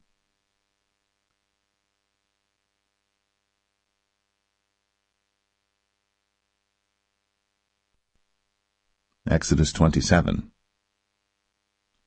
And thou shalt make an altar of shittim wood, 5 cubits long and 5 cubits broad. The altar shall be 4 square, and the height thereof shall be 3 cubits. And thou shalt make the horns of it upon the 4 corners thereof. His horns shall be of the same, and thou shalt overlay it with brass. And thou shalt make his pans to receive his ashes, and his shovels, and his basins, and his flesh hooks, and his firepans. All the vessels thereof thou shalt make of brass. And thou shalt make for it a grate of network of brass, and upon the net shalt thou make 4 brazen rings in the 4 corners thereof. And thou shalt put it under the compass of the altar beneath, that the net may be even to the midst of the altar. And thou shalt make staves for the altar, staves of shittim wood, and overlay them with brass. And the staves shall be put into the rings, and the staves shall be upon the 2 sides of the altar to bear it.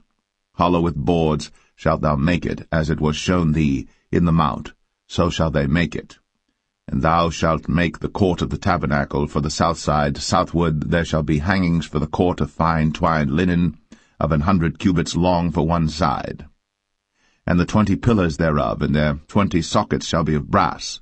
The hooks of the pillars, and their fillets, shall be of silver.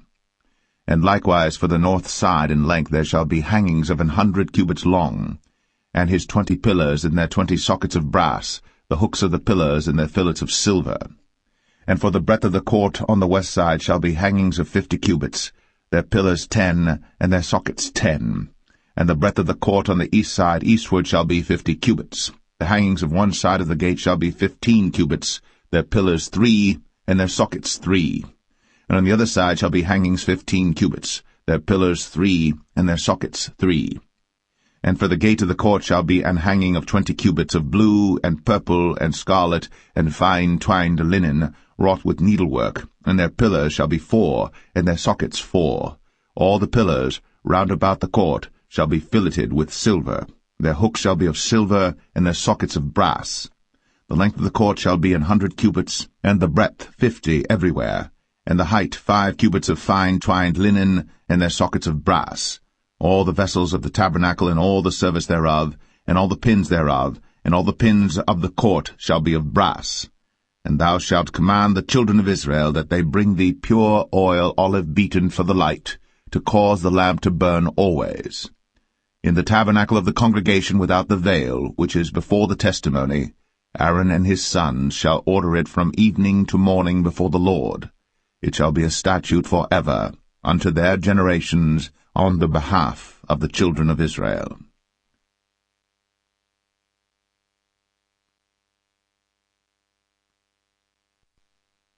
Exodus 28. And take thou unto thee Aaron thy brother, and his sons with him, from among the children of Israel, that he may minister unto me in the priest's office, even Aaron, Nadab, and Abihu, Eleazar, and Ithamar, Aaron's sons. And thou shalt make holy garments for Aaron thy brother, for glory and for beauty. And thou shalt speak unto all that are wise-hearted, whom I have filled with the spirit of wisdom, that they may make Aaron's garments to consecrate him, that he may minister unto me in the priest's office. And these are the garments which they shall make, a breastplate, and an ephod, and a robe, and a broidered coat, a mitre, and a girdle.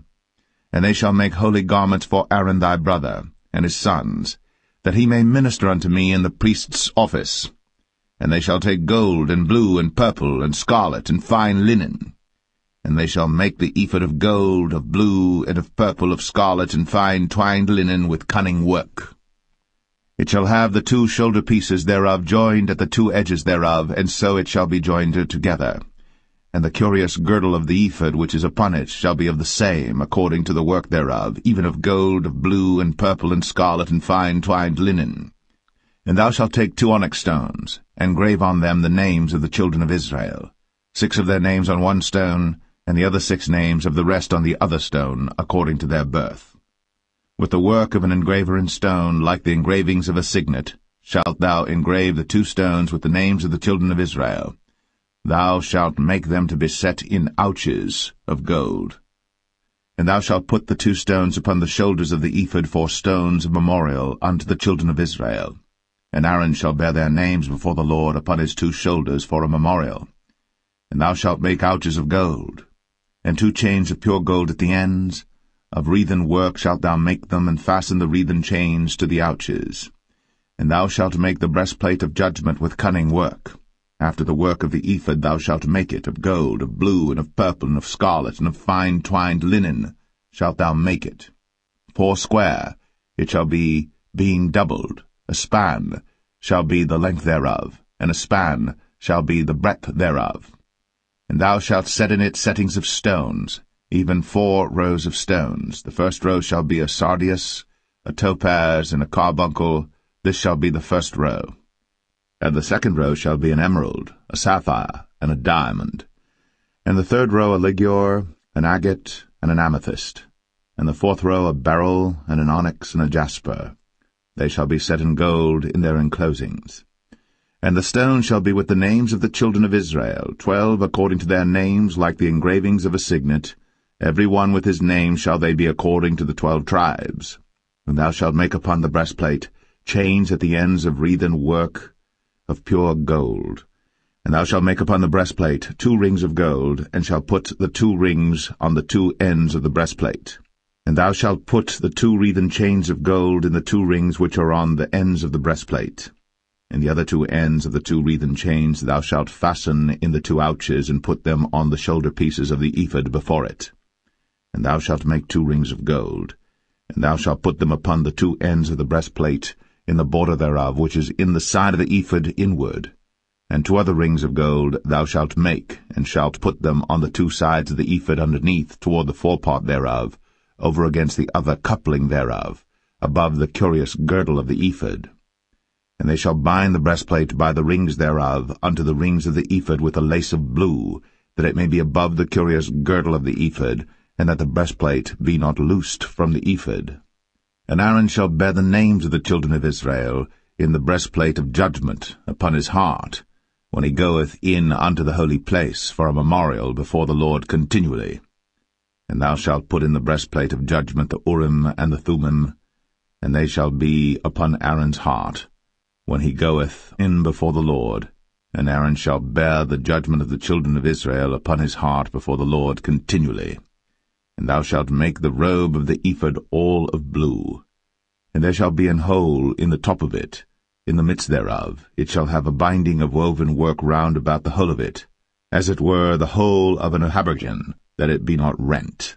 And beneath upon the hem of it thou shalt make pomegranates of blue, and of purple, and of scarlet round about the hem thereof, and bells of gold between them round about, a golden bell and a pomegranate, a golden bell and a pomegranate, upon the hem of the robe round about.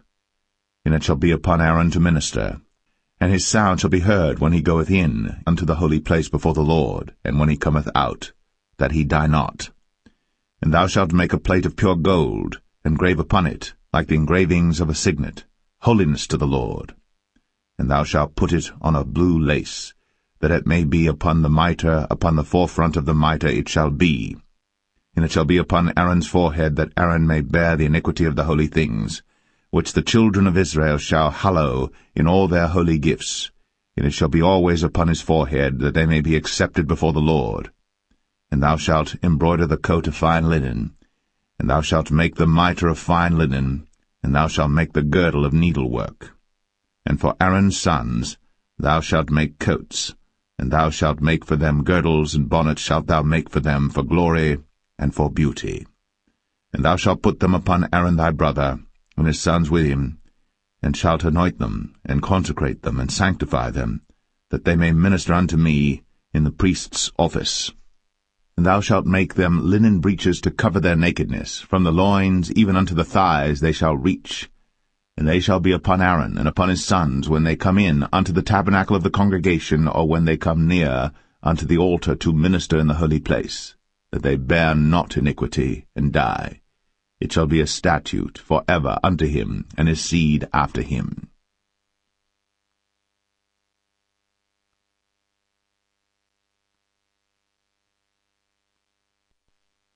Exodus 29. And this is the thing that thou shalt do unto them to hallow them, to minister unto me in the priest's office.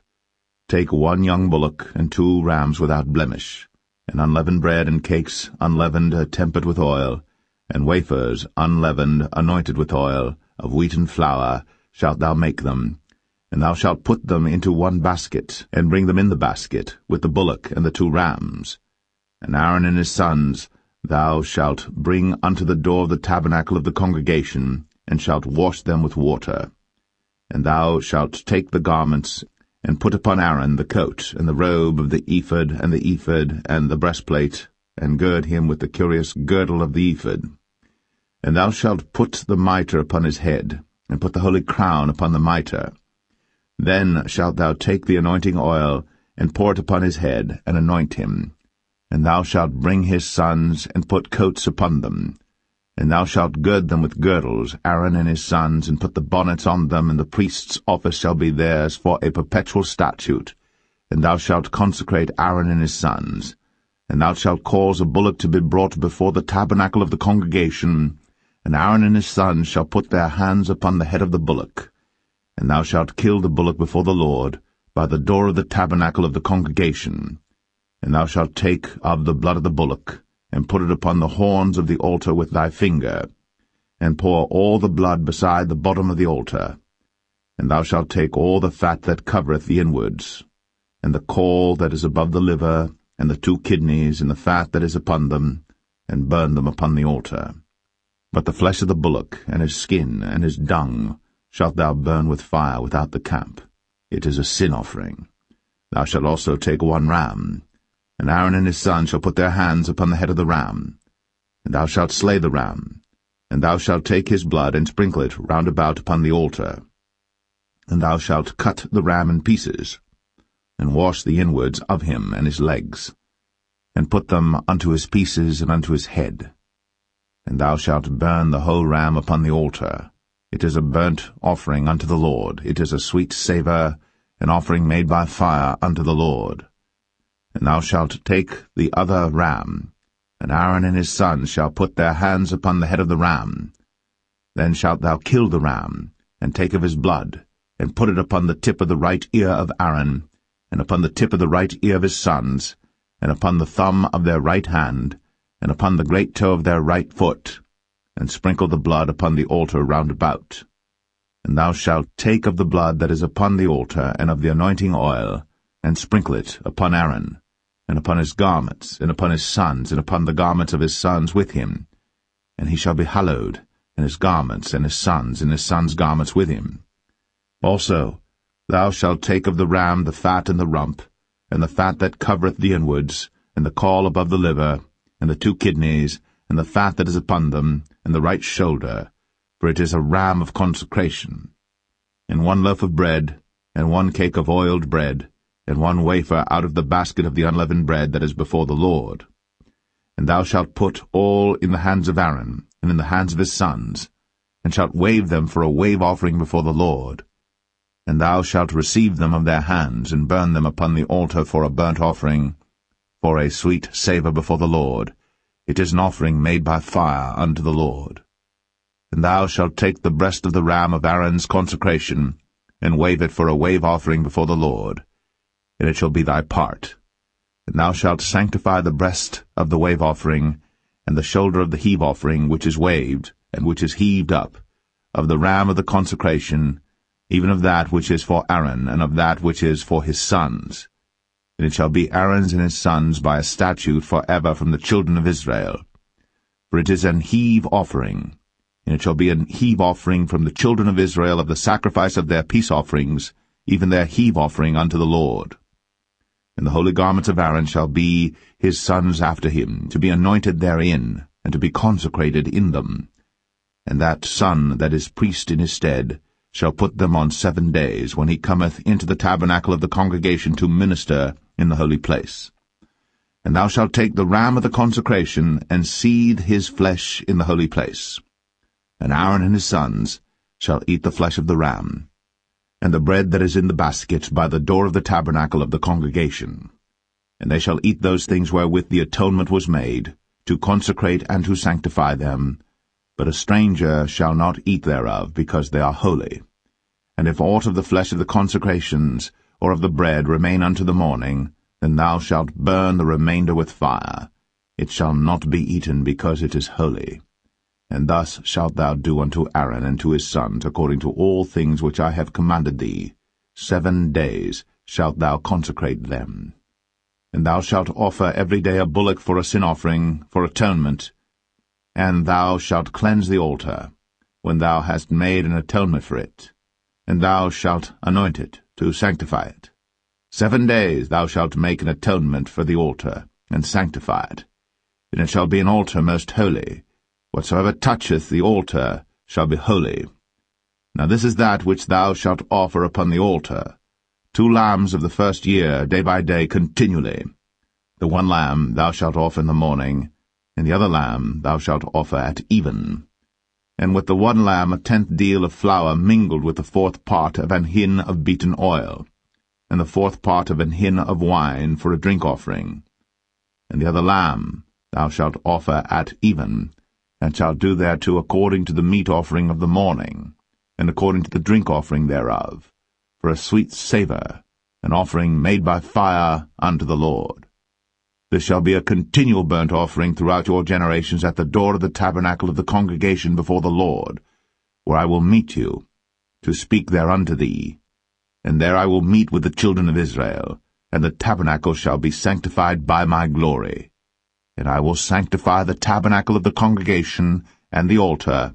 I will sanctify also both Aaron and his sons to minister to me in the priest's office. And I will dwell among the children of Israel, and will be their God. And they shall know that I am the Lord their God, that brought them forth out of the land of Egypt, that I may dwell among them. I am the Lord their God.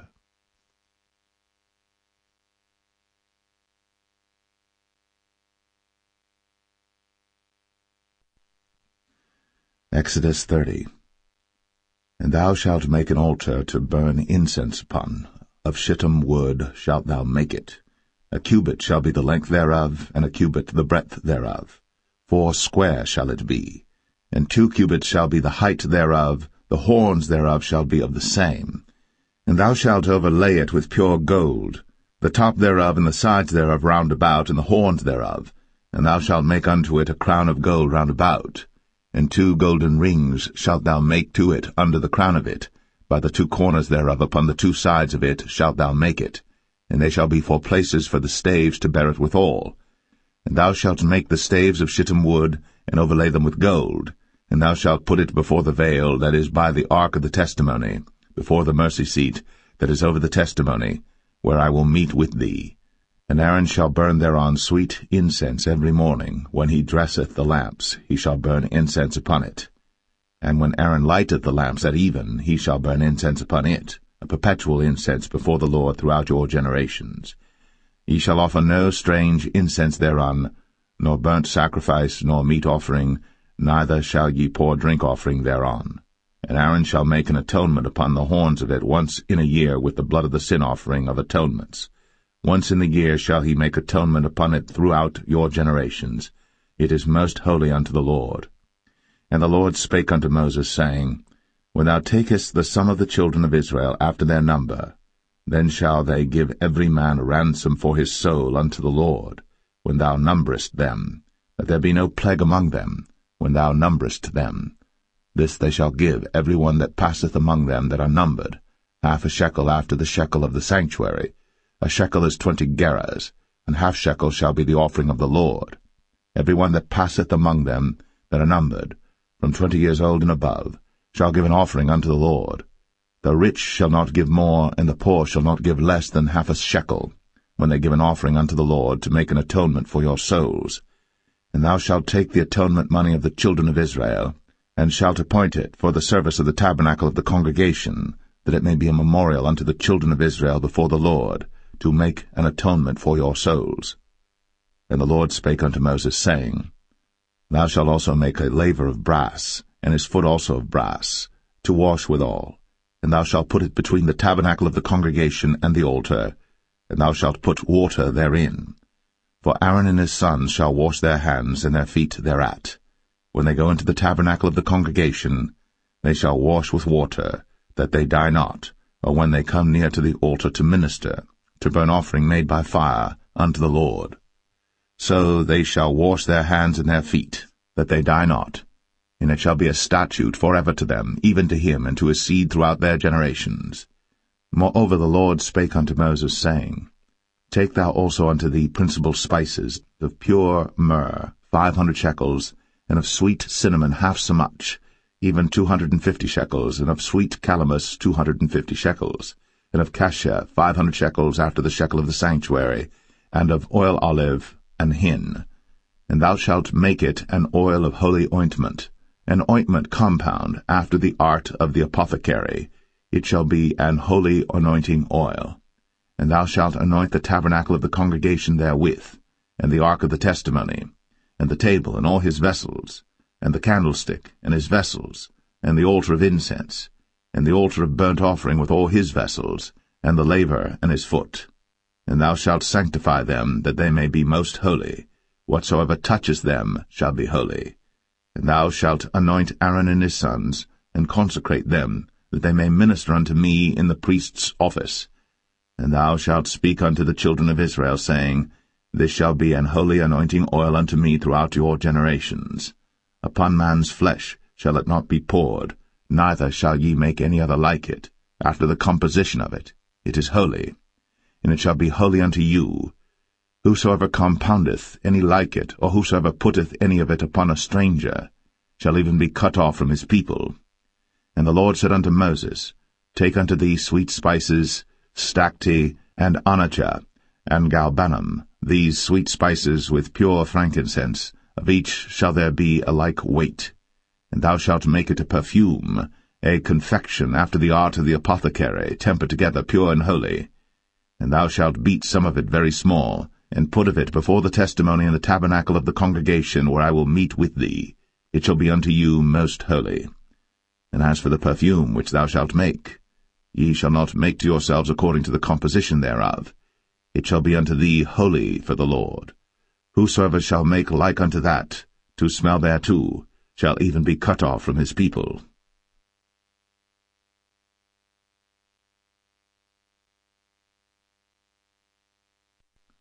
Exodus 31. And the Lord spake unto Moses, saying, See, I have called by name Bezalel the son of Uri, the son of Hur, of the tribe of Judah, and I have filled him with the Spirit of God, in wisdom, and in understanding, and in knowledge, and in all manner of workmanship, to devise cunning works, to work in gold, and in silver, and in brass, and in cutting of stones, to set them, and in carving of timber, to work in all manner of workmanship. And I, behold, I have given with him Aholiab, the son of Ahisamach, of the tribe of Dan. And in the hearts of all that are wise-hearted I have put wisdom, that they may make all that I have commanded thee: the tabernacle of the congregation, and the ark of the testimony, and the mercy seat that is thereupon, and all the furniture of the tabernacle, and the table, and his furniture, and the pure candlestick with all his furniture, and the altar of incense, and the altar of burnt offering with all his furniture, and the laver and his foot, and the cloths of service, and the holy garments for Aaron the priest, and the garments of his sons to minister in the priest's office, and the anointing oil, and sweet incense for the holy place, according to all that I have commanded thee shall they do. And the Lord spake unto Moses, saying, Speak thou also unto the children of Israel, saying, Verily, my Sabbaths ye shall keep, for it is a sign between me and you throughout your generations, that ye may know that I am the Lord that doth sanctify you. Ye shall keep the Sabbath therefore, for it is holy unto you. Every one that defileth it shall surely be put to death. For whosoever doeth any work therein, that soul shall be cut off from among his people. 6 days may work be done, but in the 7th is the Sabbath of rest, holy to the Lord. Whosoever doeth any work in the Sabbath day, he shall surely be put to death.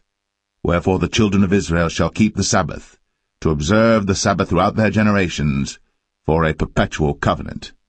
It is a sign between me and the children of Israel forever. For in 6 days the Lord made heaven and earth, and on the 7th day he rested and was refreshed. And he gave unto Moses, when he had made an end of communing with him upon Mount Sinai, 2 tables of testimony, tables of stone, written with the finger of God.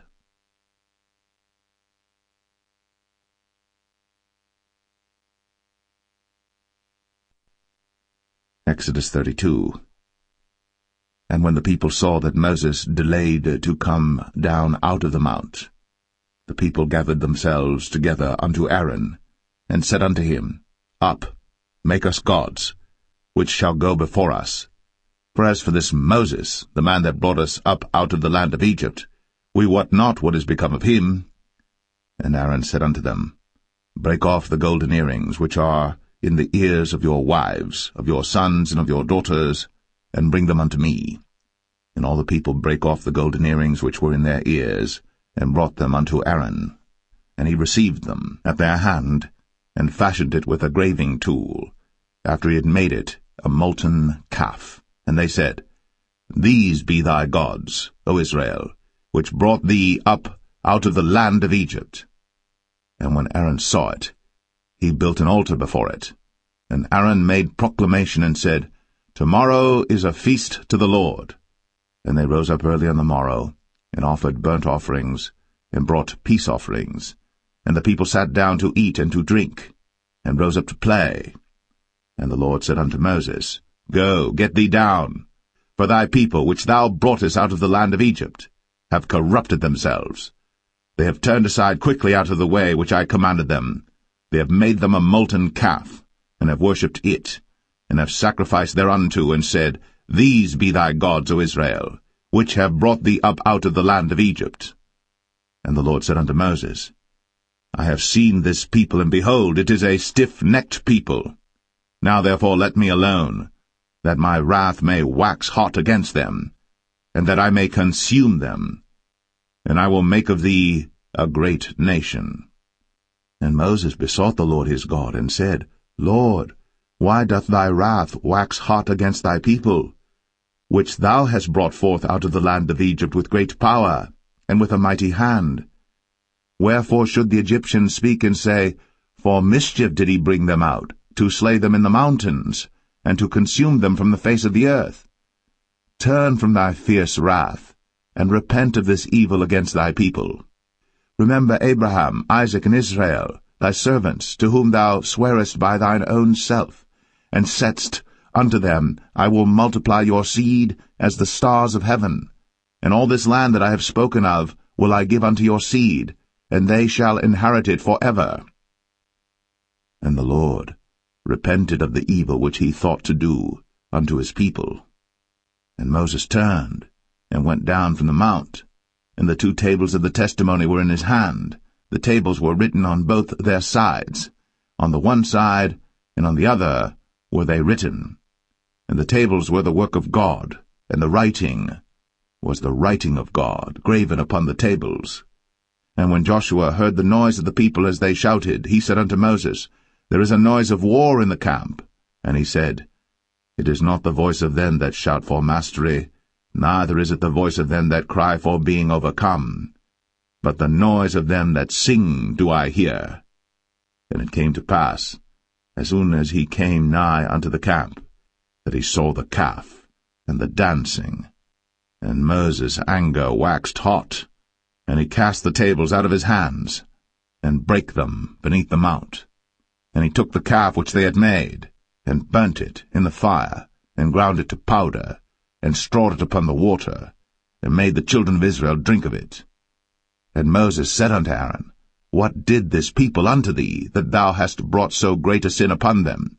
And Aaron said, Let not the anger of my Lord wax hot. Thou knowest the people, that they are set on mischief. For they said unto me, Make us gods, which shall go before us. For as for this Moses, the man that brought us up out of the land of Egypt, we wot not what is become of him. And I said unto them, Whosoever hath any gold, let them break it off.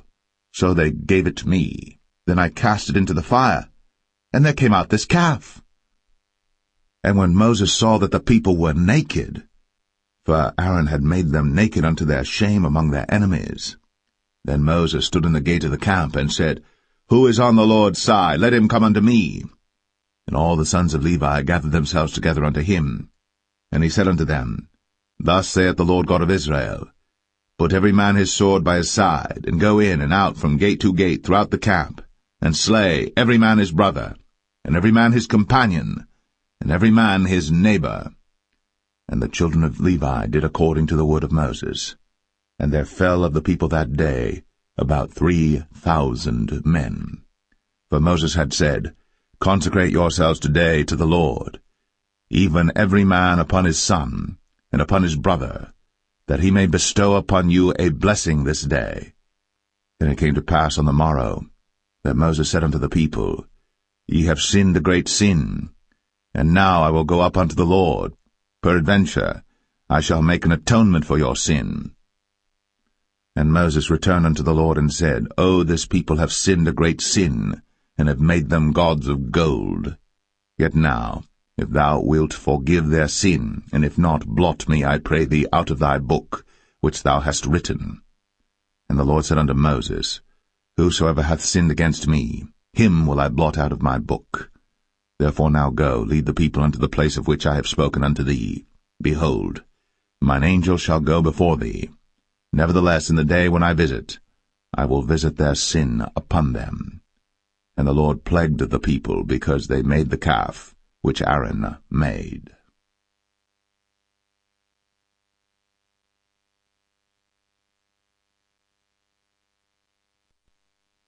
Exodus 33. And the Lord said unto Moses, Depart, and go up hence, thou, and the people which thou hast brought up out of the land of Egypt, unto the land which I sware unto Abraham, to Isaac, and to Jacob, saying, Unto thy seed will I give it. And I will send an angel before thee, and I will drive out the Canaanite, the Amorite, and the Hittite, and the Perizzite, the Hivite, and the Jebusite, unto a land flowing with milk and honey. For I will not go up in the midst of thee, for thou art a stiff-necked people, lest I consume thee in the way. And when the people heard these evil tidings, they mourned, and no man did put on him his ornaments. For the Lord had said unto Moses, Say unto the children of Israel, Ye are a stiff-necked people. I will come up into the midst of thee in a moment, and consume thee. Therefore now put off thy ornaments from thee, that I may know what to do unto thee. And the children of Israel stripped themselves of their ornaments by the mount Horeb. And Moses took the tabernacle, and pitched it without the camp, afar off from the camp, and called it the tabernacle of the congregation. And it came to pass that every one which sought the Lord went out unto the tabernacle of the congregation, which was without the camp. And it came to pass, when Moses went out unto the tabernacle, that all the people rose up, and stood every man at his tent door, and looked after Moses, until he was gone into the tabernacle. And it came to pass, as Moses entered into the tabernacle, the cloudy pillar descended, and stood at the door of the tabernacle, and the Lord talked with Moses. And all the people saw the cloudy pillar stand at the tabernacle door. And all the people rose up and worshipped, every man in his tent door. And the Lord spake unto Moses face to face, as a man speaketh unto his friend. And he turned again into the camp. But his servant Joshua the son of Nun, a young man, departed not out of the tabernacle. And Moses said unto the Lord, See, thou sayest unto me, Bring up this people, and thou hast not let me know whom thou wilt send with me. Yet thou hast said, I know thee by name, and thou hast also found grace in my sight. Now therefore, I pray thee, if I have found grace in thy sight, show me now thy way, that I may know thee, that I may find grace in thy sight, and consider that this nation is thy people. And he said, My presence shall go with thee, and I will give thee rest. And he said unto him, If thy presence go not with me, carry us not up hence. For wherein shall it be known here that I and thy people have found grace in thy sight? Is it not in that thou goest with us? So shall we be separated, I and thy people, from all the people that are upon the face of the earth. And the Lord said unto Moses, I will do this thing also that thou hast spoken, for thou hast found grace in my sight, and I know thee by name. And he said, I beseech thee, show me thy glory. And he said, I will make all my goodness pass before thee, and I will proclaim the name of the Lord before thee, and will be gracious to whom I will be gracious, and will show mercy on whom I will show mercy. And he said, Thou canst not see my face, for there shall no man see me and live. And the Lord said, Behold, there is a place by me, and thou shalt stand upon a rock. And it shall come to pass, while my glory passeth by, that I will put thee in a cleft of the rock, and will cover thee with my hand while I pass by. And I will take away mine hand, and thou shalt see my back parts, but my face shall not be seen.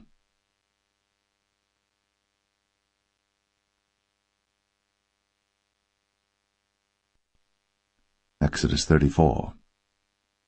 And the Lord said unto Moses, Hew thee 2 tables of stone like unto the first. And I will write upon these tables the words that were in the first tables which thou breakest. And be ready in the morning, and come up in the morning unto Mount Sinai, and present thyself there to me in the top of the mount. And no man shall come up with thee, neither let any man be seen throughout all the mount, neither let the flocks nor herds feed before that mount. And he hewed 2 tables of stone like unto the first. And Moses rose up early in the morning, and went up unto Mount Sinai, as the Lord had commanded him, and took in his hand the 2 tables of stone. And the Lord descended in the cloud, and stood with him there, and proclaimed the name of the Lord. And the Lord passed by before him, and proclaimed, The Lord God, merciful and gracious, long-suffering, and abundant in goodness and truth, keeping mercy for thousands, forgiving iniquity, and transgression and sin, and that will by no means clear the guilty, visiting the iniquity of the fathers upon the children, and upon the children's children, unto the 3rd and to the 4th generation. And Moses made haste, and bowed his head toward the earth, and worshipped. And he said, If now I have found grace in thy sight, O Lord, let my Lord, I pray thee, go among us. For it is a stiff-necked people, and pardon our iniquity and our sin, and take us for thine inheritance. And he said, Behold, I make a covenant. Before all thy people I will do marvels, such as have not been done in all the earth, nor in any nation. And all the people among which thou art shall see the work of the Lord. For it is a terrible thing that I will do with thee. Observe thou that which I command thee this day. Behold, I drive out before thee the Amorite, and the Canaanite, and the Hittite, and the Perizzite, and the Hivite, and the Jebusite. Take heed to thyself, lest thou make a covenant with the inhabitants of the land whither thou goest, lest it be for a snare in the midst of thee. But ye shall destroy their altars, break their images, and cut down their groves. For thou shalt worship no other god, for the Lord whose name is jealous is a jealous God. Lest thou make a covenant with the inhabitants of the land, and they go a-whoring after their gods, and do sacrifice unto their gods, and one call thee, and thou eat of his sacrifice, and thou take of their daughters unto thy sons, and their daughters go a-whoring after their gods, and make thy sons go a-whoring after their gods. Thou shalt make thee no molten gods. The feast of unleavened bread shalt thou keep. 7 days thou shalt eat unleavened bread, as I commanded thee, in the time of the month Abib. For in the month Abib thou camest out from Egypt. All that openeth the matrix is mine, and every firstling among thy cattle, whether ox or sheep that is male. But the firstling of an ass thou shalt redeem with a lamb, and if thou redeem him not, then shalt thou break his neck. All the firstborn of thy sons thou shalt redeem, and none shall appear before me empty. 6 days thou shalt work, but on the 7th day thou shalt rest. In earing time and in harvest thou shalt rest. And thou shalt observe the feast of weeks, of the firstfruits of wheat harvest, and the feast of ingathering at the year's end. Thrice in the year shall all your men-children appear before the Lord God, the God of Israel. For I will cast out the nations before thee, and enlarge thy borders. Neither shall any man desire thy land, when thou shalt go up to appear before the Lord thy God thrice in the year. Thou shalt not offer the blood of my sacrifice with leaven, neither shall the sacrifice of the feast of the Passover be left unto the morning. The first of the firstfruits of thy land thou shalt bring unto the house of the Lord thy God. Thou shalt not see the kid in his mother's milk.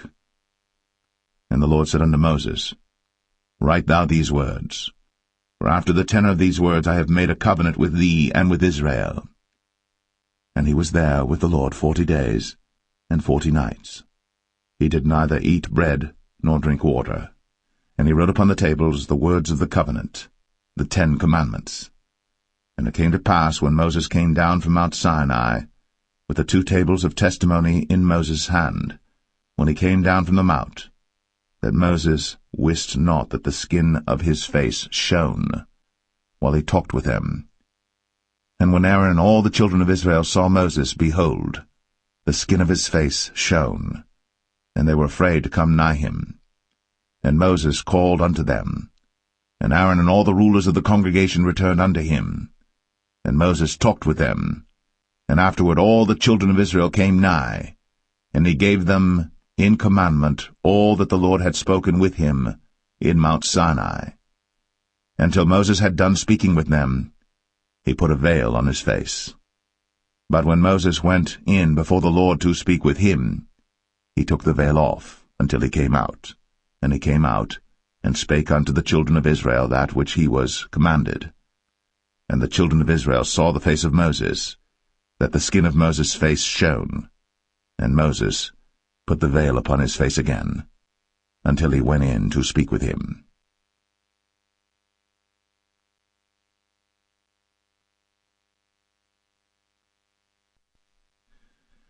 Exodus 35. And Moses gathered all the congregation of the children of Israel together, and said unto them, These are the words which the Lord hath commanded, that ye should do them. 6 days shall work be done, but on the 7th day there shall be to you an holy day, a Sabbath of rest to the Lord.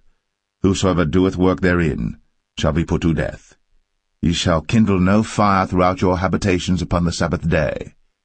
And Moses spake unto all the congregation of the children of Israel, saying, This is the thing which the Lord commanded, saying, Take ye from among you an offering unto the Lord. Whosoever is of a willing heart, let him bring it, an offering of the Lord, gold and silver and brass, and blue and purple and scarlet and fine linen and goat's hair, and rams' skins dyed red, and badgers' skins, and shittim wood, and oil for the light, and spices for anointing oil, and for the sweet incense, and onyx stones, and stones to be set for the ephod and for the breastplate. And every wise-hearted among you shall come, and make all that the Lord hath commanded, the tabernacle, his tent, and his covering, his taches, and his boards, his bars, his pillars, and his sockets, the ark and the staves thereof, with the mercy seat and the veil of the covering, the table and his staves, and all his vessels, and the showbread, the candlestick also for the light, and his furniture, and his lamps, with the oil for the light, and the incense altar, and his staves, and the anointing oil, and the sweet incense, and the hanging for the door at the entering in of the tabernacle, the altar of burnt offering, with his brazen grate, his staves, and all his vessels, the laver and his foot, the hangings of the court, his pillars, and their sockets, and the hanging for the door of the court, the pins of the tabernacle, and the pins of the court, and their cords, the cloths of service, to do service in the holy place, the holy garments for Aaron the priest, and the garments of his sons to minister in the priest's office. And all the congregation of the children of Israel departed from the presence of Moses. And they came, every one whose heart stirred him up, and every one whom his spirit made willing. And they brought the Lord's offering to the work of the tabernacle of the congregation, and for all his service, and for the holy garments. And they came, both men and women, as many as were willing-hearted, and brought bracelets and earrings and rings and tablets, all jewels of gold, and every man that offered an offering of gold unto the Lord.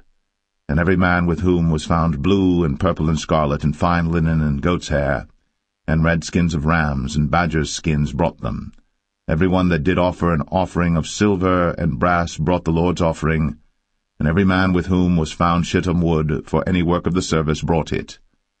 And all the women that were wise-hearted did spin with their hands, and brought that which they had spun, both of blue and of purple and of scarlet and of fine linen. And all the women whose heart stirred them up in wisdom spun goat's hair. And the rulers brought onyx stones, and stones to be set for the ephod and for the breastplate, and spice, and oil for the light, and for the anointing oil, and for the sweet incense. The children of Israel brought a willing offering unto the Lord, every man and woman whose heart made them willing to bring for all manner of work, which the Lord had commanded to be made by the hand of Moses. And Moses said unto the children of Israel, See, the Lord hath called by name Bezalel the son of Uri, the son of Hur, of the tribe of Judah.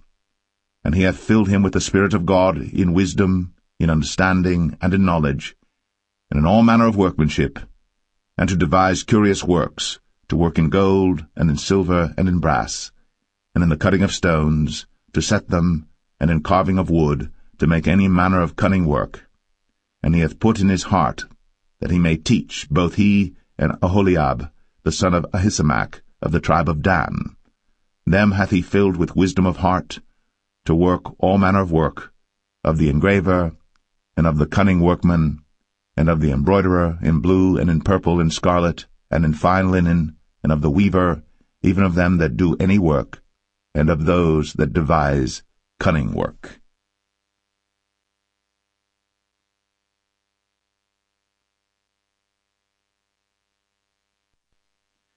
Exodus 36. Then wrought Bezalel, and Aholiab, and every wise-hearted man, in whom the Lord put wisdom and understanding to know how to work all manner of work for the service of the sanctuary, according to all that the Lord had commanded. And Moses called Bezalel and Aholiab, and every wise-hearted man, in whose heart the Lord had put wisdom, even every one whose heart stirred him up to come unto the work to do it. And they received of Moses all the offering, which the children of Israel had brought for the work of the service of the sanctuary, to make it withal. And they brought yet unto him free offerings every morning, And all the wise men that wrought all the work of the sanctuary came every man from his work which they made. And they spake unto Moses, saying, The people bring much more than enough for the service of the work, which the Lord commanded to make. And Moses gave commandment, and they caused it to be proclaimed throughout the camp, saying, Let neither man nor woman make any more work for the offering of the sanctuary. So the people were restrained from bringing. For the stuff they had was sufficient for all the work to make it, and too much. And every wise-hearted man among them that wrought the work of the tabernacle made 10 curtains of fine twined linen and blue and purple and scarlet. With cherubims of cunning work made he them. The length of one curtain was 28 cubits, and the breadth of one curtain 4 cubits. The curtains were all of one size. And he coupled the 5 curtains one unto another, and the other 5 curtains he coupled one unto another. And he made loops of blue on the edge of one curtain from the selvage in the coupling. Likewise he made in the uttermost side of another curtain in the coupling of the second. 50 loops made he in one curtain, and 50 loops made he in the edge of the curtain which was in the coupling of the second. The loops held one curtain to another. And he made 50 taches of gold, and coupled the curtains one unto another with the taches. So it became one tabernacle. And he made curtains of goat's hair for the tent over the tabernacle. 11 curtains he made them. The length of one curtain was 30 cubits, and 4 cubits was the breadth of one curtain. The 11 curtains were of one size. And he coupled 5 curtains by themselves, and 6 curtains by themselves. And he made 50 loops upon the uttermost edge of the curtain in the coupling, and 50 loops made he upon the edge of the curtain which coupleth the second. And he made 50 taches of brass to couple the tent together, that it might be one. And he made a covering for the tent of rams' skins dyed red, and a covering of badgers' skins above that. And he made boards for the tabernacle of shittim wood standing up. The length of a board was 10 cubits, and the breadth of a board 1 cubit and a half. One board had 2 tenons, equally distant one from another. Thus did he make for all the boards of the tabernacle. And he made boards for the tabernacle, 20 boards for the south side southward. And 40 sockets of silver he made under the 20 boards, 2 sockets under one board for his 2 tenons, and 2 sockets under another board for his 2 tenons.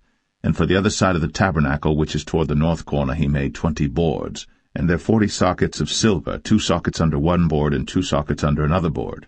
And for the sides of the tabernacle westward he made 6 boards, and 2 boards made he for the corners of the tabernacle in the 2 sides, and they were coupled beneath and coupled together at the head thereof to one ring. Thus he did to both of them in both the corners.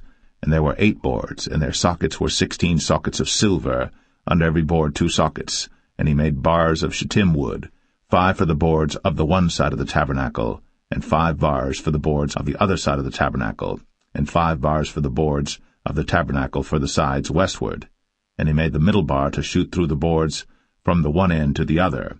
And he overlaid the boards with gold, and made their rings of gold to be places for the bars, and overlaid the bars with gold. And he made a veil of blue and purple and scarlet, and fine twined linen with cherubims made he it of cunning work. And he made thereunto 4 pillars of shittim wood, and overlaid them with gold. Their hooks were of gold. And he cast for them 4 sockets of silver. And he made an hanging for the tabernacle door of blue and purple and scarlet and fine twined linen of needlework. And the 5 pillars of it with their hooks, and he overlaid their chapiters and their fillets with gold. But their 5 sockets were of brass.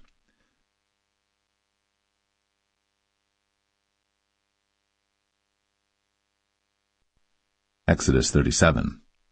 And Bezalel made the ark of shittim wood. 2 cubits and a half was the length of it, and a cubit and a half the breadth of it, and a cubit and a half the height of it. And he overlaid it with pure gold within and without, and made a crown of gold to it round about. And he cast for it 4 rings of gold, to be set by the 4 corners of it, even 2 rings upon the one side of it, and 2 rings upon the other side of it. And he made staves of shittim wood, and overlaid them with gold. And he put the staves into the rings by the sides of the ark to bear the ark. And he made the mercy seat of pure gold. 2 cubits and a half was the length thereof, and 1 cubit and a half the breadth thereof. And he made 2 cherubims of gold, beaten out of one piece made he them, on the 2 ends of the mercy seat, 1 cherub on the end, on this side, and another cherub on the other end on that side. Out of the mercy seat made he the cherubims on the 2 ends thereof. And the cherubims spread out their wings on high. and covered with their wings over the mercy seat with their faces one to another. Even to the mercy seatward were the faces of the cherubims.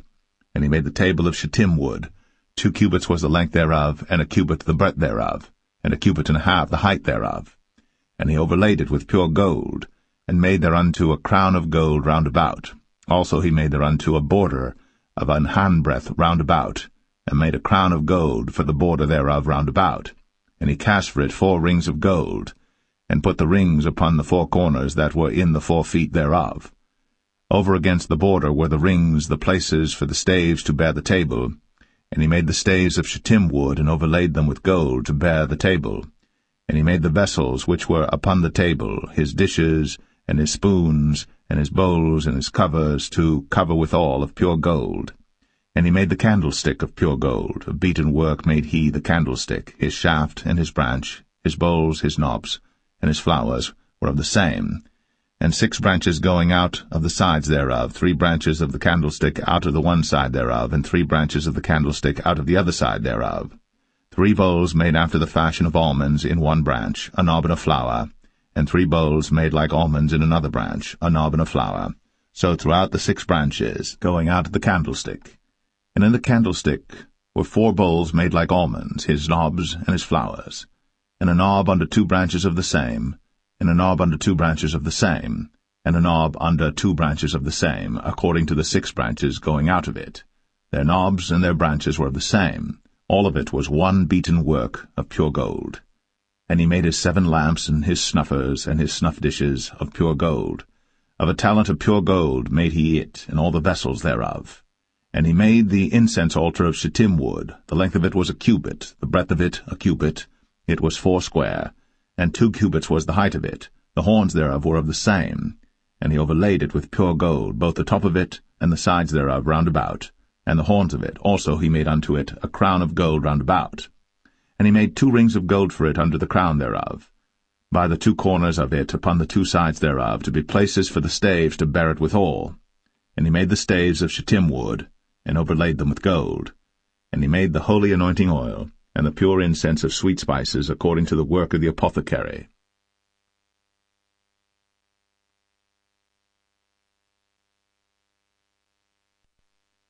Exodus 38. And he made the altar of burnt offering of shittim wood. 5 cubits was the length thereof, and 5 cubits the breadth thereof. It was 4 square, and 3 cubits the height thereof. And he made the horns thereof on the 4 corners of it. The horns thereof were of the same, and he overlaid it with brass. And he made all the vessels of the altar, the pots and the shovels and the basins and the flesh hooks, and the firepans, all the vessels thereof made he of brass. And he made for the altar a brazen grate of network under the compass thereof beneath unto the midst of it. And he cast 4 rings for the 4 ends of the grate of brass to be places for the staves. And he made the staves of shittim wood, and overlaid them with brass. And he put the staves into the rings on the sides of the altar, to bear it withal. He made the altar hollow with boards. And he made the laver of brass, and the foot of it of brass, of the looking-glasses of the women assembling, which assembled at the door of the tabernacle of the congregation. And he made the court.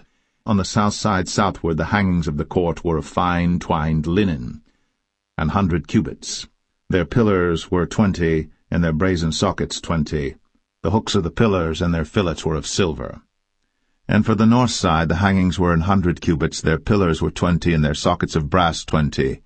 The hooks of the pillars and their fillets of silver. And for the west side were hangings of 50 cubits, their pillars 10, and their sockets 10, the hooks of the pillars and their fillets of silver. And for the east side eastward 50 cubits. The hangings of the one side of the gate were 15 cubits, their pillars 3, and their sockets 3. And for the other side of the court gate, on this hand and that hand, were hangings of 15 cubits, their pillars 3, and their sockets 3. All the hangings of the court round about were of fine twined linen. And the sockets for the pillars were of brass, the hooks of the pillars and their fillets of silver, and the overlaying of their chapiters of silver. And all the pillars of the court were filleted with silver. And the hanging for the gate of the court was needlework, of blue and purple and scarlet and fine twined linen. And 20 cubits was the length, and the height and the breadth was 5 cubits, answerable to the hangings of the court. And their pillars were 4, and their sockets of brass 4, their hooks of silver, and the overlaying of their chapiters and their fillets of silver. And all the pins of the tabernacle and of the court round about were of brass. This is the sum of the tabernacle, even of the tabernacle of testimony, as it was counted, according to the commandment of Moses, for the service of the Levites, by the hand of Ithamar, son to Aaron the priest. And Bezalel, the son of Uri, the son of Hur, of the tribe of Judah, made all that the Lord commanded Moses. And with him was Aholiab, son of Ahisamach, of the tribe of Dan, an engraver, and a cunning workman, and an embroiderer in blue, and in purple, and in scarlet, and fine linen. All the gold that was occupied for the work, and all the work of the holy place, even the gold of the offering, was 29 talents, and 730 shekels after the shekel of the sanctuary. And the silver of them that were numbered of the congregation was 100 talents, and 1,760 shekels after the shekel of the sanctuary. A bekah for every man, that is, half a shekel, after the shekel of the sanctuary, for every one that went to be numbered, from 20 years old and upward, for 600,000 and 3,550 men. And of the 100 talents of silver were cast the sockets of the sanctuary, and the sockets of the veil, and 100 sockets of the 100 talents, a talent for a socket. And of the 1,775 shekels he made hooks for the pillars, and overlaid their chapiters, and filleted them. And the brass of the offering was 70 talents, and 2,400 shekels. And therewith he made the sockets to the door of the tabernacle of the congregation, and the brazen altar, and the brazen grate for it, and all the vessels of the altar, and the sockets of the court round about, and the sockets of the court gate, and all the pins of the tabernacle, and all the pins of the court round about.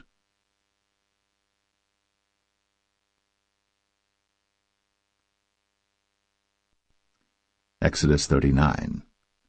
And of the blue, and purple, and scarlet they made cloths of service, to do service in the holy place, and made the holy garments for Aaron, as the Lord commanded Moses. And he made the ephod of gold, blue, and purple, and scarlet, and fine-twined linen. And they did beat the gold into thin plates, and cut it into wires, to work it in the blue, and in the purple, and in the scarlet, and in the fine linen, with cunning work. They made shoulder pieces for it, to couple it together. By the two edges was it coupled together. And the curious girdle of his ephod that was upon it was of the same, according to the work thereof, of gold, blue, and purple, and scarlet, and fine twined linen, as the Lord commanded Moses. And they wrought onyx stones enclosed in ouches of gold, graven as signets are graven, with the names of the children of Israel. And he put them on the shoulders of the ephod, that they should be stones for a memorial to the children of Israel, as the Lord commanded Moses. And he made the breastplate of cunning work, like the work of the ephod, of gold, blue, and purple, and scarlet, and fine twined linen. It was foursquare. They made the breastplate double. A span was the length thereof, and a span the breadth thereof, being doubled. And they set in it 4 rows of stones. The first row was a sardius, a topaz, and a carbuncle. This was the first row. And the second row an emerald, a sapphire, and a diamond. And the third row a ligure, an agate, and an amethyst. And the fourth row a beryl, an onyx, and a jasper. They were enclosed in ouches of gold in their enclosings. And the stones were according to the names of the children of Israel, 12 according to their names, like the engravings of a signet, every one with his name, according to the 12 tribes. And they made upon the breastplate chains at the ends of wreathen work of pure gold. And they made 2 ouches of gold and 2 gold rings, and put the 2 rings in the 2 ends of the breastplate. And they put the 2 wreathen chains of gold in the 2 rings on the ends of the breastplate. And the 2 ends of the 2 wreathen chains they fastened in the 2 ouches, and put them on the shoulder pieces of the ephod before it. And they made 2 rings of gold, and put them on the 2 ends of the breastplate, upon the border of it, which was on the side of the ephod inward. And they made 2 other golden rings, and put them on the 2 sides of the ephod underneath, toward the forepart of it, over against the other coupling thereof, above the curious girdle of the ephod. And they did bind the breastplate by his rings unto the rings of the ephod with a lace of blue, that it might be above the curious girdle of the ephod, and that the breastplate might not be loosed from the ephod, as the Lord commanded Moses. And he made the robe of the ephod of woven work, all of blue. And there was an hole in the midst of the robe, as the hole of an habergeon, with a band round about the hole, that it should not rend. And they made upon the hems of the robe pomegranates of blue and purple and scarlet and twined linen. And they made bells of pure gold, and put the bells between the pomegranates upon the hem of the robe, round about between the pomegranates, a bell and a pomegranate, a bell and a pomegranate, round about the hem of the robe to minister in, as the Lord commanded Moses. And they made coats of fine linen of woven work for Aaron and for his sons, and a mitre of fine linen, and goodly bonnets of fine linen, and linen breeches of fine twined linen, and a girdle of fine twined linen, and blue and purple and scarlet of needlework, as the Lord commanded Moses. And they made the plate of the holy crown of pure gold, and wrote upon it a writing like to the engravings of a signet, Holiness to the Lord. And they tied unto it a lace of blue to fasten it on high upon the mitre, as the Lord commanded Moses. Thus was all the work of the tabernacle of the tent of the congregation finished. And the children of Israel did according to all that the Lord commanded Moses, so did they. And they brought the tabernacle unto Moses, the tent, and all his furniture, his taches, his boards, his bars, and his pillars, and his sockets, and the covering of ram skins dyed red, and the covering of badger skins, and the veil of the covering, the ark of the testimony, and the staves thereof, and the mercy seat, the table and all the vessels thereof, and the showbread, the pure candlestick, with the lamps thereof, even with the lamps to be set in order, and all the vessels thereof, and the oil for light, and the golden altar, and the anointing oil, and the sweet incense, and the hanging for the tabernacle door, the brazen altar, and his grate of brass, his staves and all his vessels, the laver and his foot, the hangings of the court, his pillars and his sockets, and the hanging for the court gate, his cords, and his pins, and all the vessels of the service of the tabernacle for the tent of the congregation, the cloths of service to do service in the holy place, and the holy garments for Aaron the priest, and his sons' garments, to minister in the priest's office. According to all that the Lord commanded Moses, so the children of Israel made all the work. And Moses did look upon all the work, and behold, they had done it, as the Lord had commanded, even so had they done it. And Moses blessed them.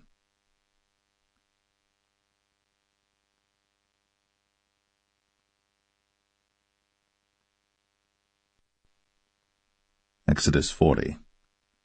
And the Lord spake unto Moses, saying, On the first day of the first month shalt thou set up the tabernacle of the tent of the congregation, and thou shalt put therein the ark of the testimony, and cover the ark with the veil. And thou shalt bring in the table, and set in order the things that are to be set in order upon it. And thou shalt bring in the candlestick, and light the lamps thereof. And thou shalt set the altar of gold for the incense before the ark of the testimony, and put the hanging of the door to the tabernacle. And thou shalt set the altar of the burnt offering before the door of the tabernacle of the tent of the congregation. And thou shalt set the laver between the tent of the congregation and the altar, and shalt put water therein. And thou shalt set up the court round about, and hang up the hanging at the court gate. And thou shalt take the anointing oil, and anoint the tabernacle, and all that is therein, and shalt hallow it, and all the vessels thereof, and it shall be holy. And thou shalt anoint the altar of the burnt offering, and all his vessels, and sanctify the altar, and it shall be an altar most holy. And thou shalt anoint the laver and his foot, and sanctify it. And thou shalt bring Aaron and his sons unto the door of the tabernacle of the congregation, and wash them with water. And thou shalt put upon Aaron the holy garments, and anoint him, and sanctify him, that he may minister unto me in the priest's office. And thou shalt bring his sons, and clothe them with coats. And thou shalt anoint them, as thou didst anoint their father, that they may minister unto me in the priest's office, for their anointing shall surely be an everlasting priesthood throughout their generations. Thus did Moses. According to all that the Lord commanded him, so did he. And it came to pass in the first month, in the second year, on the first day of the month, that the tabernacle was reared up. And Moses reared up the tabernacle, and fastened his sockets, and set up the boards thereof, and put in the bars thereof, and reared up his pillars. And he spread abroad the tent over the tabernacle, and put the covering of the tent above upon it, as the Lord commanded Moses. And he took and put the testimony into the ark, and set the staves on the ark, and put the mercy seat above upon the ark. And he brought the ark into the tabernacle, and set up the veil of the covering, and covered the ark of the testimony, as the Lord commanded Moses. And he put the table in the tent of the congregation upon the side of the tabernacle northward without the veil. And he set the bread in order upon it before the Lord, as the Lord had commanded Moses. And he put the candlestick in the tent of the congregation over against the table on the side of the tabernacle southward. And he lighted the lamps before the Lord, as the Lord commanded Moses. And he put the golden altar in the tent of the congregation before the veil. And he burnt sweet incense thereon, as the Lord commanded Moses.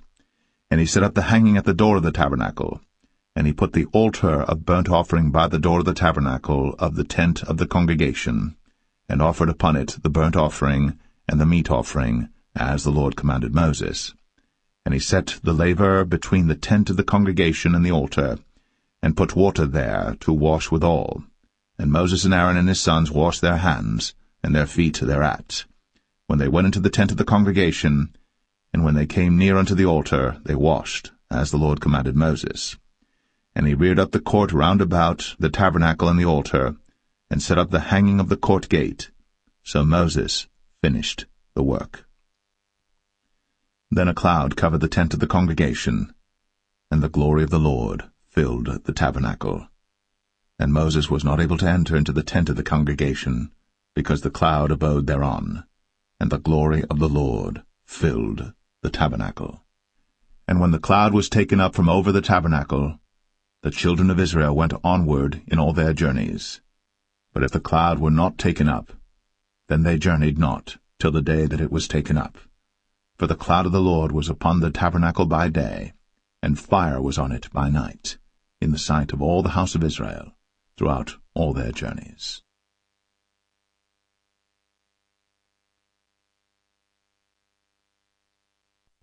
The Book of Leviticus, chapter 1.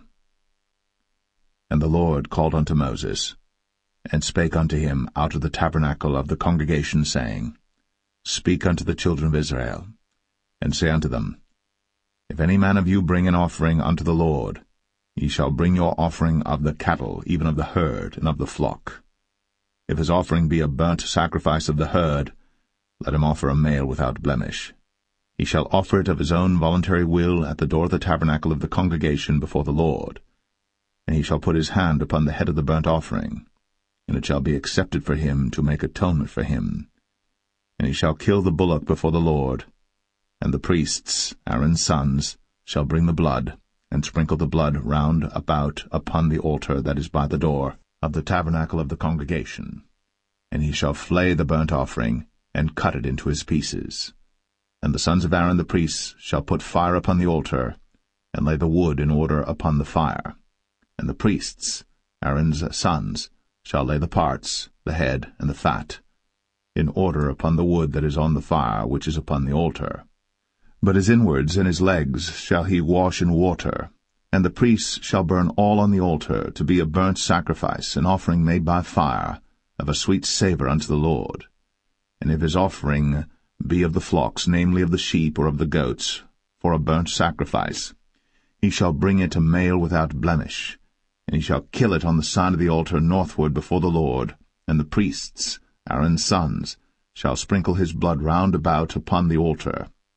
And he shall cut it into his pieces, with his head and his fat, and the priest shall lay them in order on the wood that is on the fire which is upon the altar. But he shall wash the inwards and the legs with water, and the priest shall bring it all, and burn it upon the altar. It is a burnt sacrifice, an offering made by fire, of a sweet savour unto the Lord.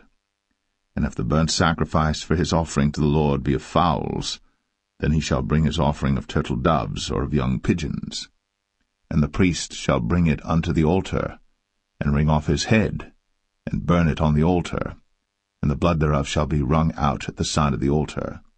And he shall pluck away his crop with his feathers, and cast it beside the altar on the east part, by the place of the ashes. And he shall cleave it with the wings thereof, but shall not divide it asunder. And the priest shall burn it upon the altar, upon the wood that is upon the fire.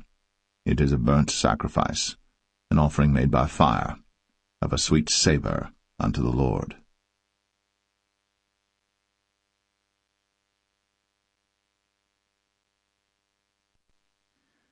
Leviticus 2. And when any will offer a meat offering unto the Lord, his offering shall be of fine flour. And he shall pour oil upon it, and put frankincense thereon. And he shall bring it to Aaron's sons the priests. And he shall take thereout his handful of the flour thereof, and of the oil thereof, with all the frankincense thereof.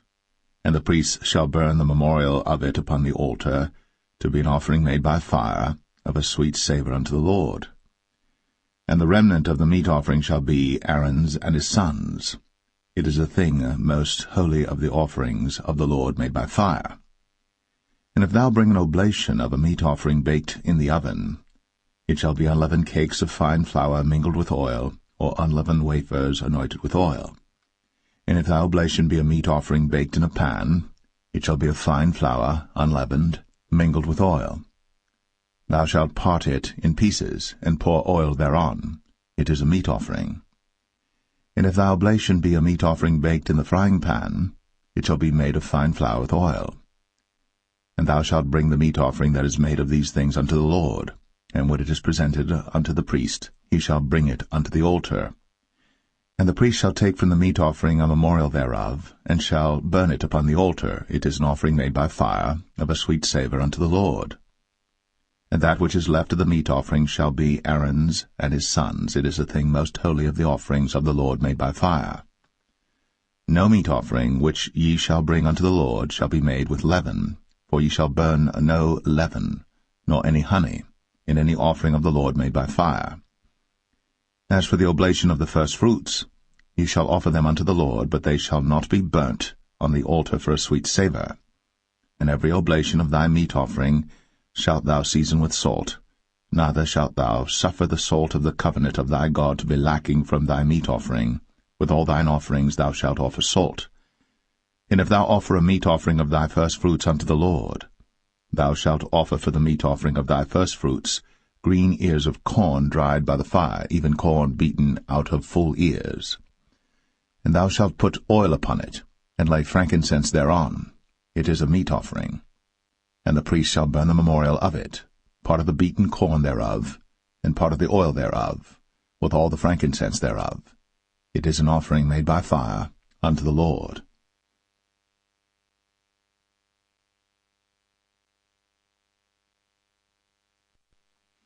Leviticus 3. And if his oblation be a sacrifice of peace offering, if he offer it of the herd, whether it be a male or female, he shall offer it without blemish before the Lord. And he shall lay his hand upon the head of his offering, and kill it at the door of the tabernacle of the congregation. And Aaron's sons the priests shall sprinkle the blood upon the altar round about. And he shall offer of the sacrifice of the peace offering an offering made by fire unto the Lord, the fat that covereth the inwards, and all the fat that is upon the inwards, and the 2 kidneys, and the fat that is on them, which is by the flanks, and the caul above the liver, with the kidneys, it shall he take away. And Aaron's sons shall burn it on the altar upon the burnt sacrifice which is upon the wood that is on the fire. It is an offering made by fire, of a sweet savour unto the Lord. And if his offering for a sacrifice of peace offering unto the Lord be of the flock, male or female, he shall offer it without blemish. If he offer a lamb for his offering, then shall he offer it before the Lord. And he shall lay his hand upon the head of his offering, and kill it before the tabernacle of the congregation. And Aaron's sons shall sprinkle the blood thereof round about upon the altar.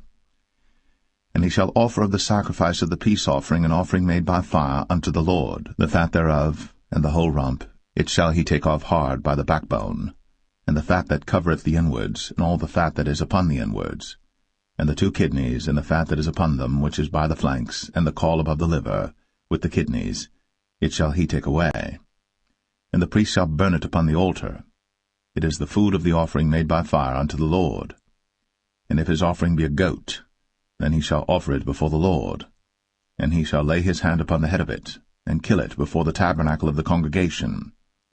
And the sons of Aaron shall sprinkle the blood thereof upon the altar round about. And he shall offer thereof his offering, even an offering made by fire unto the Lord, the fat that covereth the inwards, and all the fat that is upon the inwards, and the 2 kidneys, and the fat that is upon them, which is by the flanks, and the caul above the liver, with the kidneys, it shall he take away. And the priest shall burn them upon the altar. It is the food of the offering made by fire for a sweet savour. All the fat is the Lord's.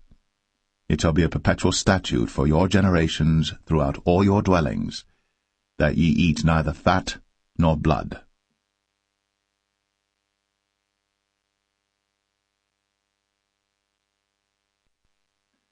Leviticus 4.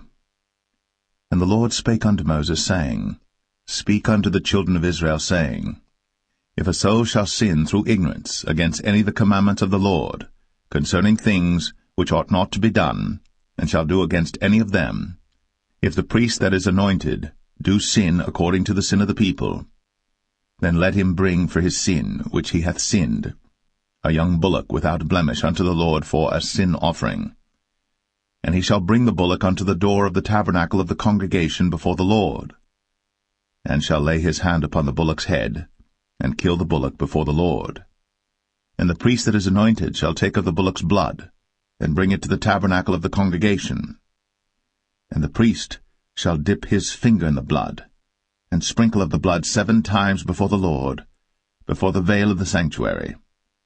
And the priest shall put some of the blood upon the horns of the altar of sweet incense before the Lord, which is in the tabernacle of the congregation, and shall pour all the blood of the bullock at the bottom of the altar of the burnt offering, which is at the door of the tabernacle of the congregation. And he shall take off from it all the fat of the bullock for the sin offering, the fat that covereth the inwards, and all the fat that is upon the inwards, and the 2 kidneys, and the fat that is upon them, which is by the flanks, and the caul above the liver, with the kidneys, it shall he take away, as it was taken off from the bullock of the sacrifice of peace offerings. And the priest shall burn them upon the altar of the burnt offering.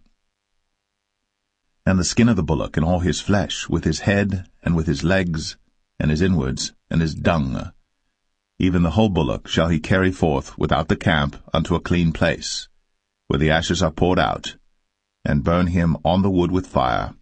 Where the ashes are poured out shall he be burnt.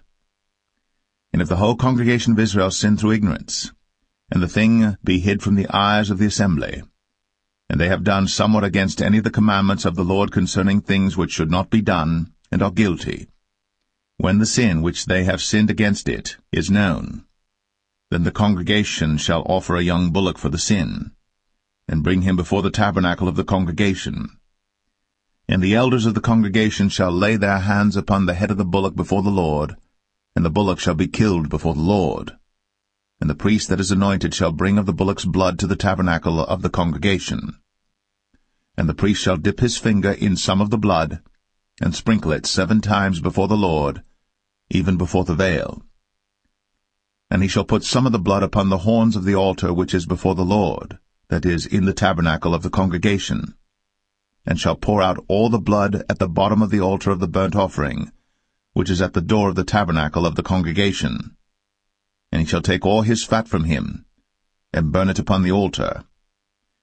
And he shall do with the bullock as he did with the bullock for a sin offering. So shall he do with this, and the priest shall make an atonement for them, and it shall be forgiven them. And he shall carry forth the bullock without the camp, and burn him as he burned the first bullock. It is a sin offering for the congregation. When a ruler hath sinned, and done somewhat through ignorance against any of the commandments of the Lord his God, concerning things which should not be done, and is guilty, or if his sin, wherein he hath sinned, come to his knowledge, he shall bring his offering, a kid of the goats, a male without blemish. And he shall lay his hand upon the head of the goat, and kill it in the place where they killed the burnt offering before the Lord. It is a sin offering. And the priest shall take of the blood of the sin offering with his finger, and put it upon the horns of the altar of burnt offering, and shall pour out his blood at the bottom of the altar of burnt offering. And he shall burn all his fat upon the altar, as the fat of the sacrifice of peace offerings. And the priest shall make an atonement for him as concerning his sin, and it shall be forgiven him. And if any one of the common people sin through ignorance, while he doeth somewhat against any of the commandments of the Lord concerning things which ought not to be done, and be guilty, or if his sin, which he hath sinned, come to his knowledge, then he shall bring his offering, a kid of the goats, a female without blemish, for his sin, which he hath sinned. And he shall lay his hand upon the head of the sin offering, and slay the sin offering in the place of the burnt offering. And the priest shall take of the blood thereof with his finger, and put it upon the horns of the altar of burnt offering, and shall pour out all the blood thereof at the bottom of the altar. And he shall take away all the fat thereof, as the fat is taken away from off the sacrifice of peace offerings. And the priest shall burn it upon the altar for a sweet savour unto the Lord. And the priest shall make an atonement for him, and it shall be forgiven him. And if he bring a lamb for a sin offering, he shall bring it a female without blemish. And he shall lay his hand upon the head of the sin offering, and slay it for a sin offering in the place where they kill the burnt offering. And the priest shall take of the blood of the sin offering with his finger, and put it upon the horns of the altar of burnt offering, and shall pour out all the blood thereof at the bottom of the altar. And he shall take away all the fat thereof, as the fat of the lamb is taken away from the sacrifice of the peace offerings. And the priest shall burn them upon the altar according to the offerings made by fire unto the Lord. And the priest shall make an atonement for his sin that he hath committed, and it shall be forgiven him.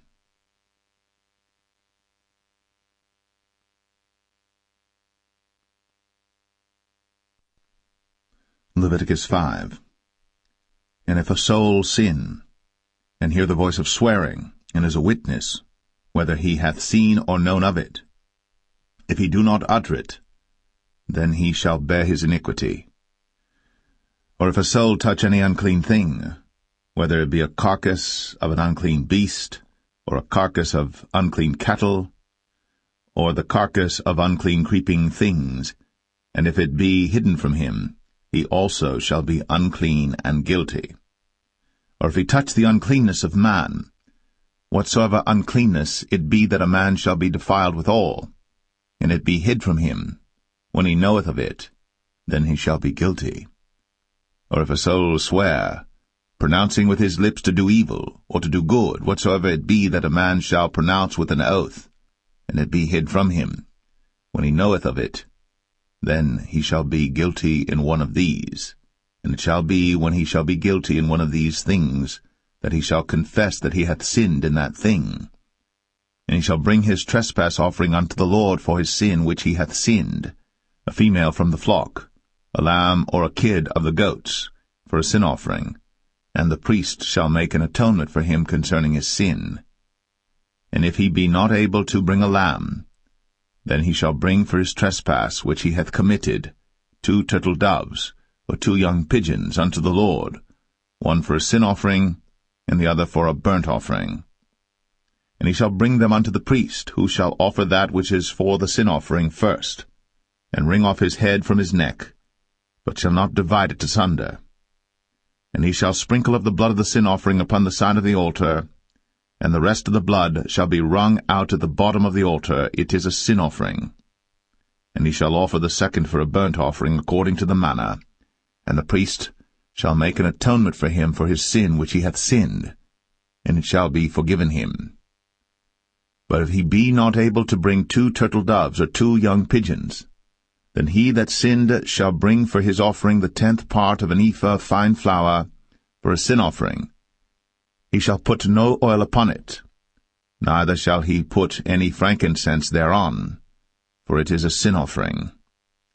Then shall he bring it to the priest, and the priest shall take his handful of it, even a memorial thereof, and burn it on the altar, according to the offerings made by fire unto the Lord. It is a sin offering. And the priest shall make an atonement for him as touching his sin that he hath sinned in one of these, and it shall be forgiven him. And the remnant shall be the priest's, as a meat offering. And the Lord spake unto Moses, saying, If a soul commit a trespass, and sin through ignorance in the holy things of the Lord, then he shall bring for his trespass unto the Lord a ram without blemish out of the flocks, with thy estimation by shekels of silver, after the shekel of the sanctuary, for a trespass offering. And he shall make amends for the harm that he hath done in the holy thing, and shall add the 5th part thereto, and give it unto the priest. And the priest shall make an atonement for him with the ram of the trespass offering, and it shall be forgiven him. And if a soul sin, and commit any of these things which are forbidden to be done by the commandments of the Lord, though he wist it not, yet is he guilty, and shall bear his iniquity. And he shall bring a ram without blemish out of the flock with thy estimation for a trespass offering unto the priest. And the priest shall make an atonement for him concerning his ignorance wherein he erred and wist it not, and it shall be forgiven him. It is a trespass offering, he hath certainly trespassed against the Lord.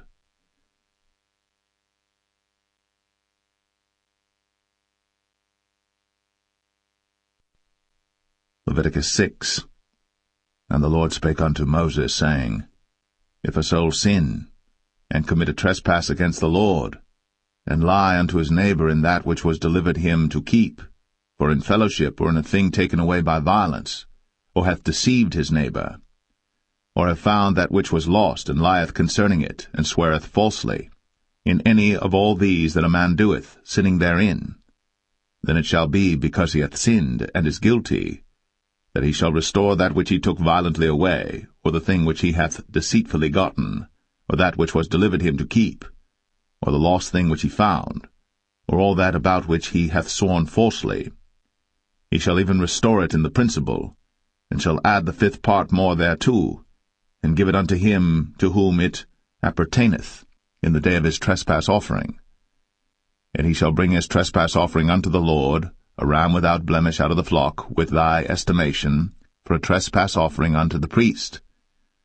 And the priest shall make an atonement for him before the Lord, and it shall be forgiven him for anything of all that he hath done in trespassing therein. And the Lord spake unto Moses, saying, Command Aaron and his sons, saying, This is the law of the burnt offering. It is the burnt offering because of the burning upon the altar all night unto the morning, and the fire of the altar shall be burning in it. And the priest shall put on his linen garment, and his linen breeches shall he put upon his flesh, and take up the ashes which the fire hath consumed with the burnt offering on the altar. And he shall put them beside the altar. And he shall put off his garments, and put on other garments, and carry forth the ashes without the camp unto a clean place. And the fire upon the altar shall be burning in it. It shall not be put out. And the priest shall burn wood on it every morning, and lay the burnt offering in order upon it. And he shall burn thereon the fat of the peace offerings. The fire shall ever be burning upon the altar. It shall never go out. And this is the law of the meat offering. The sons of Aaron shall offer it before the Lord, before the altar. And he shall take of it his handful of the flour of the meat offering, and of the oil thereof, and all the frankincense which is upon the meat offering, and shall burn it upon the altar for a sweet savour, even the memorial of it, unto the Lord. And the remainder thereof shall Aaron and his sons eat. With unleavened bread shall it be eaten in the holy place. In the court of the tabernacle of the congregation they shall eat it. It shall not be baked with leaven. I have given it unto them for their portion of my offerings made by fire. It is most holy, as is the sin offering, and as the trespass offering. All the males among the children of Aaron shall eat of it. It shall be a statute for ever in your generations concerning the offerings of the Lord made by fire. Every one that toucheth them shall be holy. And the Lord spake unto Moses, saying, This is the offering of Aaron and of his sons, which they shall offer unto the Lord in the day when he is anointed. The 10th part of an ephah of fine flour for a meat offering perpetual, half of it in the morning, and half thereof at night. In a pan it shall be made with oil, and when it is baked, thou shalt bring it in. And the baked pieces of the meat offering shalt thou offer for a sweet savour unto the Lord. And the priest of his sons that is anointed in his stead shall offer it. It is a statute for ever unto the Lord. It shall be wholly burnt. For every meat offering for the priest shall be wholly burnt. It shall not be eaten. And the Lord spake unto Moses, saying, Speak unto Aaron and to his sons, saying, This is the law of the sin offering. In the place where the burnt offering is killed shall the sin offering be killed before the Lord. It is most holy. The priest that offereth it for sin shall eat it. In the holy place shall it be eaten. in the court of the tabernacle of the congregation. Whatsoever shall touch the flesh thereof shall be holy. And when there is sprinkled of the blood thereof upon any garment, thou shalt wash that whereon it was sprinkled in the holy place. But the earthen vessel wherein it is sodden shall be broken, and if it be sodden in a brazen pot, it shall be both scoured and rinsed in water. All the males among the priests shall eat thereof. It is most holy. And no sin offering whereof any of the blood is brought into the tabernacle of the congregation to reconcile with all in the holy place shall be eaten. It shall be burnt in the fire.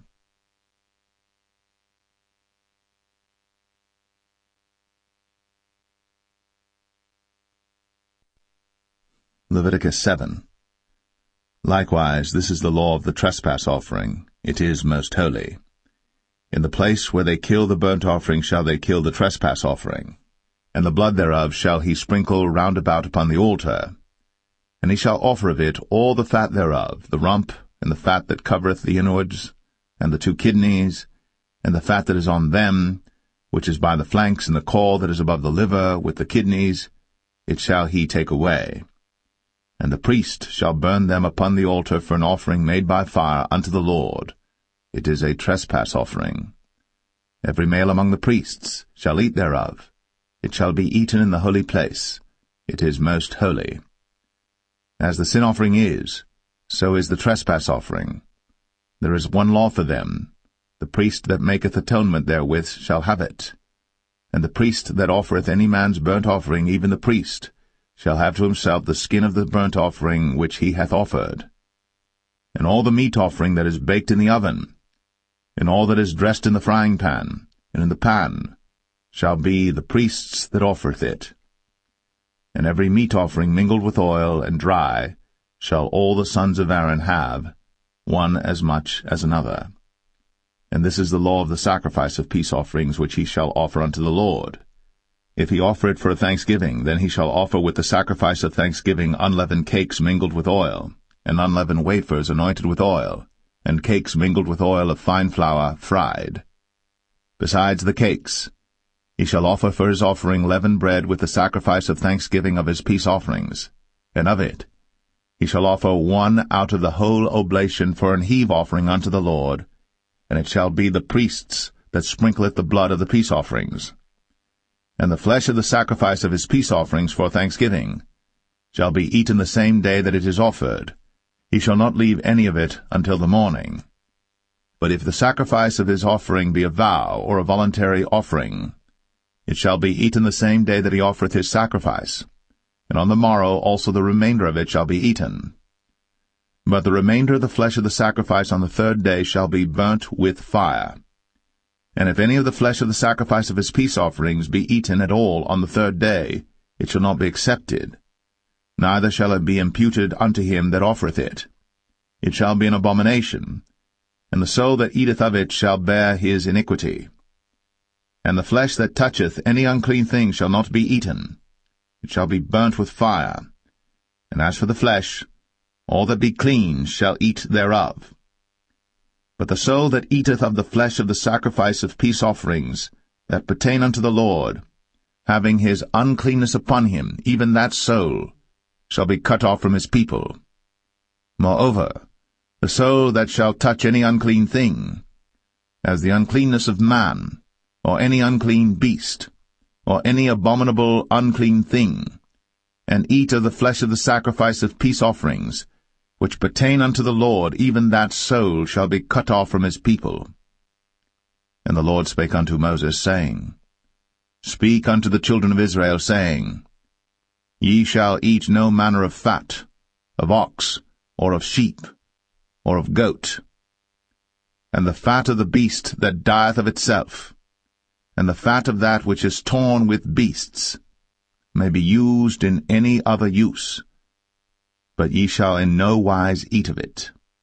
For whosoever eateth the fat of the beast, of which men offer an offering made by fire unto the Lord, even the soul that eateth it shall be cut off from his people.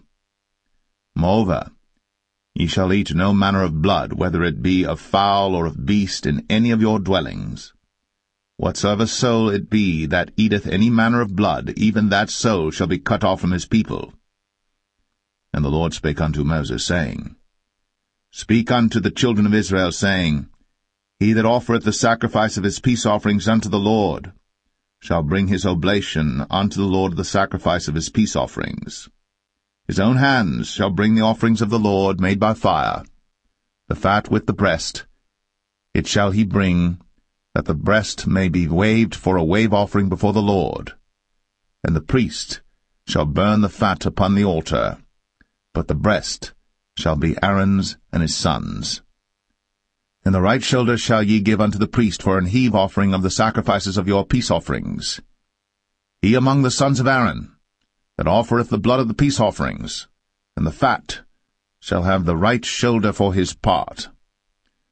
For the wave breast, and the heave shoulder, have I taken of the children of Israel, from off the sacrifices of their peace offerings, and have given them unto Aaron the priest, and unto his sons by a statute for ever from among the children of Israel.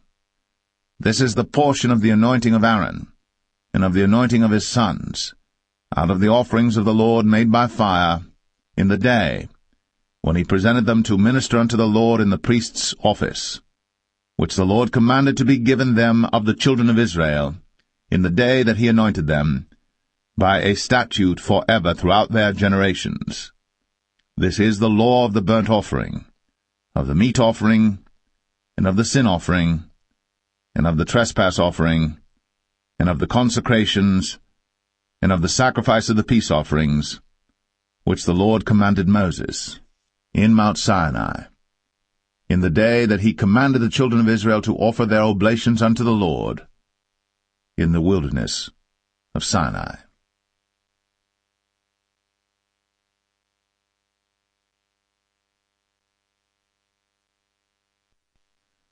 Leviticus 8. And the Lord spake unto Moses, saying, Take Aaron and his sons with him, and the garments and the anointing oil, and a bullock for the sin offering, and 2 rams, and a basket of unleavened bread. And gather thou all the congregation together unto the door of the tabernacle of the congregation. And Moses did as the Lord commanded him. And the assembly was gathered together unto the door of the tabernacle of the congregation. And Moses said unto the congregation, This is the thing which the Lord commanded to be done. And Moses brought Aaron and his sons, and washed them with water. And he put upon him the coat, and girded him with the girdle, and clothed him with the robe, and put the ephod upon him. And he girded him with the curious girdle of the ephod, and bound it unto him therewith. And he put the breastplate upon him. Also he put in the breastplate the Urim and the Thummim. And he put the mitre upon his head. Also upon the mitre, even upon his forefront, did he put the golden plate, the holy crown, as the Lord commanded Moses. And Moses took the anointing oil, and anointed the tabernacle and all that was therein, and sanctified them. And he sprinkled thereof upon the altar 7 times, and anointed the altar and all his vessels, both the laver and his foot, to sanctify them. And he poured of the anointing oil upon Aaron's head, and anointed him, to sanctify him. And Moses brought Aaron's sons, and put coats upon them, and girded them with girdles, and put bonnets upon them, as the Lord commanded Moses. And he brought the bullock for the sin offering, and Aaron and his sons laid their hands upon the head of the bullock for the sin offering, and he slew it. And Moses took the blood, and put it upon the horns of the altar round about with his finger, and purified the altar, and poured the blood at the bottom of the altar, and sanctified it, to make reconciliation upon it. And he took all the fat that was upon the inwards, and the caul above the liver, and the 2 kidneys, and their fat, and Moses burned it upon the altar. But the bullock and his hide, his flesh and his dung, he burnt with fire without the camp, as the Lord commanded Moses. And he brought the ram for the burnt offering, and Aaron and his sons laid their hands upon the head of the ram, and he killed it. And Moses sprinkled the blood upon the altar round about. And he cut the ram into pieces. And Moses burnt the head, and the pieces, and the fat. And he washed the inwards and the legs in water. And Moses burnt the whole ram upon the altar, It was a burnt sacrifice for a sweet savour, and an offering made by fire unto the Lord, as the Lord commanded Moses. And he brought the other ram, the ram of consecration. And Aaron and his sons laid their hands upon the head of the ram, and he slew it. And Moses took of the blood of it, and put it upon the tip of Aaron's right ear, and upon the thumb of his right hand, and upon the great toe of his right foot. And he brought Aaron's sons, and Moses put of the blood upon the tip of their right ear, and upon the thumbs of their right hands, and upon the great toes of their right feet. And Moses sprinkled the blood upon the altar round about. And he took the fat, and the rump, and all the fat that was upon the inwards, and the caul above the liver, and the 2 kidneys in their fat, and the right shoulder, and out of the basket of unleavened bread that was before the Lord, he took 1 unleavened cake, and a cake of oiled bread, and 1 wafer, and put them on the fat, and upon the right shoulder. And he put all upon Aaron's hands, and upon his sons' hands, and waved them for a wave offering before the Lord. And Moses took them from off their hands, and burnt them on the altar upon the burnt offering. They were consecrations for a sweet savour. It is an offering made by fire unto the Lord. And Moses took the breast, and waved it for a wave offering before the Lord. For of the ram of consecration it was Moses' part, as the Lord commanded Moses. And Moses took of the anointing oil, and of the blood which was upon the altar, and sprinkled it upon Aaron, and upon his garments, and upon his sons, and upon his sons' garments with him, and sanctified Aaron, and his garments, and his sons' garments with him. And Moses said unto Aaron and to his sons, Boil the flesh at the door of the tabernacle of the congregation, and there eat it with the bread that is in the basket of consecrations, as I commanded, saying, Aaron and his sons shall eat it. And that which remaineth of the flesh and of the bread shall ye burn with fire. And ye shall not go out of the door of the tabernacle of the congregation in 7 days, until the days of your consecration be at an end. For 7 days shall he consecrate you. As he hath done this day, so the Lord hath commanded to do, to make an atonement for you. Therefore shall ye abide at the door of the tabernacle of the congregation day and night, 7 days, and keep the charge of the Lord, that ye die not, for so I am commanded. So Aaron and his sons did all things which the Lord commanded by the hand of Moses.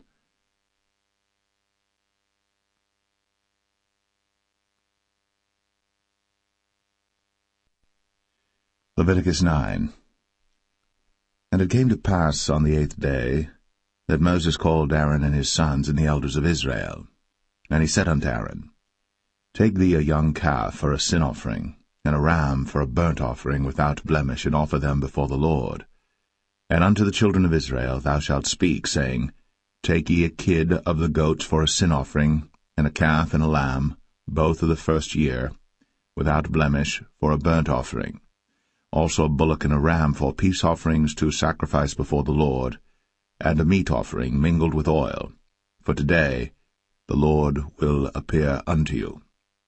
And they brought that which Moses commanded before the tabernacle of the congregation, and all the congregation drew near, and stood before the Lord. And Moses said, This is the thing which the Lord commanded that ye should do, and the glory of the Lord shall appear unto you. And Moses said unto Aaron, Go unto the altar, and offer thy sin offering, and thy burnt offering, and make an atonement for thyself, and for the people. And offer the offering of the people, and make an atonement for them, as the Lord commanded. Aaron therefore went unto the altar, and slew the calf of the sin offering, which was for himself. And the sons of Aaron brought the blood unto him, and he dipped his finger in the blood, and put it upon the horns of the altar, and poured out the blood at the bottom of the altar. But the fat and the kidneys and the caul above the liver of the sin offering he burnt upon the altar, as the Lord commanded Moses. And the flesh and the hide he burnt with fire without the camp, and he slew the burnt offering. And Aaron's sons presented unto him the blood, which he sprinkled round about upon the altar. And they presented the burnt offering unto him, with the pieces thereof, and the head, and he burnt them upon the altar. And he did wash the inwards and the legs, and burnt them upon the burnt offering on the altar. And he brought the people's offering, and took the goat which was the sin offering for the people, and slew it, and offered it for sin as the first. And he brought the burnt offering, and offered it according to the manner. And he brought the meat offering, and took an handful thereof, and burnt it upon the altar, beside the burnt sacrifice of the morning. He slew also the bullock and the ram for a sacrifice of peace offerings, which was for the people. And Aaron's sons presented unto him the blood which he sprinkled upon the altar round about. And the fat of the bullock and of the ram, the rump, and that which covereth the inwards, and the kidneys, and the caul above the liver. And they put the fat upon the breasts, and he burnt the fat upon the altar. And the breasts and the right shoulder Aaron waved for a wave offering before the Lord, as Moses commanded. And Aaron lifted up his hand toward the people, and blessed them, and came down from offering of the sin offering, and the burnt offering, and peace offerings. And Moses and Aaron went into the tabernacle of the congregation, and came out, and blessed the people. And the glory of the Lord appeared unto all the people. And there came a fire out from before the Lord, and consumed upon the altar the burnt offering and the fat, which when all the people saw, they shouted, and fell on their faces.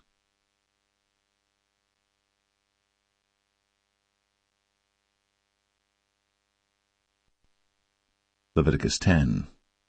And Nadab and Abihu, the sons of Aaron, took either of them his censer, and put fire therein, and put incense thereon, and offered strange fire before the Lord, which he commanded them not. And there went out fire from the Lord, and devoured them, and they died before the Lord.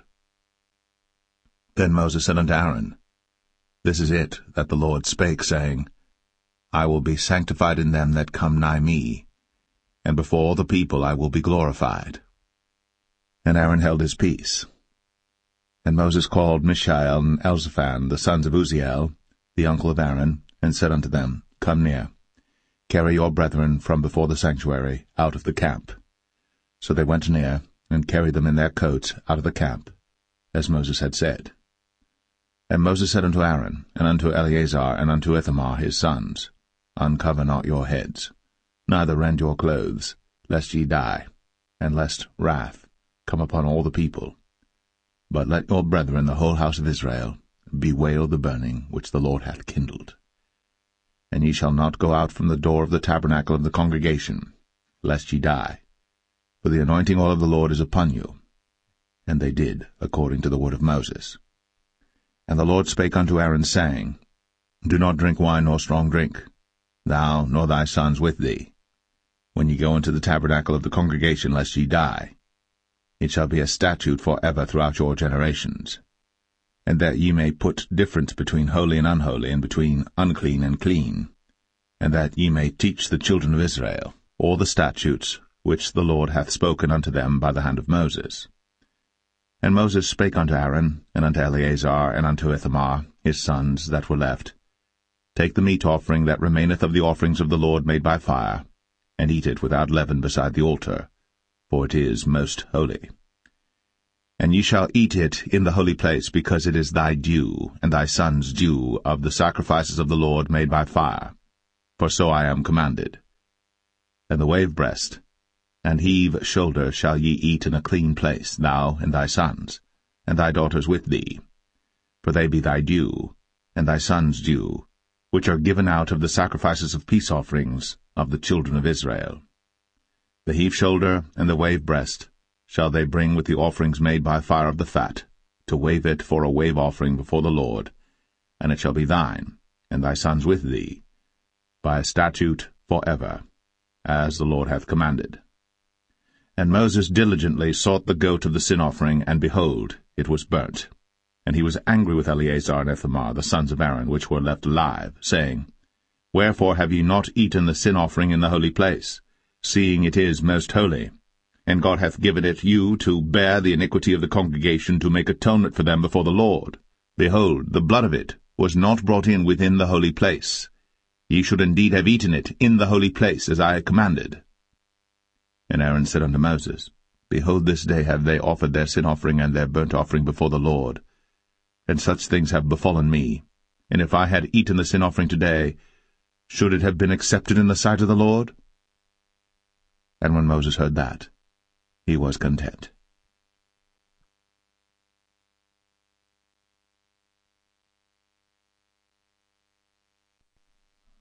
Leviticus 11. And the Lord spake unto Moses and to Aaron, saying unto them, Speak unto the children of Israel, saying, These are the beasts, which ye shall eat among all the beasts that are on the earth. Whatsoever parteth the hoof, and is cloven-footed, and cheweth the cud, among the beasts, that shall ye eat. Nevertheless these shall ye not eat of them that chew the cud, or of them that divide the hoof, as the camel, because he cheweth the cud, but divideth not the hoof, he is unclean unto you. And the coney, because he cheweth the cud, but divideth not the hoof, he is unclean unto you. And the hare, because he cheweth the cud, but divideth not the hoof, he is unclean unto you. And the swine, though he divide the hoof, and be cloven-footed, yet he cheweth not the cud, he is unclean to you. Of their flesh shall ye not eat, and their carcass shall ye not touch, they are unclean to you. These shall ye eat of all that are in the waters. Whatsoever hath fins and scales in the waters, in the seas, and in the rivers, them shall ye eat. And all that have not fins and scales in the seas, and in the rivers, of all that move in the waters, and of any living thing which is in the waters, they shall be an abomination unto you. They shall be even an abomination unto you. Ye shall not eat of their flesh, but ye shall have their carcasses in abomination. Whatsoever hath no fins nor scales in the waters, that shall be an abomination unto you. And these are they which ye shall have in abomination among the fowls. They shall not be eaten. They are an abomination, the eagle, and the ossifrage, and the osprey, and the vulture, and the kite after his kind, every raven after his kind, and the owl, and the nighthawk, and the cuckoo, and the hawk after his kind, and the little owl, and the cormorant, and the great owl, and the swan, and the pelican, and the gyre eagle, and the stork, the heron after her kind, and the lapwing, and the bat. All fowls that creep, going upon all four, shall be an abomination unto you. Yet these may ye eat of every flying creeping thing that goeth upon all four, which have legs above their feet, to leap withal upon the earth. Even these of them ye may eat, the locust after his kind, and the bald locust after his kind, and the beetle after his kind, and the grasshopper after his kind. But all other flying creeping things which have 4 feet shall be an abomination unto you. And for these ye shall be unclean. Whosoever toucheth the carcass of them shall be unclean until the even. And whosoever beareth aught of the carcass of them shall wash his clothes, and be unclean until the even. The carcasses of every beast which divideth the hoof, and is not cloven-footed, nor cheweth the cud, are unclean unto you. Every one that toucheth them shall be unclean. And whatsoever goeth upon his paws among all manner of beasts that go on all four, those are unclean unto you. Whoso toucheth their carcass shall be unclean until the even. And he that beareth the carcass of them shall wash his clothes, and be unclean until the even. They are unclean unto you. These also shall be unclean unto you among the creeping things that creep upon the earth, the weasel, and the mouse, and the tortoise after his kind, and the ferret, and the chameleon, and the lizard, and the snail, and the mole. These are unclean to you among all that creep. Whosoever doth touch them, when they be dead, shall be unclean until the even. And upon whatsoever any of them, when they are dead, doth fall, it shall be unclean, whether it be any vessel of wood, or raiment, or skin, or sack, whatsoever vessel it be, wherein any work is done, it must be put into water, and it shall be unclean until the even. So it shall be cleansed. And every earthen vessel, whereinto any of them falleth, whatsoever is in it shall be unclean, and ye shall break it. Of all meat which may be eaten, that on which such water cometh shall be unclean, and all drink that may be drunk in every such vessel shall be unclean. And everything whereupon any part of their carcass falleth shall be unclean, whether it be oven, or ranges, or pots, they shall be broken down, for they are unclean, and shall be unclean unto you. Nevertheless a fountain or pit wherein there is plenty of water shall be clean, but that which toucheth their carcass shall be unclean. And if any part of their carcass fall upon any sowing seed which is to be sown, it shall be clean. But if any water be put upon the seed, and any part of their carcass fall thereon, it shall be unclean unto you. And if any beast, of which ye may eat, die, he that toucheth the carcass thereof shall be unclean until the even. And he that eateth of the carcass of it shall wash his clothes, and be unclean until the even. He also that beareth the carcass of it shall wash his clothes, and be unclean until the even. And every creeping thing that creepeth upon the earth shall be an abomination, it shall not be eaten. Whatsoever goeth upon the belly, and whatsoever goeth upon all four, or whatsoever hath more feet among all creeping things that creep upon the earth, them ye shall not eat, for they are an abomination. Ye shall not make yourselves abominable with any creeping thing that creepeth, neither shall ye make yourselves unclean with them, that ye should be defiled thereby. For I am the Lord your God. Ye shall therefore sanctify yourselves, and ye shall be holy, for I am holy. Neither shall ye defile yourselves with any manner of creeping thing that creepeth upon the earth. For I am the Lord that bringeth you up out of the land of Egypt, to be your God. Ye shall therefore be holy, for I am holy. This is the law of the beasts, and of the fowl, and of every living creature that moveth in the waters, and of every creature that creepeth upon the earth, to make a difference between the unclean and the clean, and between the beast that may be eaten, and the beast that may not be eaten.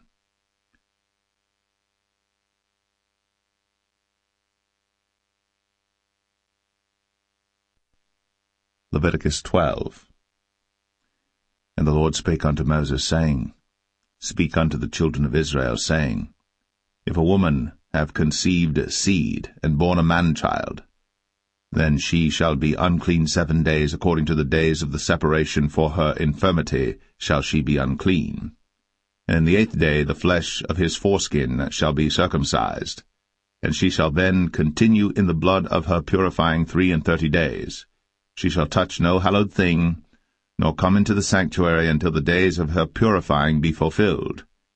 And if she bear a maid-child, then she shall be unclean 2 weeks, as in her separation, and she shall continue in the blood of her purifying 66 days.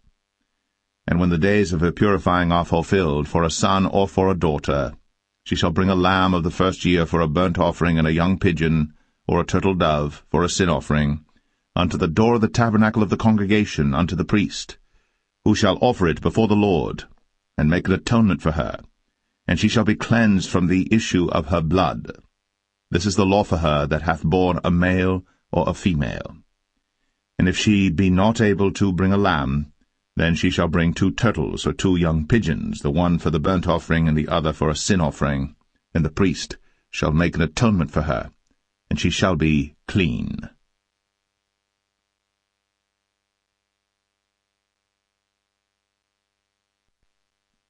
Leviticus 13. And the Lord spake unto Moses and Aaron, saying, When a man shall have in the skin of his flesh a rising, a scab, or bright spot, and it be in the skin of his flesh like the plague of leprosy, then he shall be brought unto Aaron the priest, or unto one of his sons the priests. And the priest shall look on the plague in the skin of the flesh, and when the hair in the plague is turned white, and the plague in sight be deeper than the skin of his flesh, it is a plague of leprosy, and the priest shall look on him, and pronounce him unclean. If the bright spot be white in the skin of his flesh, and in sight be not deeper than the skin, and the hair thereof be not turned white, then the priest shall shut up him that hath the plague 7 days. And the priest shall look on him the 7th day, and behold, if the plague in his sight be at a stay, and the plague spread not in the skin, then the priest shall shut him up 7 days more. And the priest shall look on him again the 7th day, and behold, if the plague be somewhat dark, and the plague spread not in the skin, the priest shall pronounce him clean, it is but a scab, and he shall wash his clothes, and be clean. But if the scab spread much abroad in the skin, after that he hath been seen of the priest for his cleansing, he shall be seen of the priest again. And if the priest see that, behold, the scab spreadeth in the skin, then the priest shall pronounce him unclean, it is a leprosy. When the plague of leprosy is in a man, then he shall be brought unto the priest. And the priest shall see him, and behold, if the rising be white in the skin, and it have turned the hair white, and there be quick raw flesh in the rising, it is an old leprosy in the skin of his flesh. And the priest shall pronounce him unclean, and shall not shut him up, for he is unclean. And if a leprosy break out abroad in the skin, and the leprosy cover all the skin of him that hath the plague from his head even to his foot, wheresoever the priest looketh, then the priest shall consider, and behold, if the leprosy have covered all his flesh, he shall pronounce him clean that hath the plague, it is all turned white, he is clean. But when raw flesh appeareth in him, he shall be unclean. And the priest shall see the raw flesh, and pronounce him to be unclean. For the raw flesh is unclean, it is a leprosy. Or if the raw flesh turn again, and be changed unto white, he shall come unto the priest. And the priest shall see him, and behold, if the plague be turned into white, then the priest shall pronounce him clean that hath the plague, he is clean. The flesh also, in which even in the skin thereof was a boil, and is healed, and in the place of the boil there be a white rising, or a bright spot, white and somewhat reddish, and it be shown to the priest. And if, when the priest seeth it, behold, it be in sight lower than the skin, and the hair thereof be turned white, the priest shall pronounce him unclean. It is a plague of leprosy broken out of the boil. But if the priest look on it, and behold, there be no white hairs therein, and if it be not lower than the skin, but be somewhat dark, then the priest shall shut him up 7 days. And if it spread much abroad in the skin, then the priest shall pronounce him unclean. It is a plague. But if the bright spot stay in his place, and spread not, it is a burning boil, and the priest shall pronounce him clean. Or if there be any flesh in the skin whereof there is a hot burning, and the quick flesh that burneth have a white bright spot, somewhat reddish or white, then the priest shall look upon it, and behold, if the hair in the bright spot be turned white, and it be in sight deeper than the skin, it is a leprosy broken out of the burning. Wherefore the priest shall pronounce him unclean. It is the plague of leprosy. But if the priest look on it, and behold, there be no white hair in the bright spot, and it be no lower than the other skin, but be somewhat dark, then the priest shall shut him up 7 days. And the priest shall look upon him the 7th day, and if it be spread much abroad in the skin, then the priest shall pronounce him unclean. It is the plague of leprosy. And if the bright spot stay in his place, and spread not in the skin, but it be somewhat dark, it is a rising of the burning, and the priest shall pronounce him clean. For it is an inflammation of the burning. If a man or woman have a plague upon the head or the beard, then the priest shall see the plague, and behold, if it be in sight deeper than the skin, and there be in it a yellow thin hair, then the priest shall pronounce him unclean. It is a dry scall, even a leprosy upon the head or beard. And if the priest look on the plague of the scall, and behold, it be not in sight deeper than the skin, and that there is no black hair in it, then the priest shall shut up him that hath the plague of the scall 7 days. And in the 7th day the priest shall look on the plague, and behold, if the scall spread not, and there be in it no yellow hair, and the scall be not in sight deeper than the skin, he shall be shaven, but the scall shall he not shave, and the priest shall shut up him that hath the scall 7 days more. And in the 7th day the priest shall look on the scall, and behold, if the scall be not spread in the skin, nor be in sight deeper than the skin, then the priest shall pronounce him clean, and he shall wash his clothes, and be clean. But if the scall spread much in the skin after his cleansing, then the priest shall look on him, and behold, if the scall be spread in the skin, the priest shall not seek for yellow hair, he is unclean. But if the scall be in his sight at a stay, and that there is black hair grown up therein, the scall is healed, he is clean, and the priest shall pronounce him clean. If a man also or a woman have in the skin of their flesh bright spots, even white bright spots, then the priest shall look, and behold, if the bright spots in the skin of their flesh be darkish white, It is a freckled spot that groweth in the skin. He is clean. And the man whose hair is fallen off his head, he is bald, yet is he clean. And he that hath his hair fallen off from the part of his head toward his face, he is forehead bald, yet is he clean.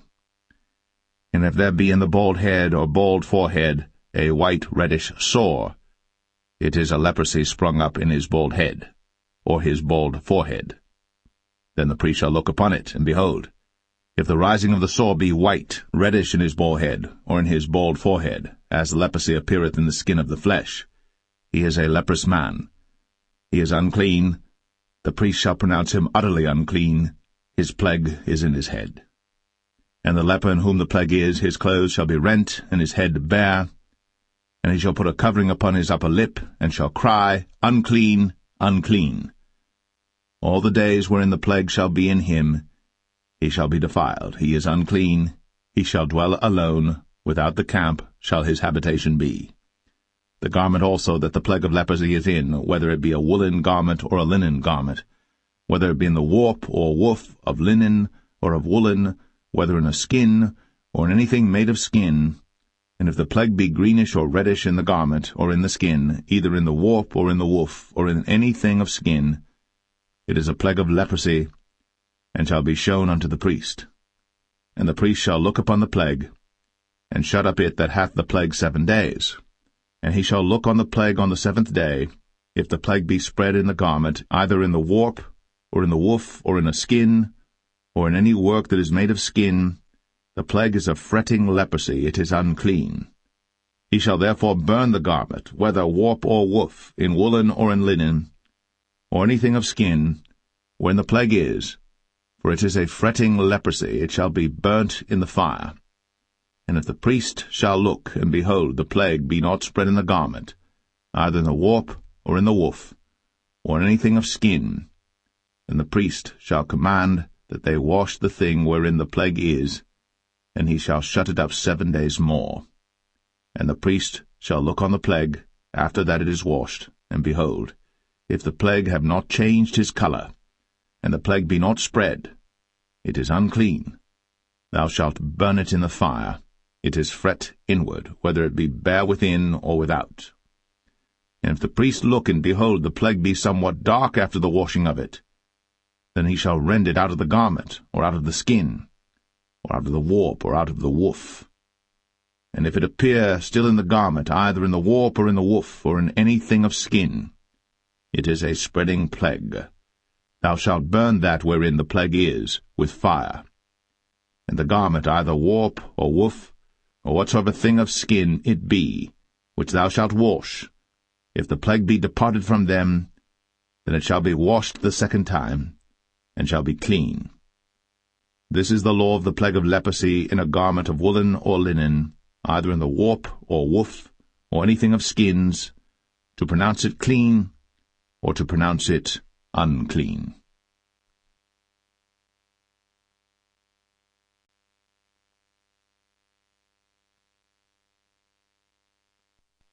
Leviticus 14. And the Lord spake unto Moses, saying, This shall be the law of the leper in the day of his cleansing. He shall be brought unto the priest.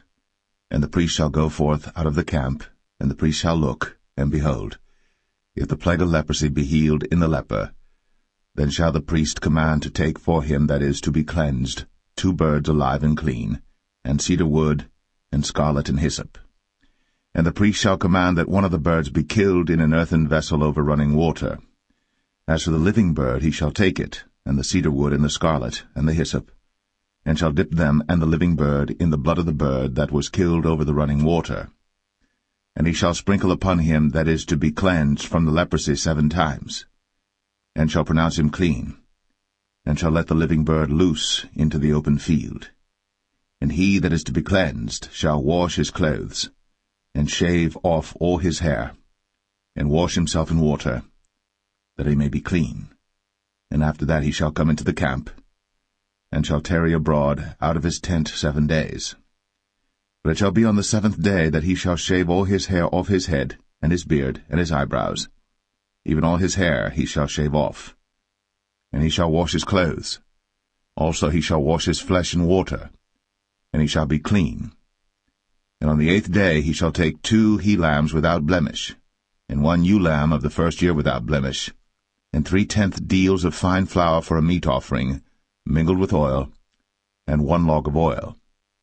And the priest that maketh him clean shall present the man that is to be made clean, and those things before the Lord, at the door of the tabernacle of the congregation. And the priest shall take 1 he-lamb, and offer him for a trespass offering, and the log of oil, and wave them for a wave offering before the Lord. And he shall slay the lamb in the place where he shall kill the sin offering and the burnt offering in the holy place. For as the sin offering is the priest's, so is the trespass offering. It is most holy. And the priest shall take some of the blood of the trespass offering, and the priest shall put it upon the tip of the right ear of him that is to be cleansed, and upon the thumb of his right hand, and upon the great toe of his right foot. And the priest shall take some of the log of oil, and pour it into the palm of his own left hand. And the priest shall dip his right finger in the oil that is in his left hand, and shall sprinkle of the oil with his finger 7 times before the Lord. And of the rest of the oil that is in his hand shall the priest put upon the tip of the right ear of him that is to be cleansed, and upon the thumb of his right hand, and upon the great toe of his right foot, upon the blood of the trespass offering. And the remnant of the oil that is in the priest's hand he shall pour upon the head of him that is to be cleansed, and the priest shall make an atonement for him before the Lord. And the priest shall offer the sin offering, and make an atonement for him that is to be cleansed from his uncleanness. And afterward he shall kill the burnt offering. And the priest shall offer the burnt offering and the meat offering upon the altar. And the priest shall make an atonement for him, and he shall be clean. And if he be poor, and cannot get so much, then he shall take 1 lamb for a trespass offering to be waved, to make an atonement for him, and 1/10 deal of fine flour mingled with oil for a meat offering, and a log of oil, and 2 turtle doves, or 2 young pigeons, such as he is able to get, and the one shall be a sin offering, and the other a burnt offering. And he shall bring them on the 8th day for his cleansing unto the priest, unto the door of the tabernacle of the congregation before the Lord. And the priest shall take the lamb of the trespass offering, and the log of oil, and the priest shall wave them for a wave offering before the Lord. And he shall kill the lamb of the trespass offering, and the priest shall take some of the blood of the trespass offering, and put it upon the tip of the right ear of him that is to be cleansed, and upon the thumb of his right hand, and upon the great toe of his right foot. And the priest shall pour of the oil into the palm of his own left hand. And the priest shall sprinkle with his right finger some of the oil that is in his left hand 7 times before the Lord. And the priest shall put of the oil that is in his hand upon the tip of the right ear of him that is to be cleansed, and upon the thumb of his right hand, and upon the great toe of his right foot, upon the place of the blood of the trespass offering. And the rest of the oil that is in the priest's hand he shall put upon the head of him that is to be cleansed, to make an atonement for him before the Lord. And he shall offer the one of the turtle doves, or of the young pigeons, such as he can get, even such as he is able to get, the one for a sin offering, and the other for a burnt offering, with the meat offering. And the priest shall make an atonement for him that is to be cleansed before the Lord. This is the law of him in whom is the plague of leprosy, whose hand is not able to get that which pertaineth to his cleansing. And the Lord spake unto Moses and unto Aaron, saying, When ye be come into the land of Canaan, which I give to you for a possession, and I put the plague of leprosy in a house of the land of your possession, and he that owneth the house shall come and tell the priest, saying, It seemeth to me there is as it were a plague in the house. Then the priest shall command that they empty the house, before the priests go into it to see the plague, that all that is in the house be not made unclean. And afterward the priest shall go in to see the house. And he shall look on the plague, and behold, if the plague be in the walls of the house with hollow strakes, greenish or reddish, which in sight are lower than the wall, then the priest shall go out of the house to the door of the house, and shut up the house 7 days. And the priest shall come again the 7th day, and shall look, and behold, if the plague be spread in the walls of the house, then the priest shall command that they take away the stones in which the plague is, and they shall cast them into an unclean place without the city. And he shall cause the house to be scraped within round about, and they shall pour out the dust that they scrape off without the city into an unclean place. And they shall take other stones, and put them in the place of those stones. And he shall take other mortar, and shall plaster the house. And if the plague come again, and break out in the house, after that he hath taken away the stones, and after he hath scraped the house, and after it is plastered, then the priest shall come and look, and behold, if the plague be spread in the house, it is a fretting leprosy in the house, it is unclean.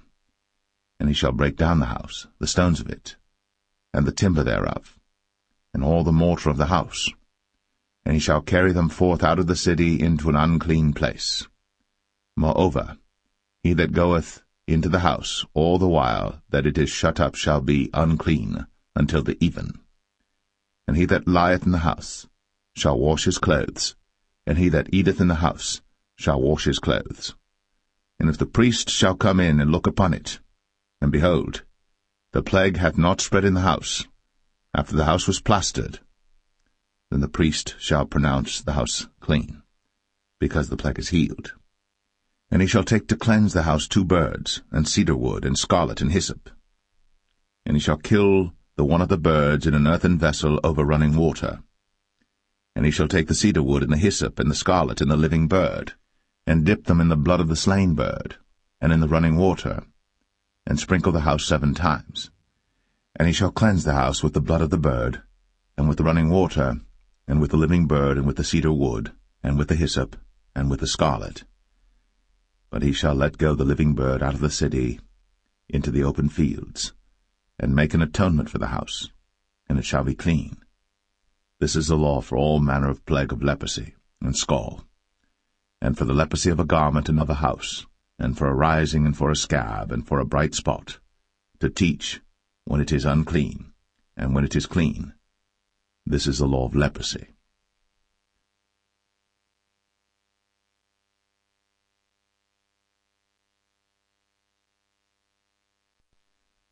Leviticus 15. And the Lord spake unto Moses and to Aaron, saying, Speak unto the children of Israel, and say unto them, When any man hath a running issue out of his flesh, because of his issue he is unclean. And this shall be his uncleanness in his issue, whether his flesh run with his issue, or his flesh be stopped from his issue, it is his uncleanness. Every bed whereon he lieth that hath the issue is unclean, and everything whereon he sitteth shall be unclean. And whosoever toucheth his bed shall wash his clothes, and bathe himself in water, and be unclean until the even. And he that sitteth on anything whereon he sat that hath the issue shall wash his clothes, and bathe himself in water, and be unclean until the even. And he that toucheth the flesh of him that hath the issue shall wash his clothes, and bathe himself in water, and be unclean until the even. And if he that hath the issue spit upon him that is clean, then he shall wash his clothes, and bathe himself in water, and be unclean until the even. And what saddle soever he rideth upon that hath the issue shall be unclean. And whosoever toucheth anything that was under him shall be unclean until the even. And he that beareth any of those things shall wash his clothes, and bathe himself in water, and be unclean until the even. And whomsoever he toucheth that hath the issue, and hath not rinsed his hands in water, he shall wash his clothes, and bathe himself in water, and be unclean until the even. And the vessel of earth that he toucheth, which hath the issue, shall be broken, and every vessel of wood shall be rinsed in water. And when he that hath an issue is cleansed of his issue, then he shall number to himself 7 days for his cleansing, and wash his clothes, and bathe his flesh in running water, and shall be clean. And on the 8th day he shall take to him 2 turtle doves, or 2 young pigeons, and come before the Lord unto the door of the tabernacle of the congregation, and give them unto the priest. And the priest shall offer them, the one for a sin offering, and the other for a burnt offering, and the priest shall make an atonement for him before the Lord for his issue. And if any man's seed of copulation go out from him, then he shall wash all his flesh in water, and be unclean until the even. And every garment and every skin whereon is the seed of copulation shall be washed with water, and be unclean until the even.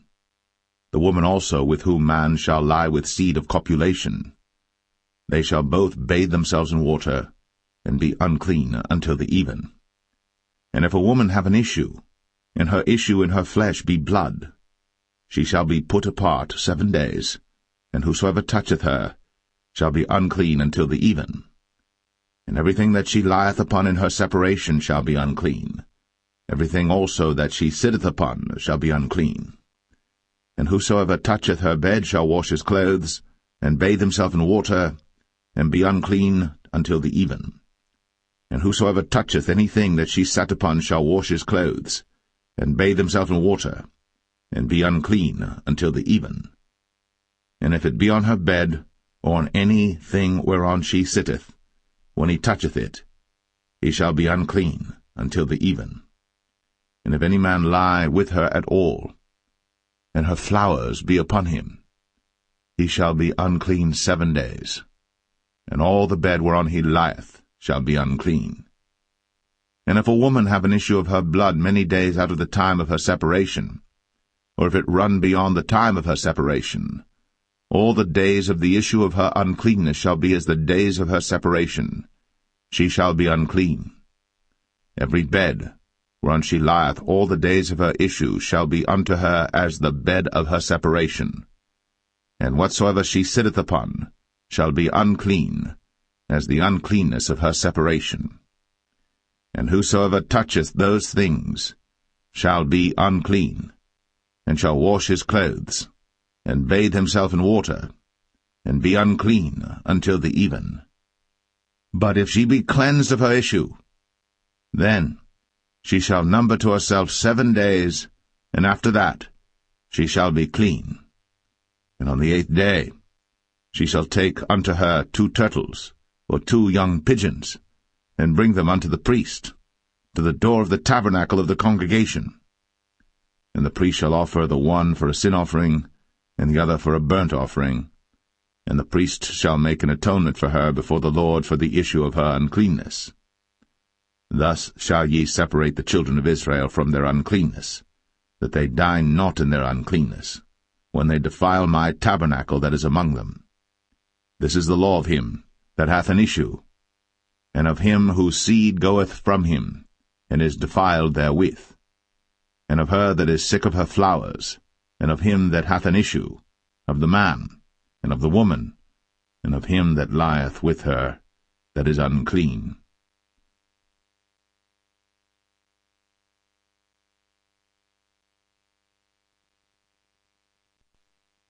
Leviticus 16. And the Lord spake unto Moses after the death of the 2 sons of Aaron, when they offered before the Lord and died. And the Lord said unto Moses, Speak unto Aaron thy brother, that he come not at all times into the holy place within the veil before the mercy seat, which is upon the ark, that he die not. For I will appear in the cloud upon the mercy seat. Thus shall Aaron come into the holy place with a young bullock for a sin offering, and a ram for a burnt offering. He shall put on the holy linen coat, and he shall have the linen breeches upon his flesh, and shall be girded with a linen girdle, and with the linen mitre shall he be attired. These are holy garments.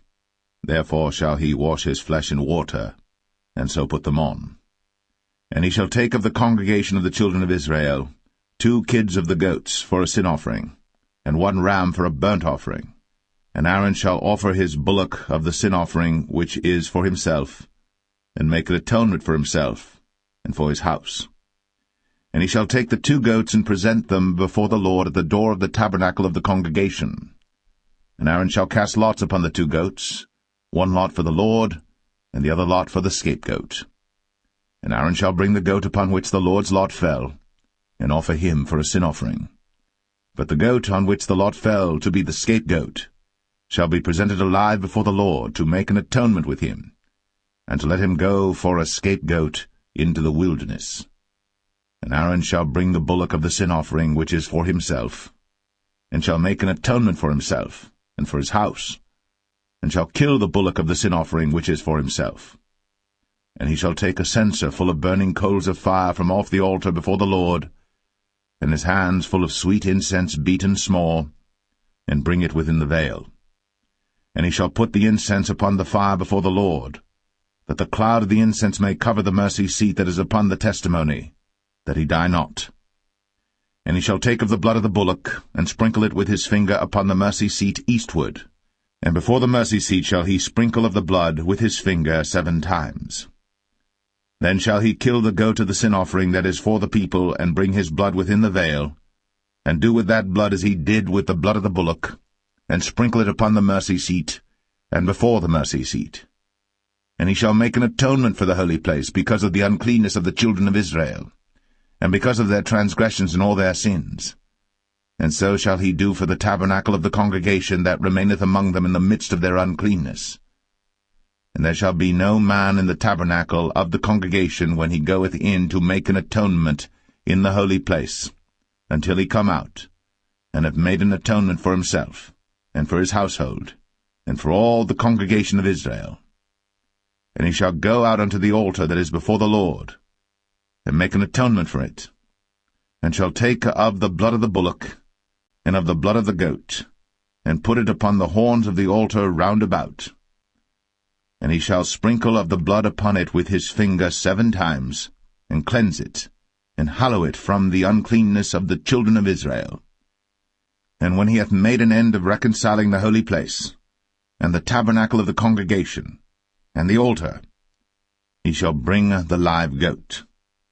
And Aaron shall lay both his hands upon the head of the live goat, and confess over him all the iniquities of the children of Israel, and all their transgressions and all their sins, putting them upon the head of the goat, and shall send him away by the hand of a fit man into the wilderness. And the goat shall bear upon him all their iniquities unto a land not inhabited. And he shall let go the goat in the wilderness. And Aaron shall come into the tabernacle of the congregation, and shall put off the linen garments, which he put on when he went into the holy place, and shall leave them there. And he shall wash his flesh with water in the holy place, and put on his garments, and come forth, and offer his burnt offering, and the burnt offering of the people, and make an atonement for himself and for the people. And the fat of the sin offering shall he burn upon the altar.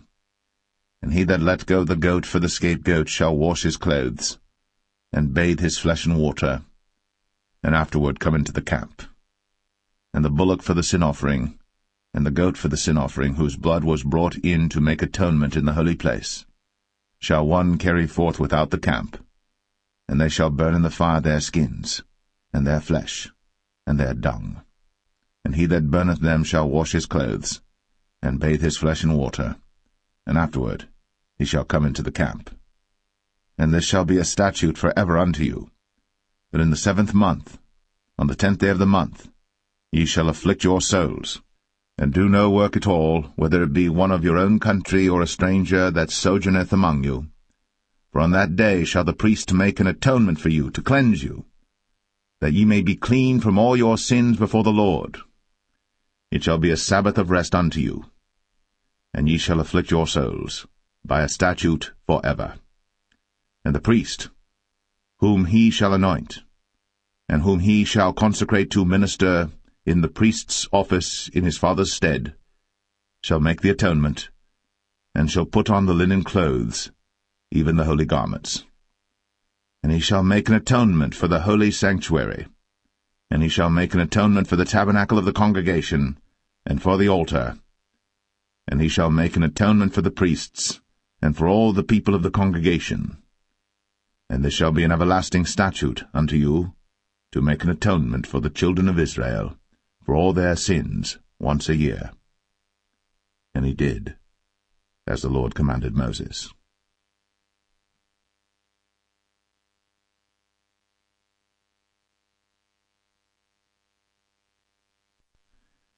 Leviticus 17.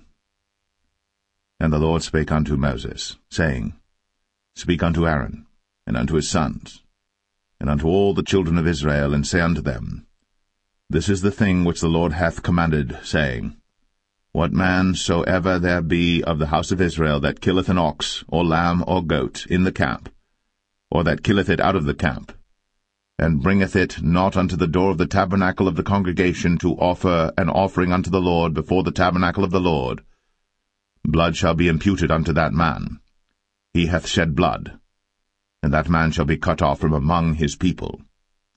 To the end that the children of Israel may bring their sacrifices which they offer in the open field, even that they may bring them unto the Lord, unto the door of the tabernacle of the congregation, unto the priest, and offer them for peace offerings unto the Lord. And the priest shall sprinkle the blood upon the altar of the Lord at the door of the tabernacle of the congregation, and burn the fat for a sweet savour unto the Lord. And they shall no more offer their sacrifices unto devils, after whom they have gone a-whoring. This shall be a statute for ever unto them throughout their generations. And thou shalt say unto them, Whatsoever man there be of the house of Israel, or of the strangers which sojourn among you, that offereth a burnt offering or sacrifice, and bringeth it not unto the door of the tabernacle of the congregation, to offer it unto the Lord, even that man shall be cut off from among his people. And whatsoever man there be of the house of Israel, or of the strangers that sojourn among you, that eateth any manner of blood, I will even set my face against that soul that eateth blood, and will cut him off from among his people. For the life of the flesh is in the blood, and I have given it to you upon the altar to make an atonement for your souls. For it is the blood that maketh an atonement for the soul. Therefore I said unto the children of Israel, No soul of you shall eat blood, neither shall any stranger that sojourneth among you eat blood. And whatsoever man there be of the children of Israel, or of the strangers that sojourn among you, which hunteth and catcheth any beast or fowl that may be eaten, he shall even pour out the blood thereof, and cover it with dust. For it is the life of all flesh, the blood of it is for the life thereof. Therefore I said unto the children of Israel, Ye shall eat the blood of no manner of flesh, for the life of all flesh is the blood thereof. Whosoever eateth it shall be cut off. And every soul that eateth that which died of itself, or that which was torn with beasts, whether it be one of your own country or a stranger, he shall both wash his clothes, and bathe himself in water, and be unclean until the even. Then shall he be clean. But if he wash them not, nor bathe his flesh, then he shall bear his iniquity.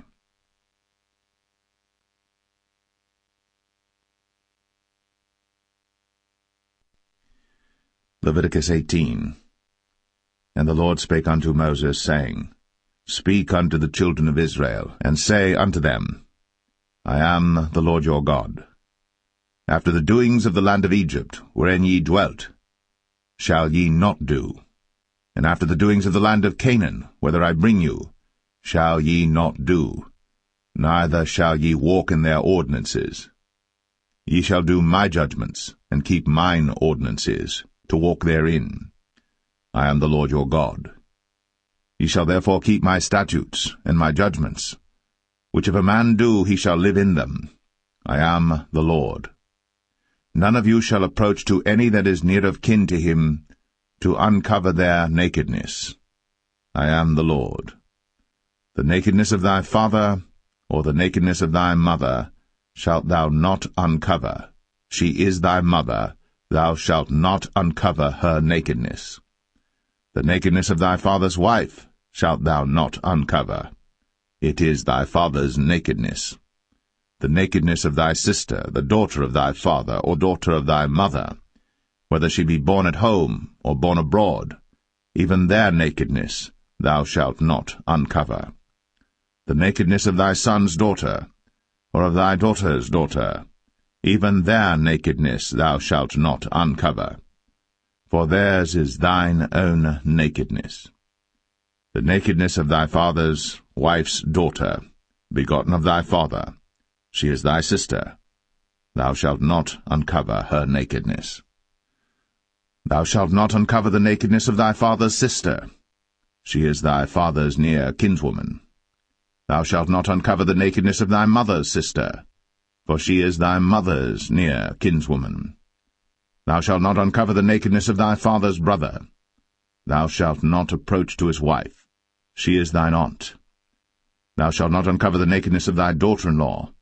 She is thy son's wife. Thou shalt not uncover her nakedness. Thou shalt not uncover the nakedness of thy brother's wife. It is thy brother's nakedness. Thou shalt not uncover the nakedness of a woman and her daughter, neither shalt thou take her son's daughter, or her daughter's daughter, to uncover her nakedness, for they are her near kinswoman. It is wickedness.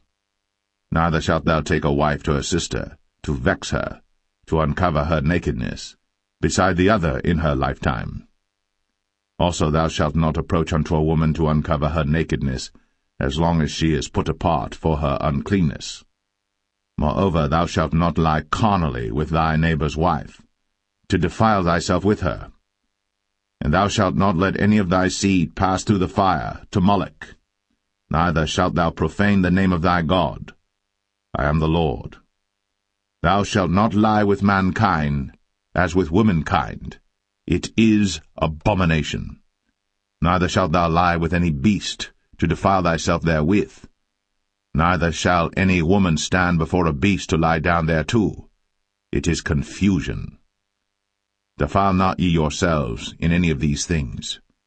For in all these the nations are defiled which I cast out before you, and the land is defiled. Therefore I do visit the iniquity thereof upon it, and the land itself vomiteth out her inhabitants.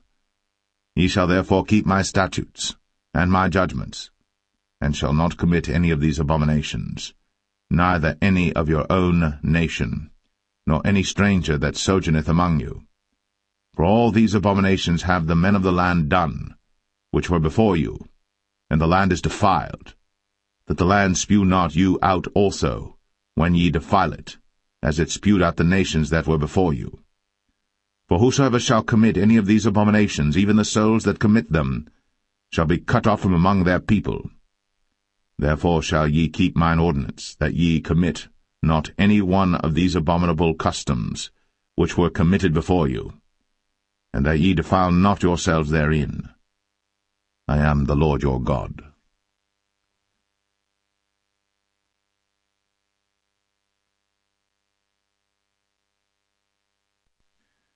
Leviticus 19.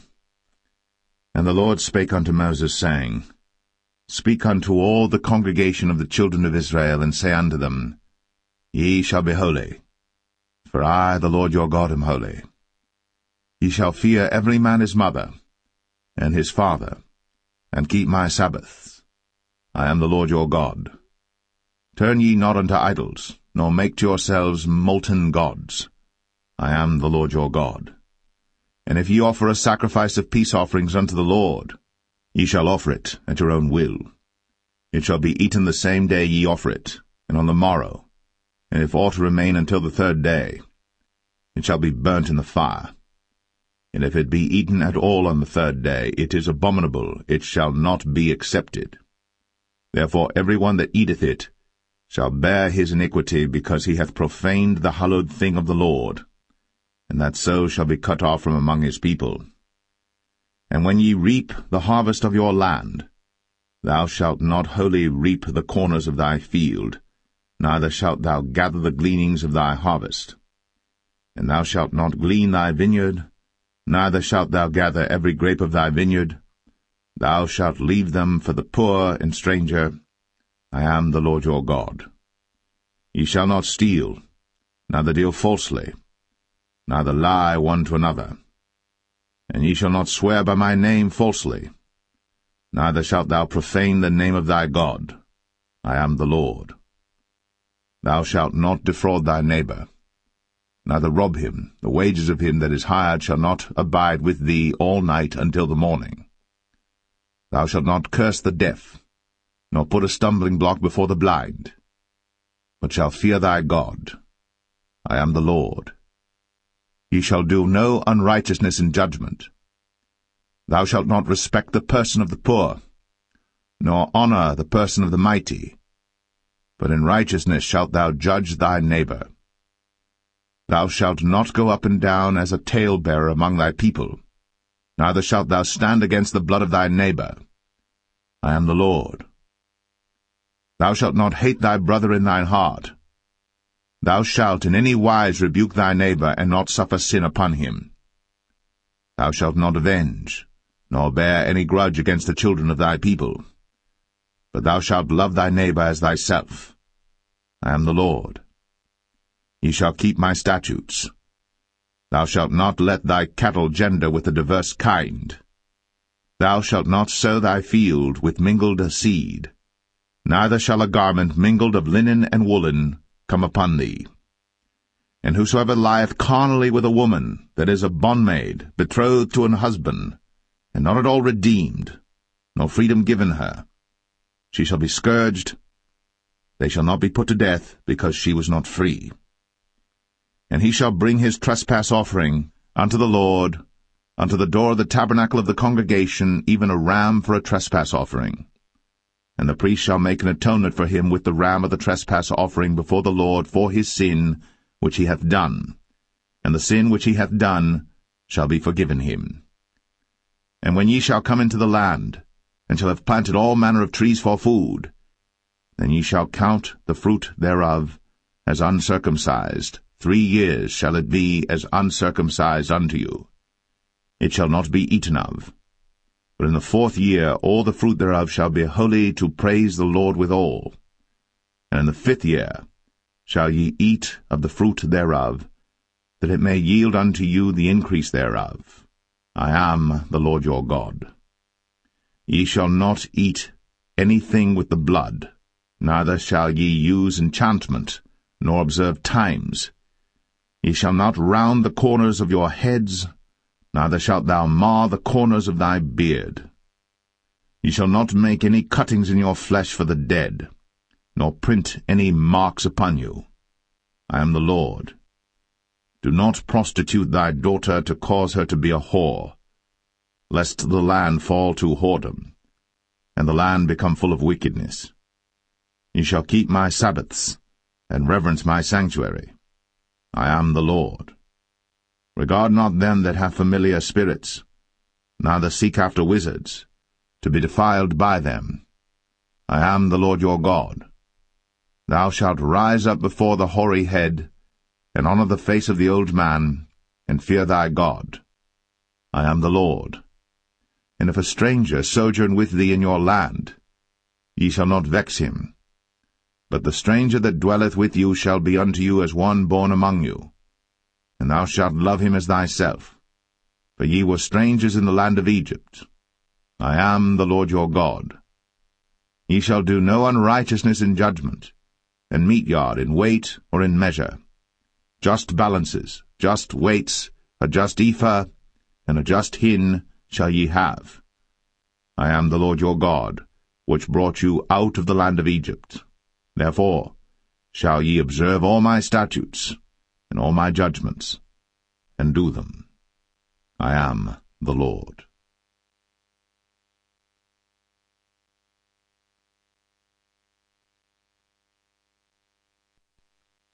Leviticus 20. And the Lord spake unto Moses, saying, Again, thou shalt say to the children of Israel, Whosoever he be of the children of Israel, or of the strangers that sojourn in Israel, that giveth any of his seed unto Moloch, he shall surely be put to death. The people of the land shall stone him with stones. And I will set my face against that man, and will cut him off from among his people, because he hath given of his seed unto Moloch, to defile my sanctuary, and to profane my holy name. And if the people of the land do any ways hide their eyes from the man, when he giveth of his seed unto Moloch, and kill him not, then I will set my face against that man, and against his family, and will cut him off, and all that go a-whoring after him, to commit whoredom with Moloch from among their people. And the soul that turneth after such as have familiar spirits, and after wizards, to go a-whoring after them, I will even set my face against that soul, and will cut him off from among his people. Sanctify yourselves, therefore, and be ye holy, for I am the Lord your God. And ye shall keep my statutes, and do them. I am the Lord which sanctify you. For every one that curseth his father or his mother shall be surely put to death. He hath cursed his father or his mother, his blood shall be upon him. And the man that committeth adultery with another man's wife, even he that committeth adultery with his neighbour's wife, the adulterer and the adulteress shall surely be put to death. And the man that lieth with his father's wife hath uncovered his father's nakedness. Both of them shall surely be put to death. Their blood shall be upon them. And if a man lie with his daughter-in-law, both of them shall surely be put to death. They have wrought confusion. Their blood shall be upon them. If a man also lie with mankind, as he lieth with a woman, both of them have committed an abomination. They shall surely be put to death. Their blood shall be upon them. And if a man take a wife and her mother, it is wickedness. They shall be burnt with fire, both he and they, that there be no wickedness among you. And if a man lie with a beast, he shall surely be put to death, and ye shall slay the beast. And if a woman approach unto any beast, and lie down thereto, thou shalt kill the woman and the beast. They shall surely be put to death. Their blood shall be upon them. And if a man shall take his sister, his father's daughter, or his mother's daughter, and see her nakedness, and she see his nakedness, it is a wicked thing, and they shall be cut off in the sight of their people. He hath uncovered his sister's nakedness, he shall bear his iniquity. And if a man shall lie with a woman having her sickness, and shall uncover her nakedness, he hath discovered her fountain, and she hath uncovered the fountain of her blood, and both of them shall be cut off from among their people.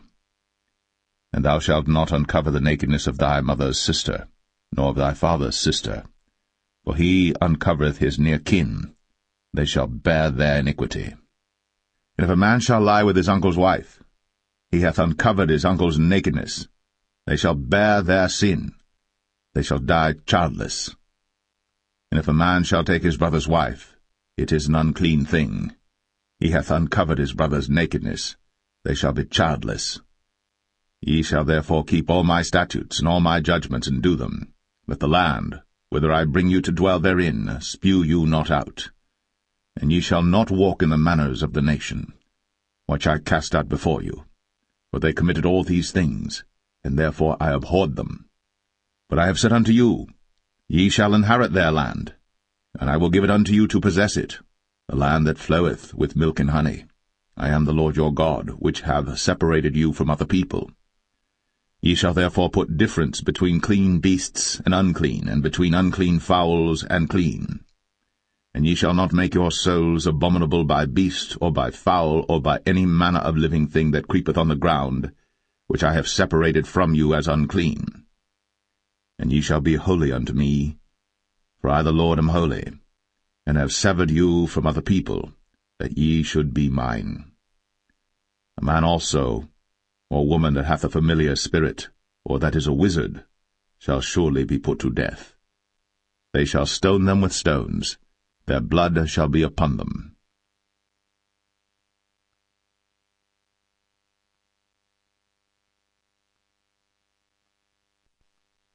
Leviticus 21. And the Lord said unto Moses, Speak unto the priests, the sons of Aaron, and say unto them, There shall none be defiled for the dead among his people. But for his kin that is near unto him, that is, for his mother, and for his father, and for his son, and for his daughter, and for his brother, and for his sister a virgin, that is nigh unto him, which hath had no husband, for her may he be defiled. But he shall not defile himself, being a chief man among his people, to profane himself. They shall not make baldness upon their head, neither shall they shave off the corner of their beard, nor make any cuttings in their flesh. They shall be holy unto their God, and not profane the name of their God, for the offerings of the Lord made by fire, and the bread of their God they do offer, therefore they shall be holy. They shall not take a wife that is a whore, or profane, neither shall they take a woman put away from her husband, for he is holy unto his God. Thou shalt sanctify him therefore, for he offereth the bread of thy God. He shall be holy unto thee. For I, the Lord, which sanctify you, am holy. And the daughter of any priest, if she profane herself by playing the whore, she profaneth her father. She shall be burnt with fire. And he that is the high priest among his brethren, upon whose head the anointing oil was poured, and that is consecrated to put on the garments, shall not uncover his head nor rend his clothes. Neither shall he go into any dead body, nor defile himself for his father, or for his mother. Neither shall he go out of the sanctuary, nor profane the sanctuary of his God. For the crown of the anointing oil of his God is upon him. I am the Lord. And he shall take a wife in her virginity, a widow, or a divorced woman, or profane, or an harlot. These shall he not take, but he shall take a virgin of his own people to wife. Neither shall he profane his seed among his people, for I the Lord do sanctify him. And the Lord spake unto Moses, saying, Speak unto Aaron, saying, Whosoever he be of thy seed in their generations that hath any blemish, to offer the bread of his God. For whatsoever man he be that hath a blemish, he shall not approach, a blind man, or a lame, or he that hath a flat nose, or anything superfluous, or a man that is broken-footed, or broken-handed, or crooked-backed, or a dwarf, or that hath a blemish in his eye, or be scurvy, or scabbed, or hath his stones broken. No man that hath a blemish of the seed of Aaron the priest shall come nigh to offer the offerings of the Lord made by fire. He hath a blemish. He shall not come nigh to offer the bread of his God. He shall eat the bread of his God, both of the most holy and of the holy. Only he shall not go in unto the veil, nor come nigh unto the altar, because he hath a blemish, that he profane not my sanctuaries. For I the Lord do sanctify them. And Moses told it unto Aaron and to his sons, and unto all the children of Israel.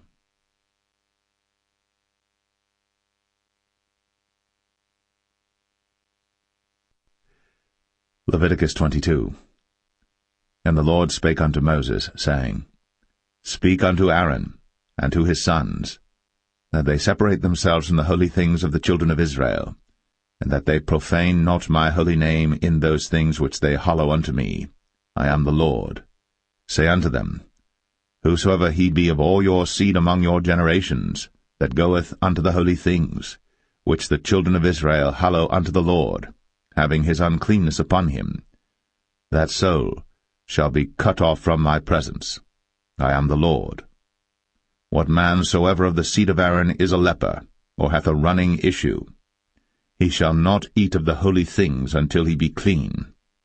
And whoso toucheth anything that is unclean by the dead, or a man whose seed goeth from him, or whosoever toucheth any creeping thing, whereby he may be made unclean, or a man of whom he may take uncleanness, whatsoever uncleanness he hath, the soul which hath touched any such shall be unclean until even, and shall not eat of the holy things, unless he wash his flesh with water.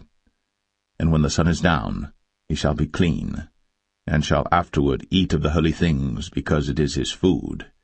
That which dieth of itself, or is torn with beasts, he shall not eat to defile himself therewith. I am the Lord. They shall therefore keep mine ordinance, lest they bear sin for it, and die therefore, if they profane it. I the Lord do sanctify them. There shall no stranger eat of the holy thing. A sojourner of the priest, or an hired servant, shall not eat of the holy thing. But if the priest buy any soul with his money, he shall eat of it. And he that is born in his house, they shall eat of his meat. If the priest's daughter also be married unto a stranger, she may not eat of an offering of the holy things. But if the priest's daughter be a widow, or divorced, and have no child, and is returned unto her father's house, as in her youth, she shall eat of her father's meat. But there shall no stranger eat thereof. And if a man eat of the holy thing unwittingly, then he shall put the 5th part thereof unto it, and shall give it unto the priest with the holy thing. And they shall not profane the holy things of the children of Israel which they offer unto the Lord, or suffer them to bear the iniquity of trespass, when they eat their holy things, for I the Lord do sanctify them. And the Lord spake unto Moses, saying, Speak unto Aaron, and to his sons, and unto all the children of Israel, and say unto them, Whatsoever he be of the house of Israel, or of the strangers in Israel, that will offer his oblation for all his vows, and for all his freewill offerings, which they will offer unto the Lord for a burnt offering, ye shall offer at your own will a male without blemish, of the beeves, of the sheep, or of the goats. But whatsoever hath a blemish, that shall ye not offer, for it shall not be acceptable for you. And whosoever offereth a sacrifice of peace offerings unto the Lord to accomplish his vow, or a freewill offering in beeves or sheep, it shall be perfect to be accepted. There shall be no blemish therein. Blind, or broken, or maimed, or having a wen, or scurvy, or scabbed, ye shall not offer these unto the Lord, nor make an offering by fire of them upon the altar unto the Lord, either a bullock, or a lamb that hath anything superfluous or lacking in his parts, that mayest thou offer for a freewill offering, but for a vow it shall not be accepted. Ye shall not offer unto the Lord that which is bruised, or crushed, or broken, or cut. Neither shall ye make any offering thereof in your land. Neither from a stranger's hand shall ye offer the bread of your God of any of these, because their corruption is in them, and blemishes be in them. They shall not be accepted for you. And the Lord spake unto Moses, saying, When a bullock or a sheep or a goat is brought forth, then it shall be 7 days under the dam, and from the 8th day and thenceforth it shall be accepted for an offering made by fire unto the Lord. And whether it be cow or ewe, ye shall not kill it and her young both in 1 day. And when ye will offer a sacrifice of thanksgiving unto the Lord, offer it at your own will. On the same day it shall be eaten up. Ye shall leave none of it until the morrow. I am the Lord. Therefore shall ye keep my commandments, and do them. I am the Lord. Neither shall ye profane my holy name, but I will be hallowed among the children of Israel. I am the Lord which hallow you, that brought you out of the land of Egypt, to be your God. I am the Lord.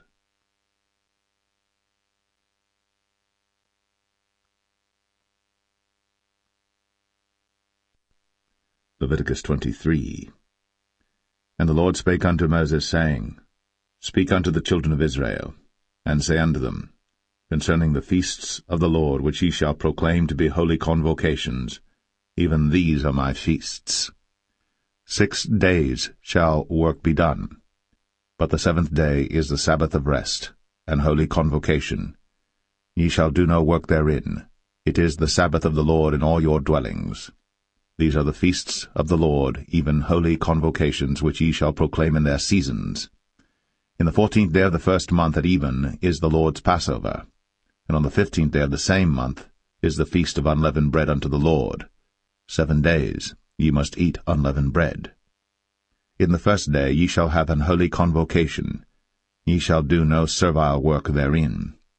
But ye shall offer an offering made by fire unto the Lord 7 days. In the 7th day is an holy convocation.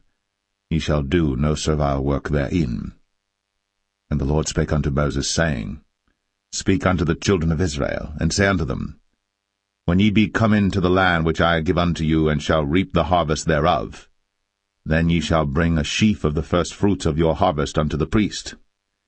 And he shall wave the sheaf before the Lord, to be accepted for you. On the morrow after the Sabbath the priest shall wave it. And ye shall offer that day, when ye wave the sheaf, an he-lamb without blemish of the 1st year for a burnt offering unto the Lord. And the meat offering thereof shall be 2/10 deals of fine flour mingled with oil, an offering made by fire unto the Lord for a sweet savour. And the drink offering thereof shall be of wine, the 4th part of an hin. And ye shall eat neither bread, nor parched corn, nor green ears, until the selfsame day that ye have brought an offering unto your God.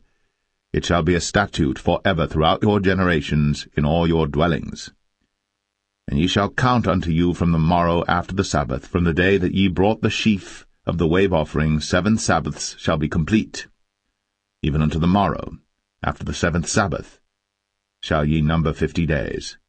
And ye shall offer a new meat offering unto the Lord. Ye shall bring out of your habitations 2 wave loaves of 2 tenth deals. They shall be of fine flour. They shall be baked with leaven. They are the first fruits unto the Lord.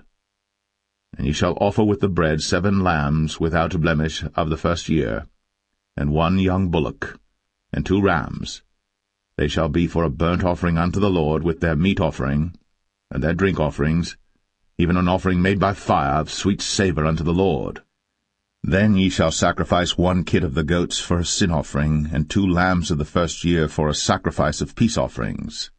And the priest shall wave them with the bread of the first fruits for a wave offering before the Lord. With the 2 lambs they shall be holy to the Lord for the priests. And ye shall proclaim on the selfsame day that it may be an holy convocation unto you.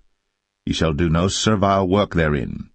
It shall be a statute for ever in all your dwellings throughout your generations. And when ye reap the harvest of your land, thou shalt not make clean riddance of the corners of thy field when thou reapest, neither shalt thou gather any gleanings of thy harvest. Thou shalt leave them unto the poor, and to the stranger. I am the Lord your God. And the Lord spake unto Moses, saying, Speak unto the children of Israel, saying, In the 7th month, in the 1st day of the month, shall ye have a Sabbath, a memorial of blowing of trumpets, and holy convocation. Ye shall do no servile work therein, but ye shall offer an offering made by fire unto the Lord. And the Lord spake unto Moses, saying, Also on the 10th day of this 7th month there shall be a day of atonement. It shall be an holy convocation unto you. And ye shall afflict your souls, and offer an offering made by fire unto the Lord. And ye shall do no work in that same day. For it is a day of atonement, to make an atonement for you before the Lord your God. For whatsoever soul it be that shall not be afflicted in that same day, he shall be cut off from among his people. And whatsoever soul it be that doeth any work in that same day, the same soul will I destroy from among his people. He shall do no manner of work. It shall be a statute for ever throughout your generations in all your dwellings. It shall be unto you a Sabbath of rest. And ye shall afflict your souls. In the 9th day of the month at even, from even unto even shall ye celebrate your Sabbath. And the Lord spake unto Moses, saying, Speak unto the children of Israel, saying, The 15th day of this 7th month shall be the feast of tabernacles for 7 days unto the Lord. On the 1st day shall be an holy convocation. Ye shall do no servile work therein. 7 days ye shall offer an offering made by fire unto the Lord. On the 8th day shall be an holy convocation unto you. And ye shall offer an offering made by fire unto the Lord. It is a solemn assembly. And ye shall do no servile work therein. These are the feasts of the Lord which ye shall proclaim to be holy convocations, to offer an offering made by fire unto the Lord, a burnt offering, and a meat offering, a sacrifice, and drink offerings, everything upon his day. Beside the Sabbaths of the Lord, and beside your gifts, and beside all your vows, and beside all your free will offerings which ye give unto the Lord, also in the 15th day of the 7th month, when ye have gathered in the fruit of the land, ye shall keep a feast unto the Lord 7 days. On the 1st day shall be a Sabbath, and on the 8th day shall be a Sabbath.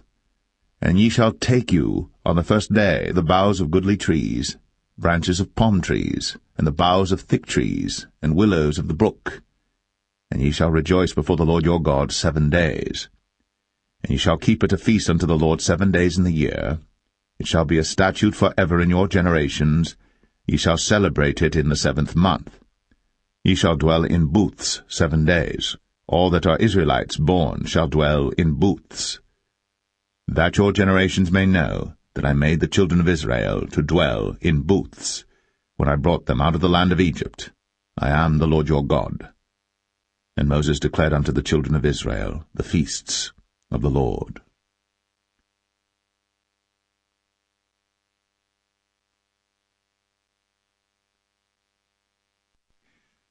Leviticus 24.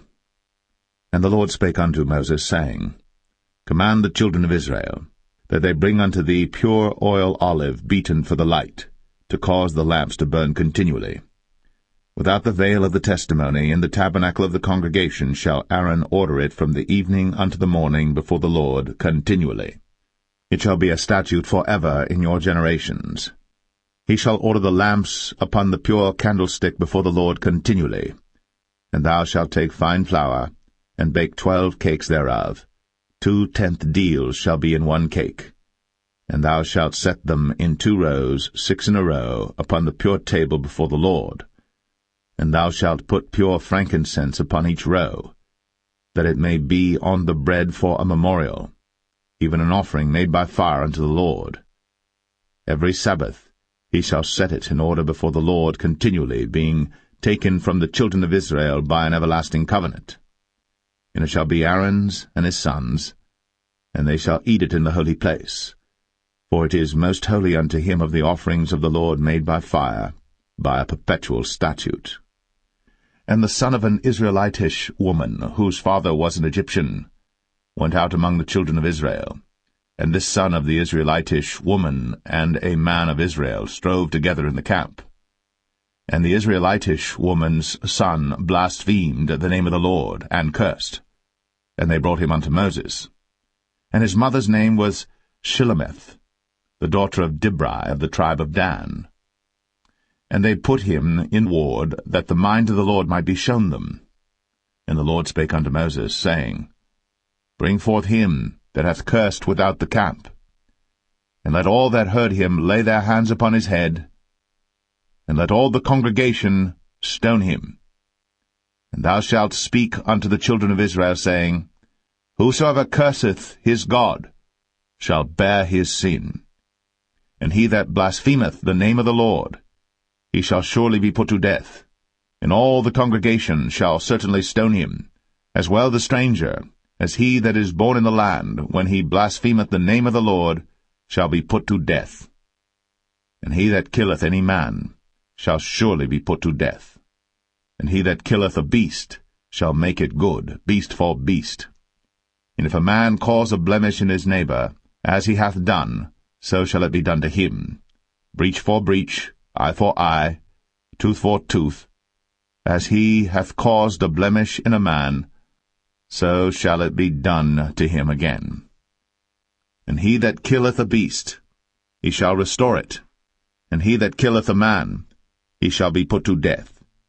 Ye shall have one manner of law, as well for the stranger as for one of your own country.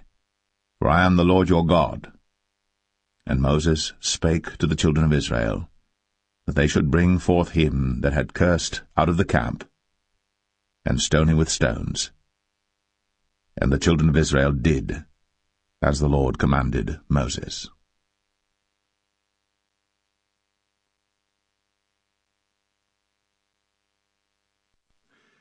Leviticus 25.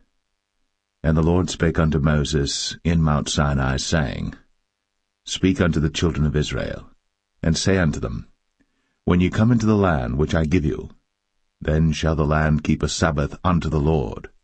6 years thou shalt sow thy field, and 6 years thou shalt prune thy vineyard, and gather in the fruit thereof. But in the 7th year shall be a Sabbath of rest unto the land, a Sabbath for the Lord. Thou shalt neither sow thy field, nor prune thy vineyard. That which groweth of its own accord of thy harvest thou shalt not reap, neither gather the grapes of thy vine undressed.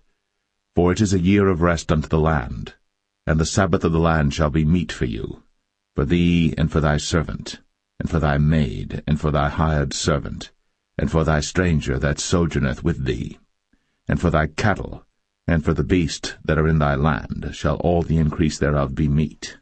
And thou shalt number 7 Sabbaths of years unto thee, 7 times 7 years, and the space of the 7 Sabbaths of years shall be unto thee 49 years.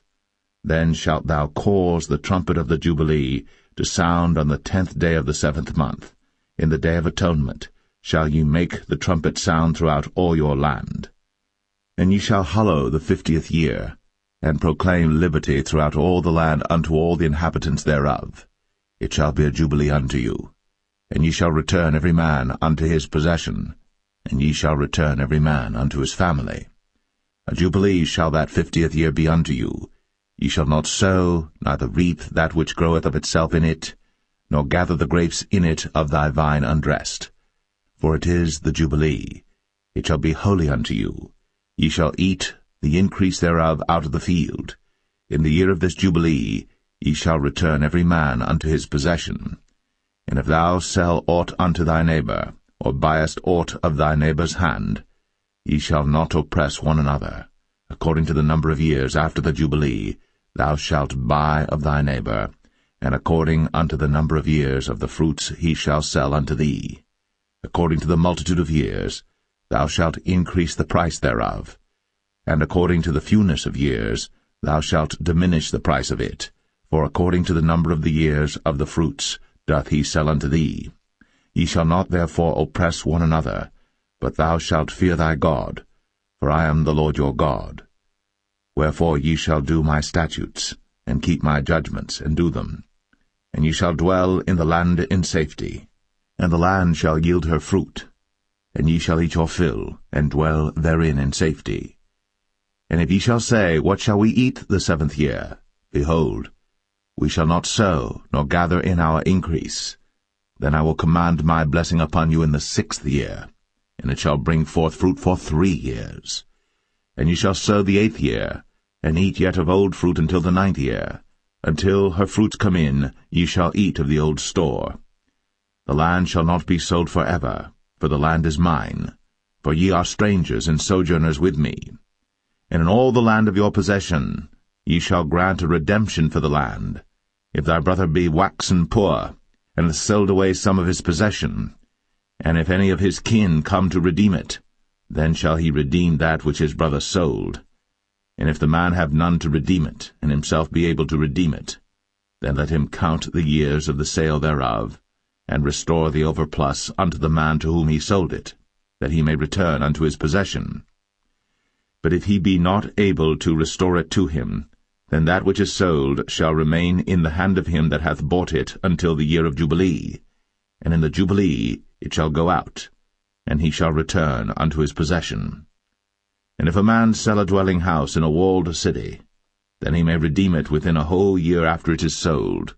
Within a full year may he redeem it.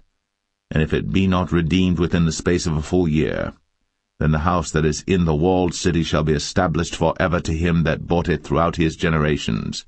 It shall not go out in the Jubilee.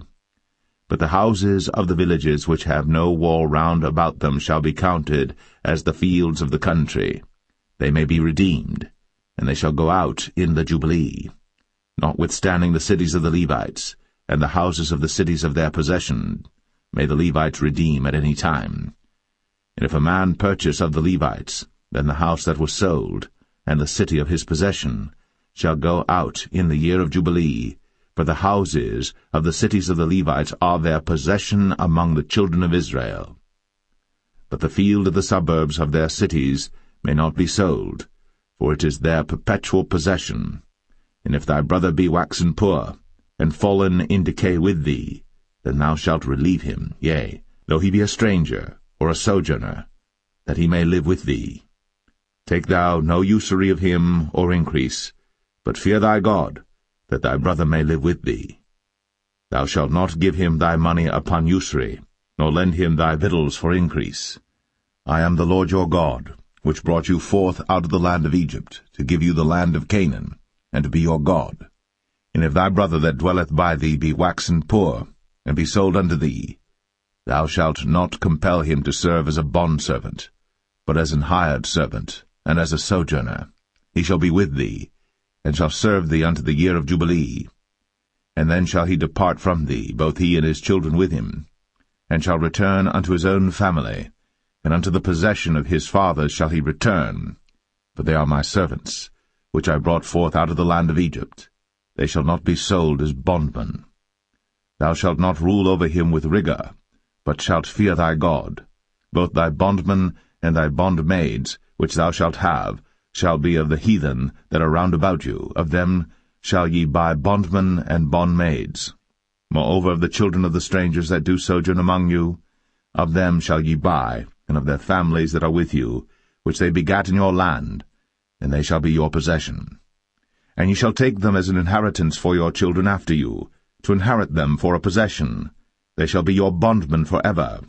But over your brethren, the children of Israel, ye shall not rule one over another with rigor. And if a sojourner or stranger wax rich by thee, and thy brother that dwelleth by him wax poor, and sell himself unto the stranger or sojourner by thee, or to the stock of the stranger's family, after that he is sold, he may be redeemed again. One of his brethren may redeem him. Either his uncle or his uncle's son may redeem him, or any that is nigh of kin unto him of his family may redeem him, or if he be able, he may redeem himself. And he shall reckon with him that bought him from the year that he was sold to him unto the year of Jubilee. And the price of his sale shall be according unto the number of years, according to the time of an hired servant shall it be with him. If there be yet many years behind, according unto them, he shall give again the price of his redemption out of the money that he was bought for. And if there remain but few years unto the year of Jubilee, then he shall count with him, and according unto his years shall he give him again the price of his redemption. And as a yearly hired servant shall he be with him, and the other shall not rule with rigor over him in thy sight. And if he be not redeemed in these years, then he shall go out in the year of Jubilee, both he and his children with him. For unto me the children of Israel are servants. They are my servants whom I brought forth out of the land of Egypt. I am the Lord your God.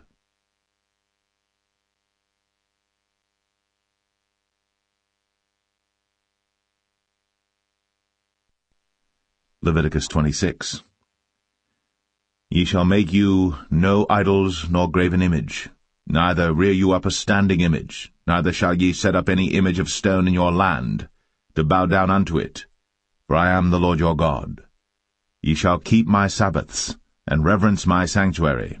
I am the Lord. If ye walk in my statutes, and keep my commandments, and do them, then I will give you rain in due season, and the land shall yield her increase, and the trees of the field shall yield their fruit. And your threshing shall reach unto the vintage, and the vintage shall reach unto the sowing time. And ye shall eat your bread to the full, and dwell in your land safely. And I will give peace in the land, and ye shall lie down, and none shall make you afraid. And I will rid evil beasts out of the land, neither shall the sword go through your land. And ye shall chase your enemies, and they shall fall before you by the sword. And 5 of you shall chase 100, and 100 of you shall put 10,000 to flight. And your enemies shall fall before you by the sword. For I will have respect unto you, and make you fruitful, and multiply you, and establish my covenant with you. And ye shall eat old store, and bring forth the old because of the new. And I will set my tabernacle among you, and my soul shall not abhor you. And I will walk among you, and will be your God, and ye shall be my people. I am the Lord your God, which brought you forth out of the land of Egypt, that ye should not be their bondmen. And I have broken the bands of your yoke, and made you go upright. But if ye will not hearken unto me, and will not do all these commandments, and if ye shall despise my statutes, or if your soul abhor my judgments, so that ye will not do all my commandments, but that ye break my covenant, I also will do this unto you. I will even appoint over you terror, consumption, and the burning ague, that shall consume the eyes, and cause sorrow of heart. And ye shall sow your seed in vain, for your enemies shall eat it. And I will set my face against you, and ye shall be slain before your enemies. They that hate you shall reign over you, and ye shall flee when none pursueth you.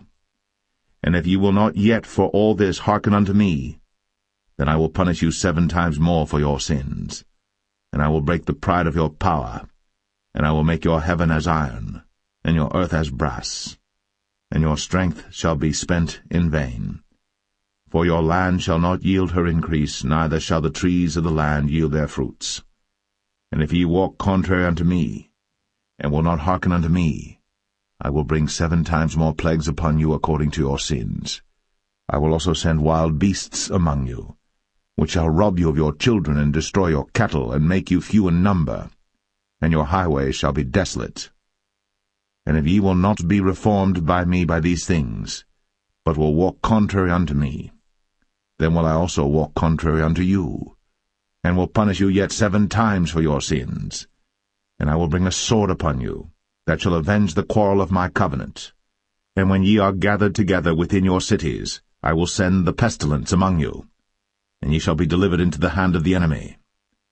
And when I have broken the staff of your bread, 10 women shall bake your bread in one oven, and they shall deliver you your bread again by weight, and ye shall eat and not be satisfied. And if ye will not for all this hearken unto me, but walk contrary unto me, then I will walk contrary unto you also in fury, and I, even I, will chastise you 7 times for your sins. And ye shall eat the flesh of your sons, and the flesh of your daughters shall ye eat. And I will destroy your high places, and cut down your images, and cast your carcasses upon the carcasses of your idols. And my soul shall abhor you. And I will make your cities waste, and bring your sanctuaries unto desolation, and I will not smell the savour of your sweet odours. And I will bring the land into desolation, and your enemies which dwell therein shall be astonished at it. And I will scatter you among the heathen, and will draw out a sword after you, and your land shall be desolate, and your cities waste. Then shall the land enjoy her Sabbaths, as long as it lieth desolate, and ye be in your enemy's land. Even then shall the land rest, and enjoy her Sabbaths. As long as it lieth desolate it shall rest, because it did not rest in your Sabbaths, when ye dwelt upon it. And upon them that are left alive of you I will send a faintness into their hearts in the lands of their enemies, and the sound of a shaken leaf shall chase them, and they shall flee, as fleeing from a sword, and they shall fall when none pursueth. And they shall fall one upon another, as it were before a sword, when none pursueth. And ye shall have no power to stand before your enemies, and ye shall perish among the heathen. And the land of your enemies shall eat you up, and they that are left of you shall pine away in their iniquity in your enemies' lands, and also in the iniquities of their fathers shall they pine away with them, if they shall confess their iniquity, and the iniquity of their fathers, with their trespass which they trespassed against me, and that also they have walked contrary unto me, and that I also have walked contrary unto them, and have brought them into the land of their enemies. If then their uncircumcised hearts be humbled, and they then accept of the punishment of their iniquity, then will I remember my covenant with Jacob, and also my covenant with Isaac, and also my covenant with Abraham will I remember, and I will remember the land. The land also shall be left of them, and shall enjoy her Sabbaths, while she lieth desolate without them. And they shall accept of the punishment of their iniquity, even because they despised my judgments, and because their soul abhorred my statutes. And yet for all that, when they be in the land of their enemies, I will not cast them away, neither will I abhor them to destroy them utterly, and to break my covenant with them, for I am the Lord their God. But I will for their sakes remember the covenant of their ancestors, whom I brought forth out of the land of Egypt, in the sight of the heathen, that I might be their God. I am the Lord. These are the statutes and judgments and laws which the Lord made between him and the children of Israel in Mount Sinai by the hand of Moses.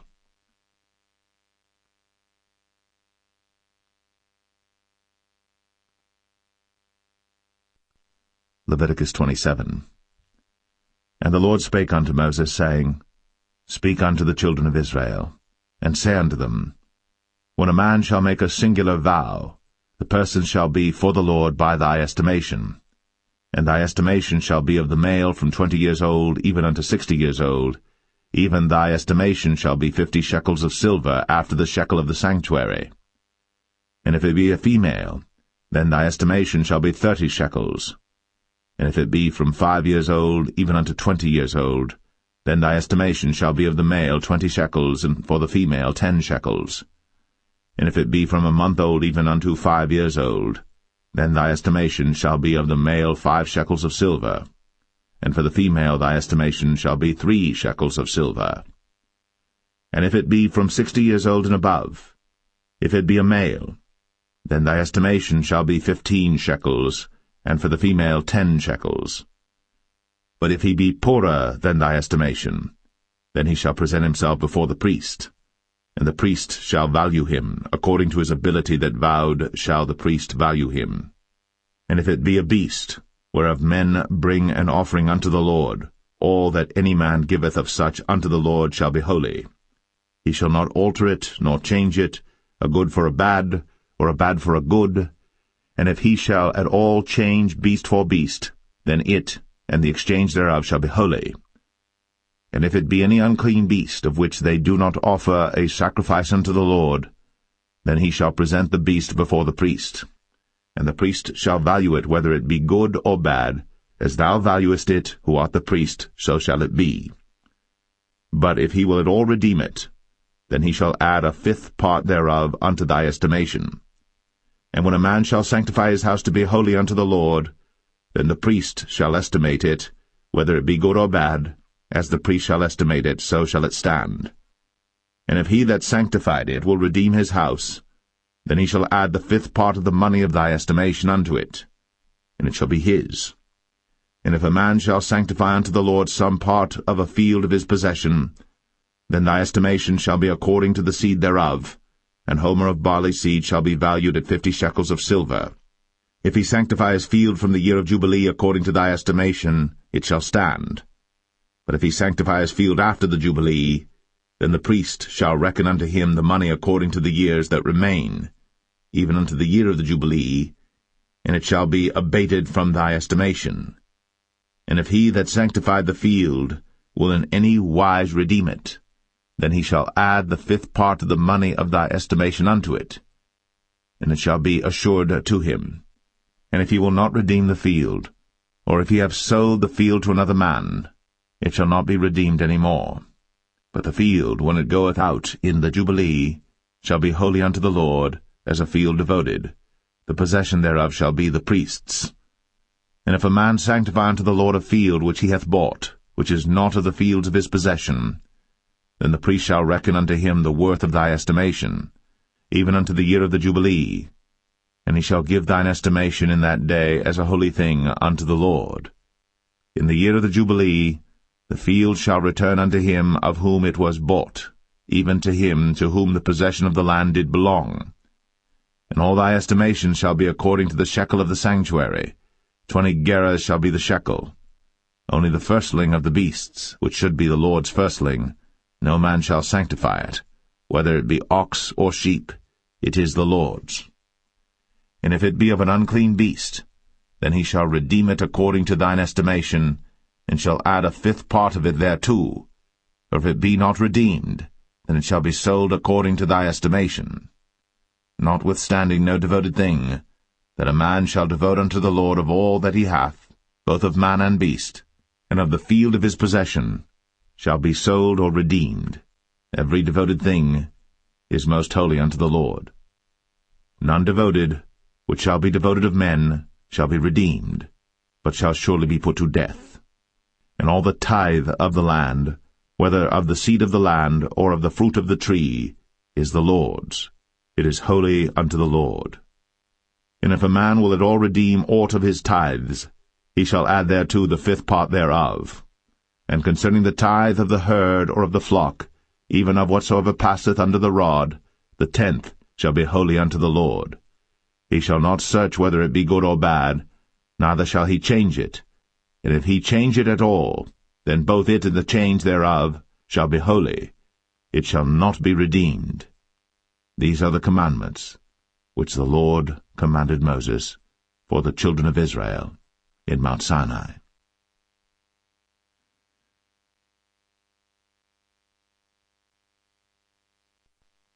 The Book of Numbers, chapter 1.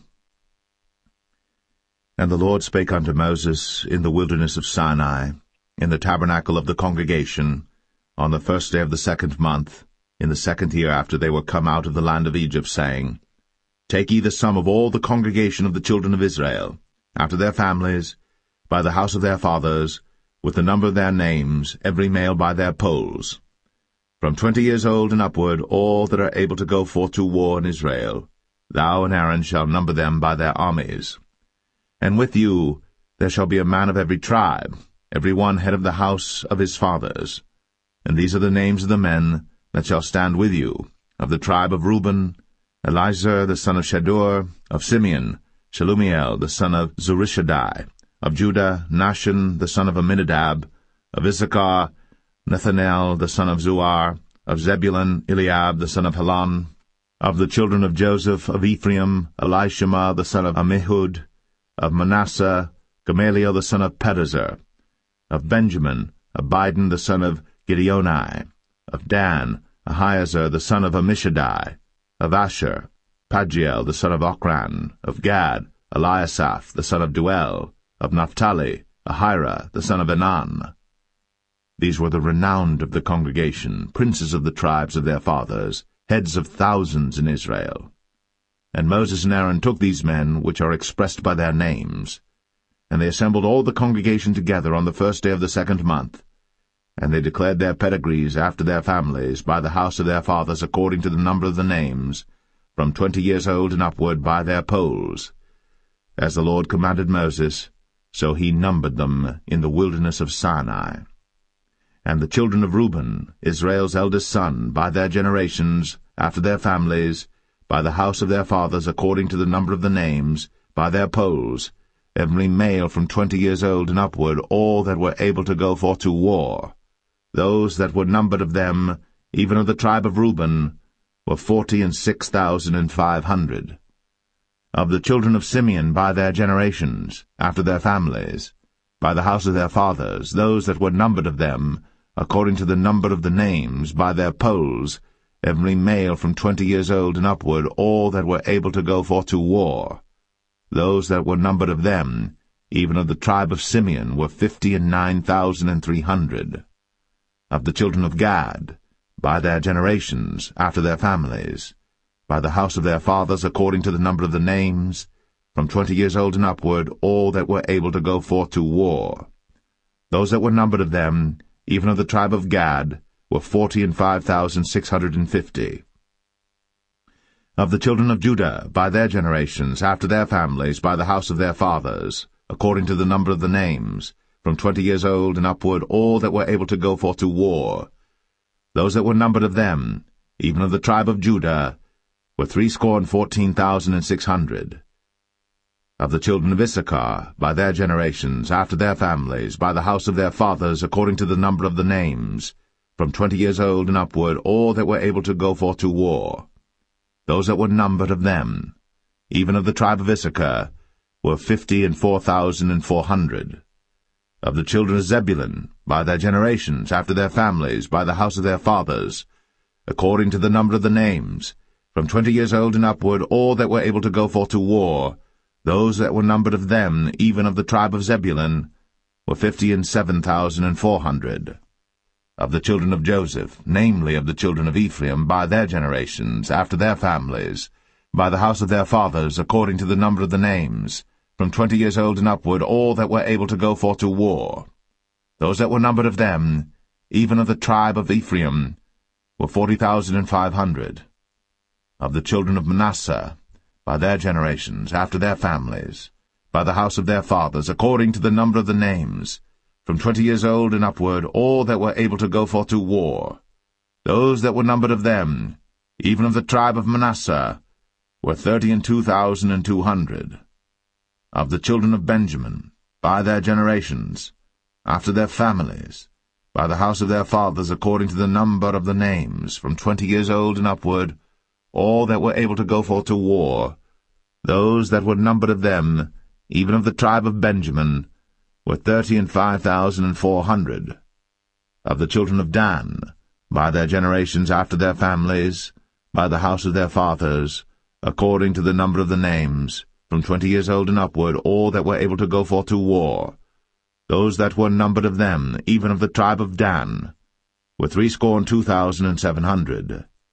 Of the children of Asher, by their generations, after their families, by the house of their fathers, according to the number of the names, from 20 years old and upward, all that were able to go forth to war, those that were numbered of them, even of the tribe of Asher, were 41,500.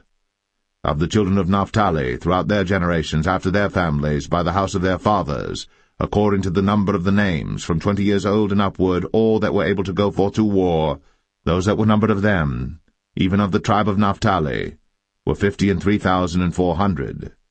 These are those that were numbered, which Moses and Aaron numbered. And the princes of Israel, being 12 men, each one was for the house of his fathers. So were all those that were numbered of the children of Israel, by the house of their fathers, from 20 years old and upward, all that were able to go forth to war in Israel. Even all they that were numbered were 600,000 and 3,550. But the Levites after the tribe of their fathers were not numbered among them. For the Lord had spoken unto Moses, saying, Only thou shalt not number the tribe of Levi, neither take the sum of them among the children of Israel. But thou shalt appoint the Levites over the tabernacle of testimony, and over all the vessels thereof, and over all things that belong to it. They shall bear the tabernacle, and all the vessels thereof, and they shall minister unto it, and shall encamp round about the tabernacle. And when the tabernacle setteth forward, the Levites shall take it down. And when the tabernacle is to be pitched, the Levites shall set it up, and the stranger that cometh nigh shall be put to death. And the children of Israel shall pitch their tents, every man by his own camp, and every man by his own standard throughout their hosts. But the Levites shall pitch round about the tabernacle of testimony, that there be no wrath upon the congregation of the children of Israel, and the Levites shall keep the charge of the tabernacle of testimony. And the children of Israel did, according to all that the Lord commanded Moses. So did they.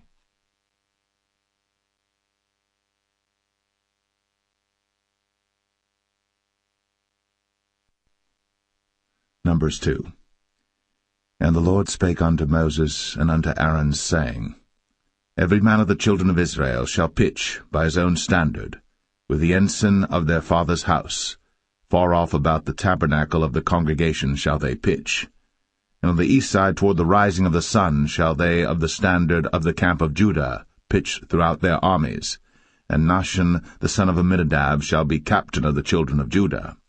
And his host, and those that were numbered of them, were 314,600. And those that do pitch next unto him shall be the tribe of Issachar. And Nethaniel the son of Zuar shall be captain of the children of Issachar. And his host, and those that were numbered thereof, were 54,400. Then the tribe of Zebulun, and Eliab the son of Helon, shall be captain of the children of Zebulun. And his host, and those that were numbered thereof, were 57,400. All that were numbered in the camp of Judah were 100,000 and 80,000 and 6,400 throughout their armies. These shall first set forth. On the south side shall be the standard of the camp of Reuben, according to their armies, and the captain of the children of Reuben shall be Elizur, the son of Shedeur. And his host, and those that were numbered thereof, were 46,500. And those which pitched by him shall be the tribe of Simeon. And the captain of the children of Simeon shall be Shelumiel, the son of Zerushadai. And his host, and those that were numbered of them, were 59,300. Then the tribe of Gad, and the captain of the sons of Gad shall be Eliasaph, the son of Ruel. And his host, and those that were numbered of them, were 45,650. All that were numbered in the camp of Reuben were 100,050 and 1,450 throughout their armies, and they shall set forth in the second rank. Then the tabernacle of the congregation shall set forward with the camp of the Levites, in the midst of the camp, as they encamp, so shall they set forward, every man in his place by their standards. On the west side shall be the standard of the camp of Ephraim, according to their armies, and the captain of the sons of Ephraim shall be Elishama, the son of Ammihud. And his host, and those that were numbered of them, were 40,500. and by him shall be the tribe of Manasseh, and the captain of the children of Manasseh shall be Gamaliel the son of Pedazur, and his host, and those that were numbered of them were 32,200. Then the tribe of Benjamin, and the captain of the sons of Benjamin shall be Abidan the son of Gideoni, and his host, and those that were numbered of them were 35,400. All that were numbered of the camp of Ephraim were 100,000 and 8,000 and 100 throughout their armies, and they shall go forward in the third rank. The standard of the camp of Dan shall be on the north side by their armies, and the captain of the children of Dan shall be Ahiezer the son of Ammishaddai, and his host, and those that were numbered of them were 62,700. And those that encamp by him shall be the tribe of Asher, and the captain of the children of Asher shall be Pagiel the son of Ochran, and his host, and those that were numbered of them were 41,500. Then the tribe of Naphtali, and the captain of the children of Naphtali shall be Ahira the son of Enan, and his host, and those that were numbered of them were 53,400. All they that were numbered in the camp of Dan were 100,050 and 7,600. They shall go hindmost with their standards. These are those which were numbered of the children of Israel, by the house of their fathers. All those that were numbered of the camps throughout their hosts were 600,000 and 3,550. But the Levites were not numbered among the children of Israel, as the Lord commanded Moses. And the children of Israel did according to all that the Lord commanded Moses. So they pitched by their standards, and so they set forward, every one after their families, according to the house of their fathers.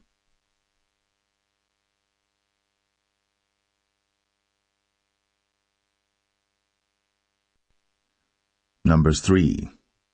These also are the generations of Aaron and Moses in the day that the Lord spake with Moses in Mount Sinai. And these are the names of the sons of Aaron, Nadab the firstborn, and Abihu, Eleazar, and Ithamar. These are the names of the sons of Aaron, the priests which were anointed, whom he consecrated to minister in the priest's office. And Nadab and Abihu died before the Lord, when they offered strange fire before the Lord in the wilderness of Sinai, and they had no children. And Eleazar and Ithamar ministered in the priest's office in the sight of Aaron their father. And the Lord spake unto Moses, saying, Bring the tribe of Levi near, and present them before Aaron the priest, that they may minister unto him. And they shall keep his charge, and the charge of the whole congregation before the tabernacle of the congregation, to do the service of the tabernacle.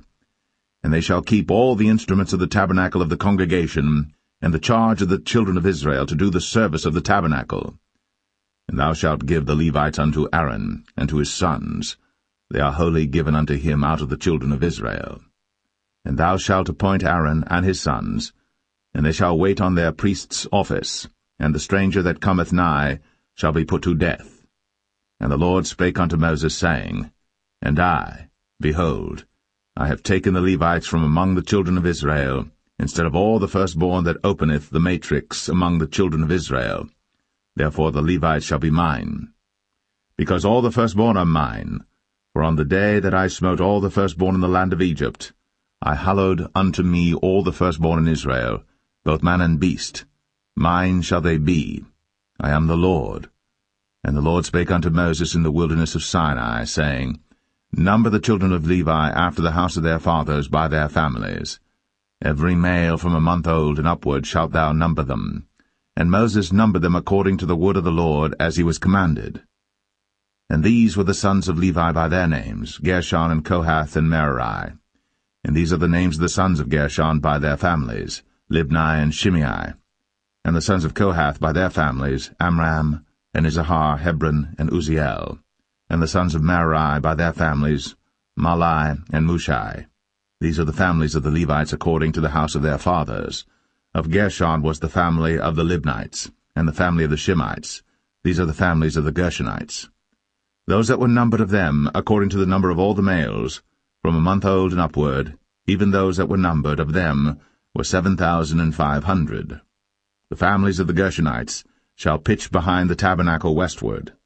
And the chief of the house of the father of the Gershonites shall be Eliasaph the son of Lael. And the charge of the sons of Gershon in the tabernacle of the congregation shall be the tabernacle, and the tent, the covering thereof, and the hanging for the door of the tabernacle of the congregation, and the hangings of the court, and the curtain for the door of the court which is by the tabernacle, and by the altar round about, and the cords of it for all the service thereof. And of Kohath was the family of the Amramites, and the family of the Isharites, and the family of the Hebronites, and the family of the Uzzielites. These are the families of the Kohathites. In the number of all the males from a month old and upward were 8,600, keeping the charge of the sanctuary. The families of the sons of Kohath shall pitch on the side of the tabernacle southward. And the chief of the house of the father of the families of the Kohathites shall be Elizaphan the son of Uzziel. And their charge shall be the ark, and the table, and the candlestick, and the altars, and the vessels of the sanctuary wherewith they minister, and the hanging, and all the service thereof. And Eleazar the son of Aaron the priest shall be chief over the chief of the Levites, and have the oversight of them that keep the charge of the sanctuary. Of Merari was the family of the Mahlites, and the family of the Mushites. These are the families of Merari. And those that were numbered of them, according to the number of all the males, from a month old and upward, were 6,200. And the chief of the house of the father of the families of Merari was Zuriel, the son of Abihail. These shall pitch on the side of the tabernacle northward. And under the custody and charge of the sons of Merari shall be the boards of the tabernacle, and the bars thereof, and the pillars thereof, and the sockets thereof, and all the vessels thereof, and all that serveth thereto, and the pillars of the court round about, and their sockets, and their pins, and their cords. But those that encamp before the tabernacle toward the east, even before the tabernacle of the congregation eastward, shall be Moses and Aaron and his sons, keeping the charge of the sanctuary for the charge of the children of Israel, and the stranger that cometh nigh shall be put to death. All that were numbered of the Levites, which Moses and Aaron numbered at the commandment of the Lord, throughout their families, all the males from a month old and upward, were 22,000. And the Lord said unto Moses, Number all the firstborn of the males of the children of Israel from a month old and upward, and take the number of their names. And thou shalt take the Levites for me, I am the Lord, instead of all the firstborn among the children of Israel, and the cattle of the Levites instead of all the firstlings among the cattle of the children of Israel. And Moses numbered, as the Lord commanded him, all the firstborn among the children of Israel, and all the firstborn males by the number of names, from a month old and upward, of those that were numbered of them, were 22,213. And the Lord spake unto Moses, saying, Take the Levites instead of all the firstborn among the children of Israel, and the cattle of the Levites instead of their cattle, and the Levites shall be mine. I am the Lord. And for those that are to be redeemed of the 213 of the firstborn of the children of Israel, which are more than the Levites, thou shalt even take 5 shekels apiece by the poll. After the shekel of the sanctuary shalt thou take them. The shekel is 20 gerahs. And thou shalt give the money wherewith the odd number of them is to be redeemed, unto Aaron and to his sons. And Moses took the redemption money of them that were over and above them that were redeemed by the Levites. Of the firstborn of the children of Israel took he the money, 1,365 shekels, after the shekel of the sanctuary.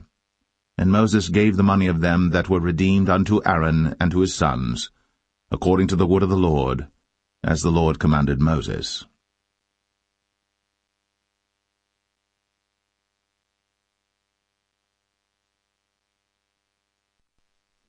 Numbers 4. And the Lord spake unto Moses and unto Aaron, saying, Take the sum of the sons of Kohath, from among the sons of Levi, after their families, by the house of their fathers, from 30 years old and upward, even until 50 years old, all that enter into the host, to do the work in the tabernacle of the congregation. This shall be the service of the sons of Kohath, in the tabernacle of the congregation, about the most holy things. And when the camp setteth forward, Aaron shall come, and his sons, and they shall take down the covering veil, and cover the ark of the testimony with it, and shall put thereon the covering of badgers' skins, and shall spread over it a cloth wholly of blue, and shall put in the staves thereof. And upon the table of shewbread they shall spread a cloth of blue, and put thereon the dishes, and the spoons, and the bowls, and covers to cover withal, and the continual bread shall be thereon.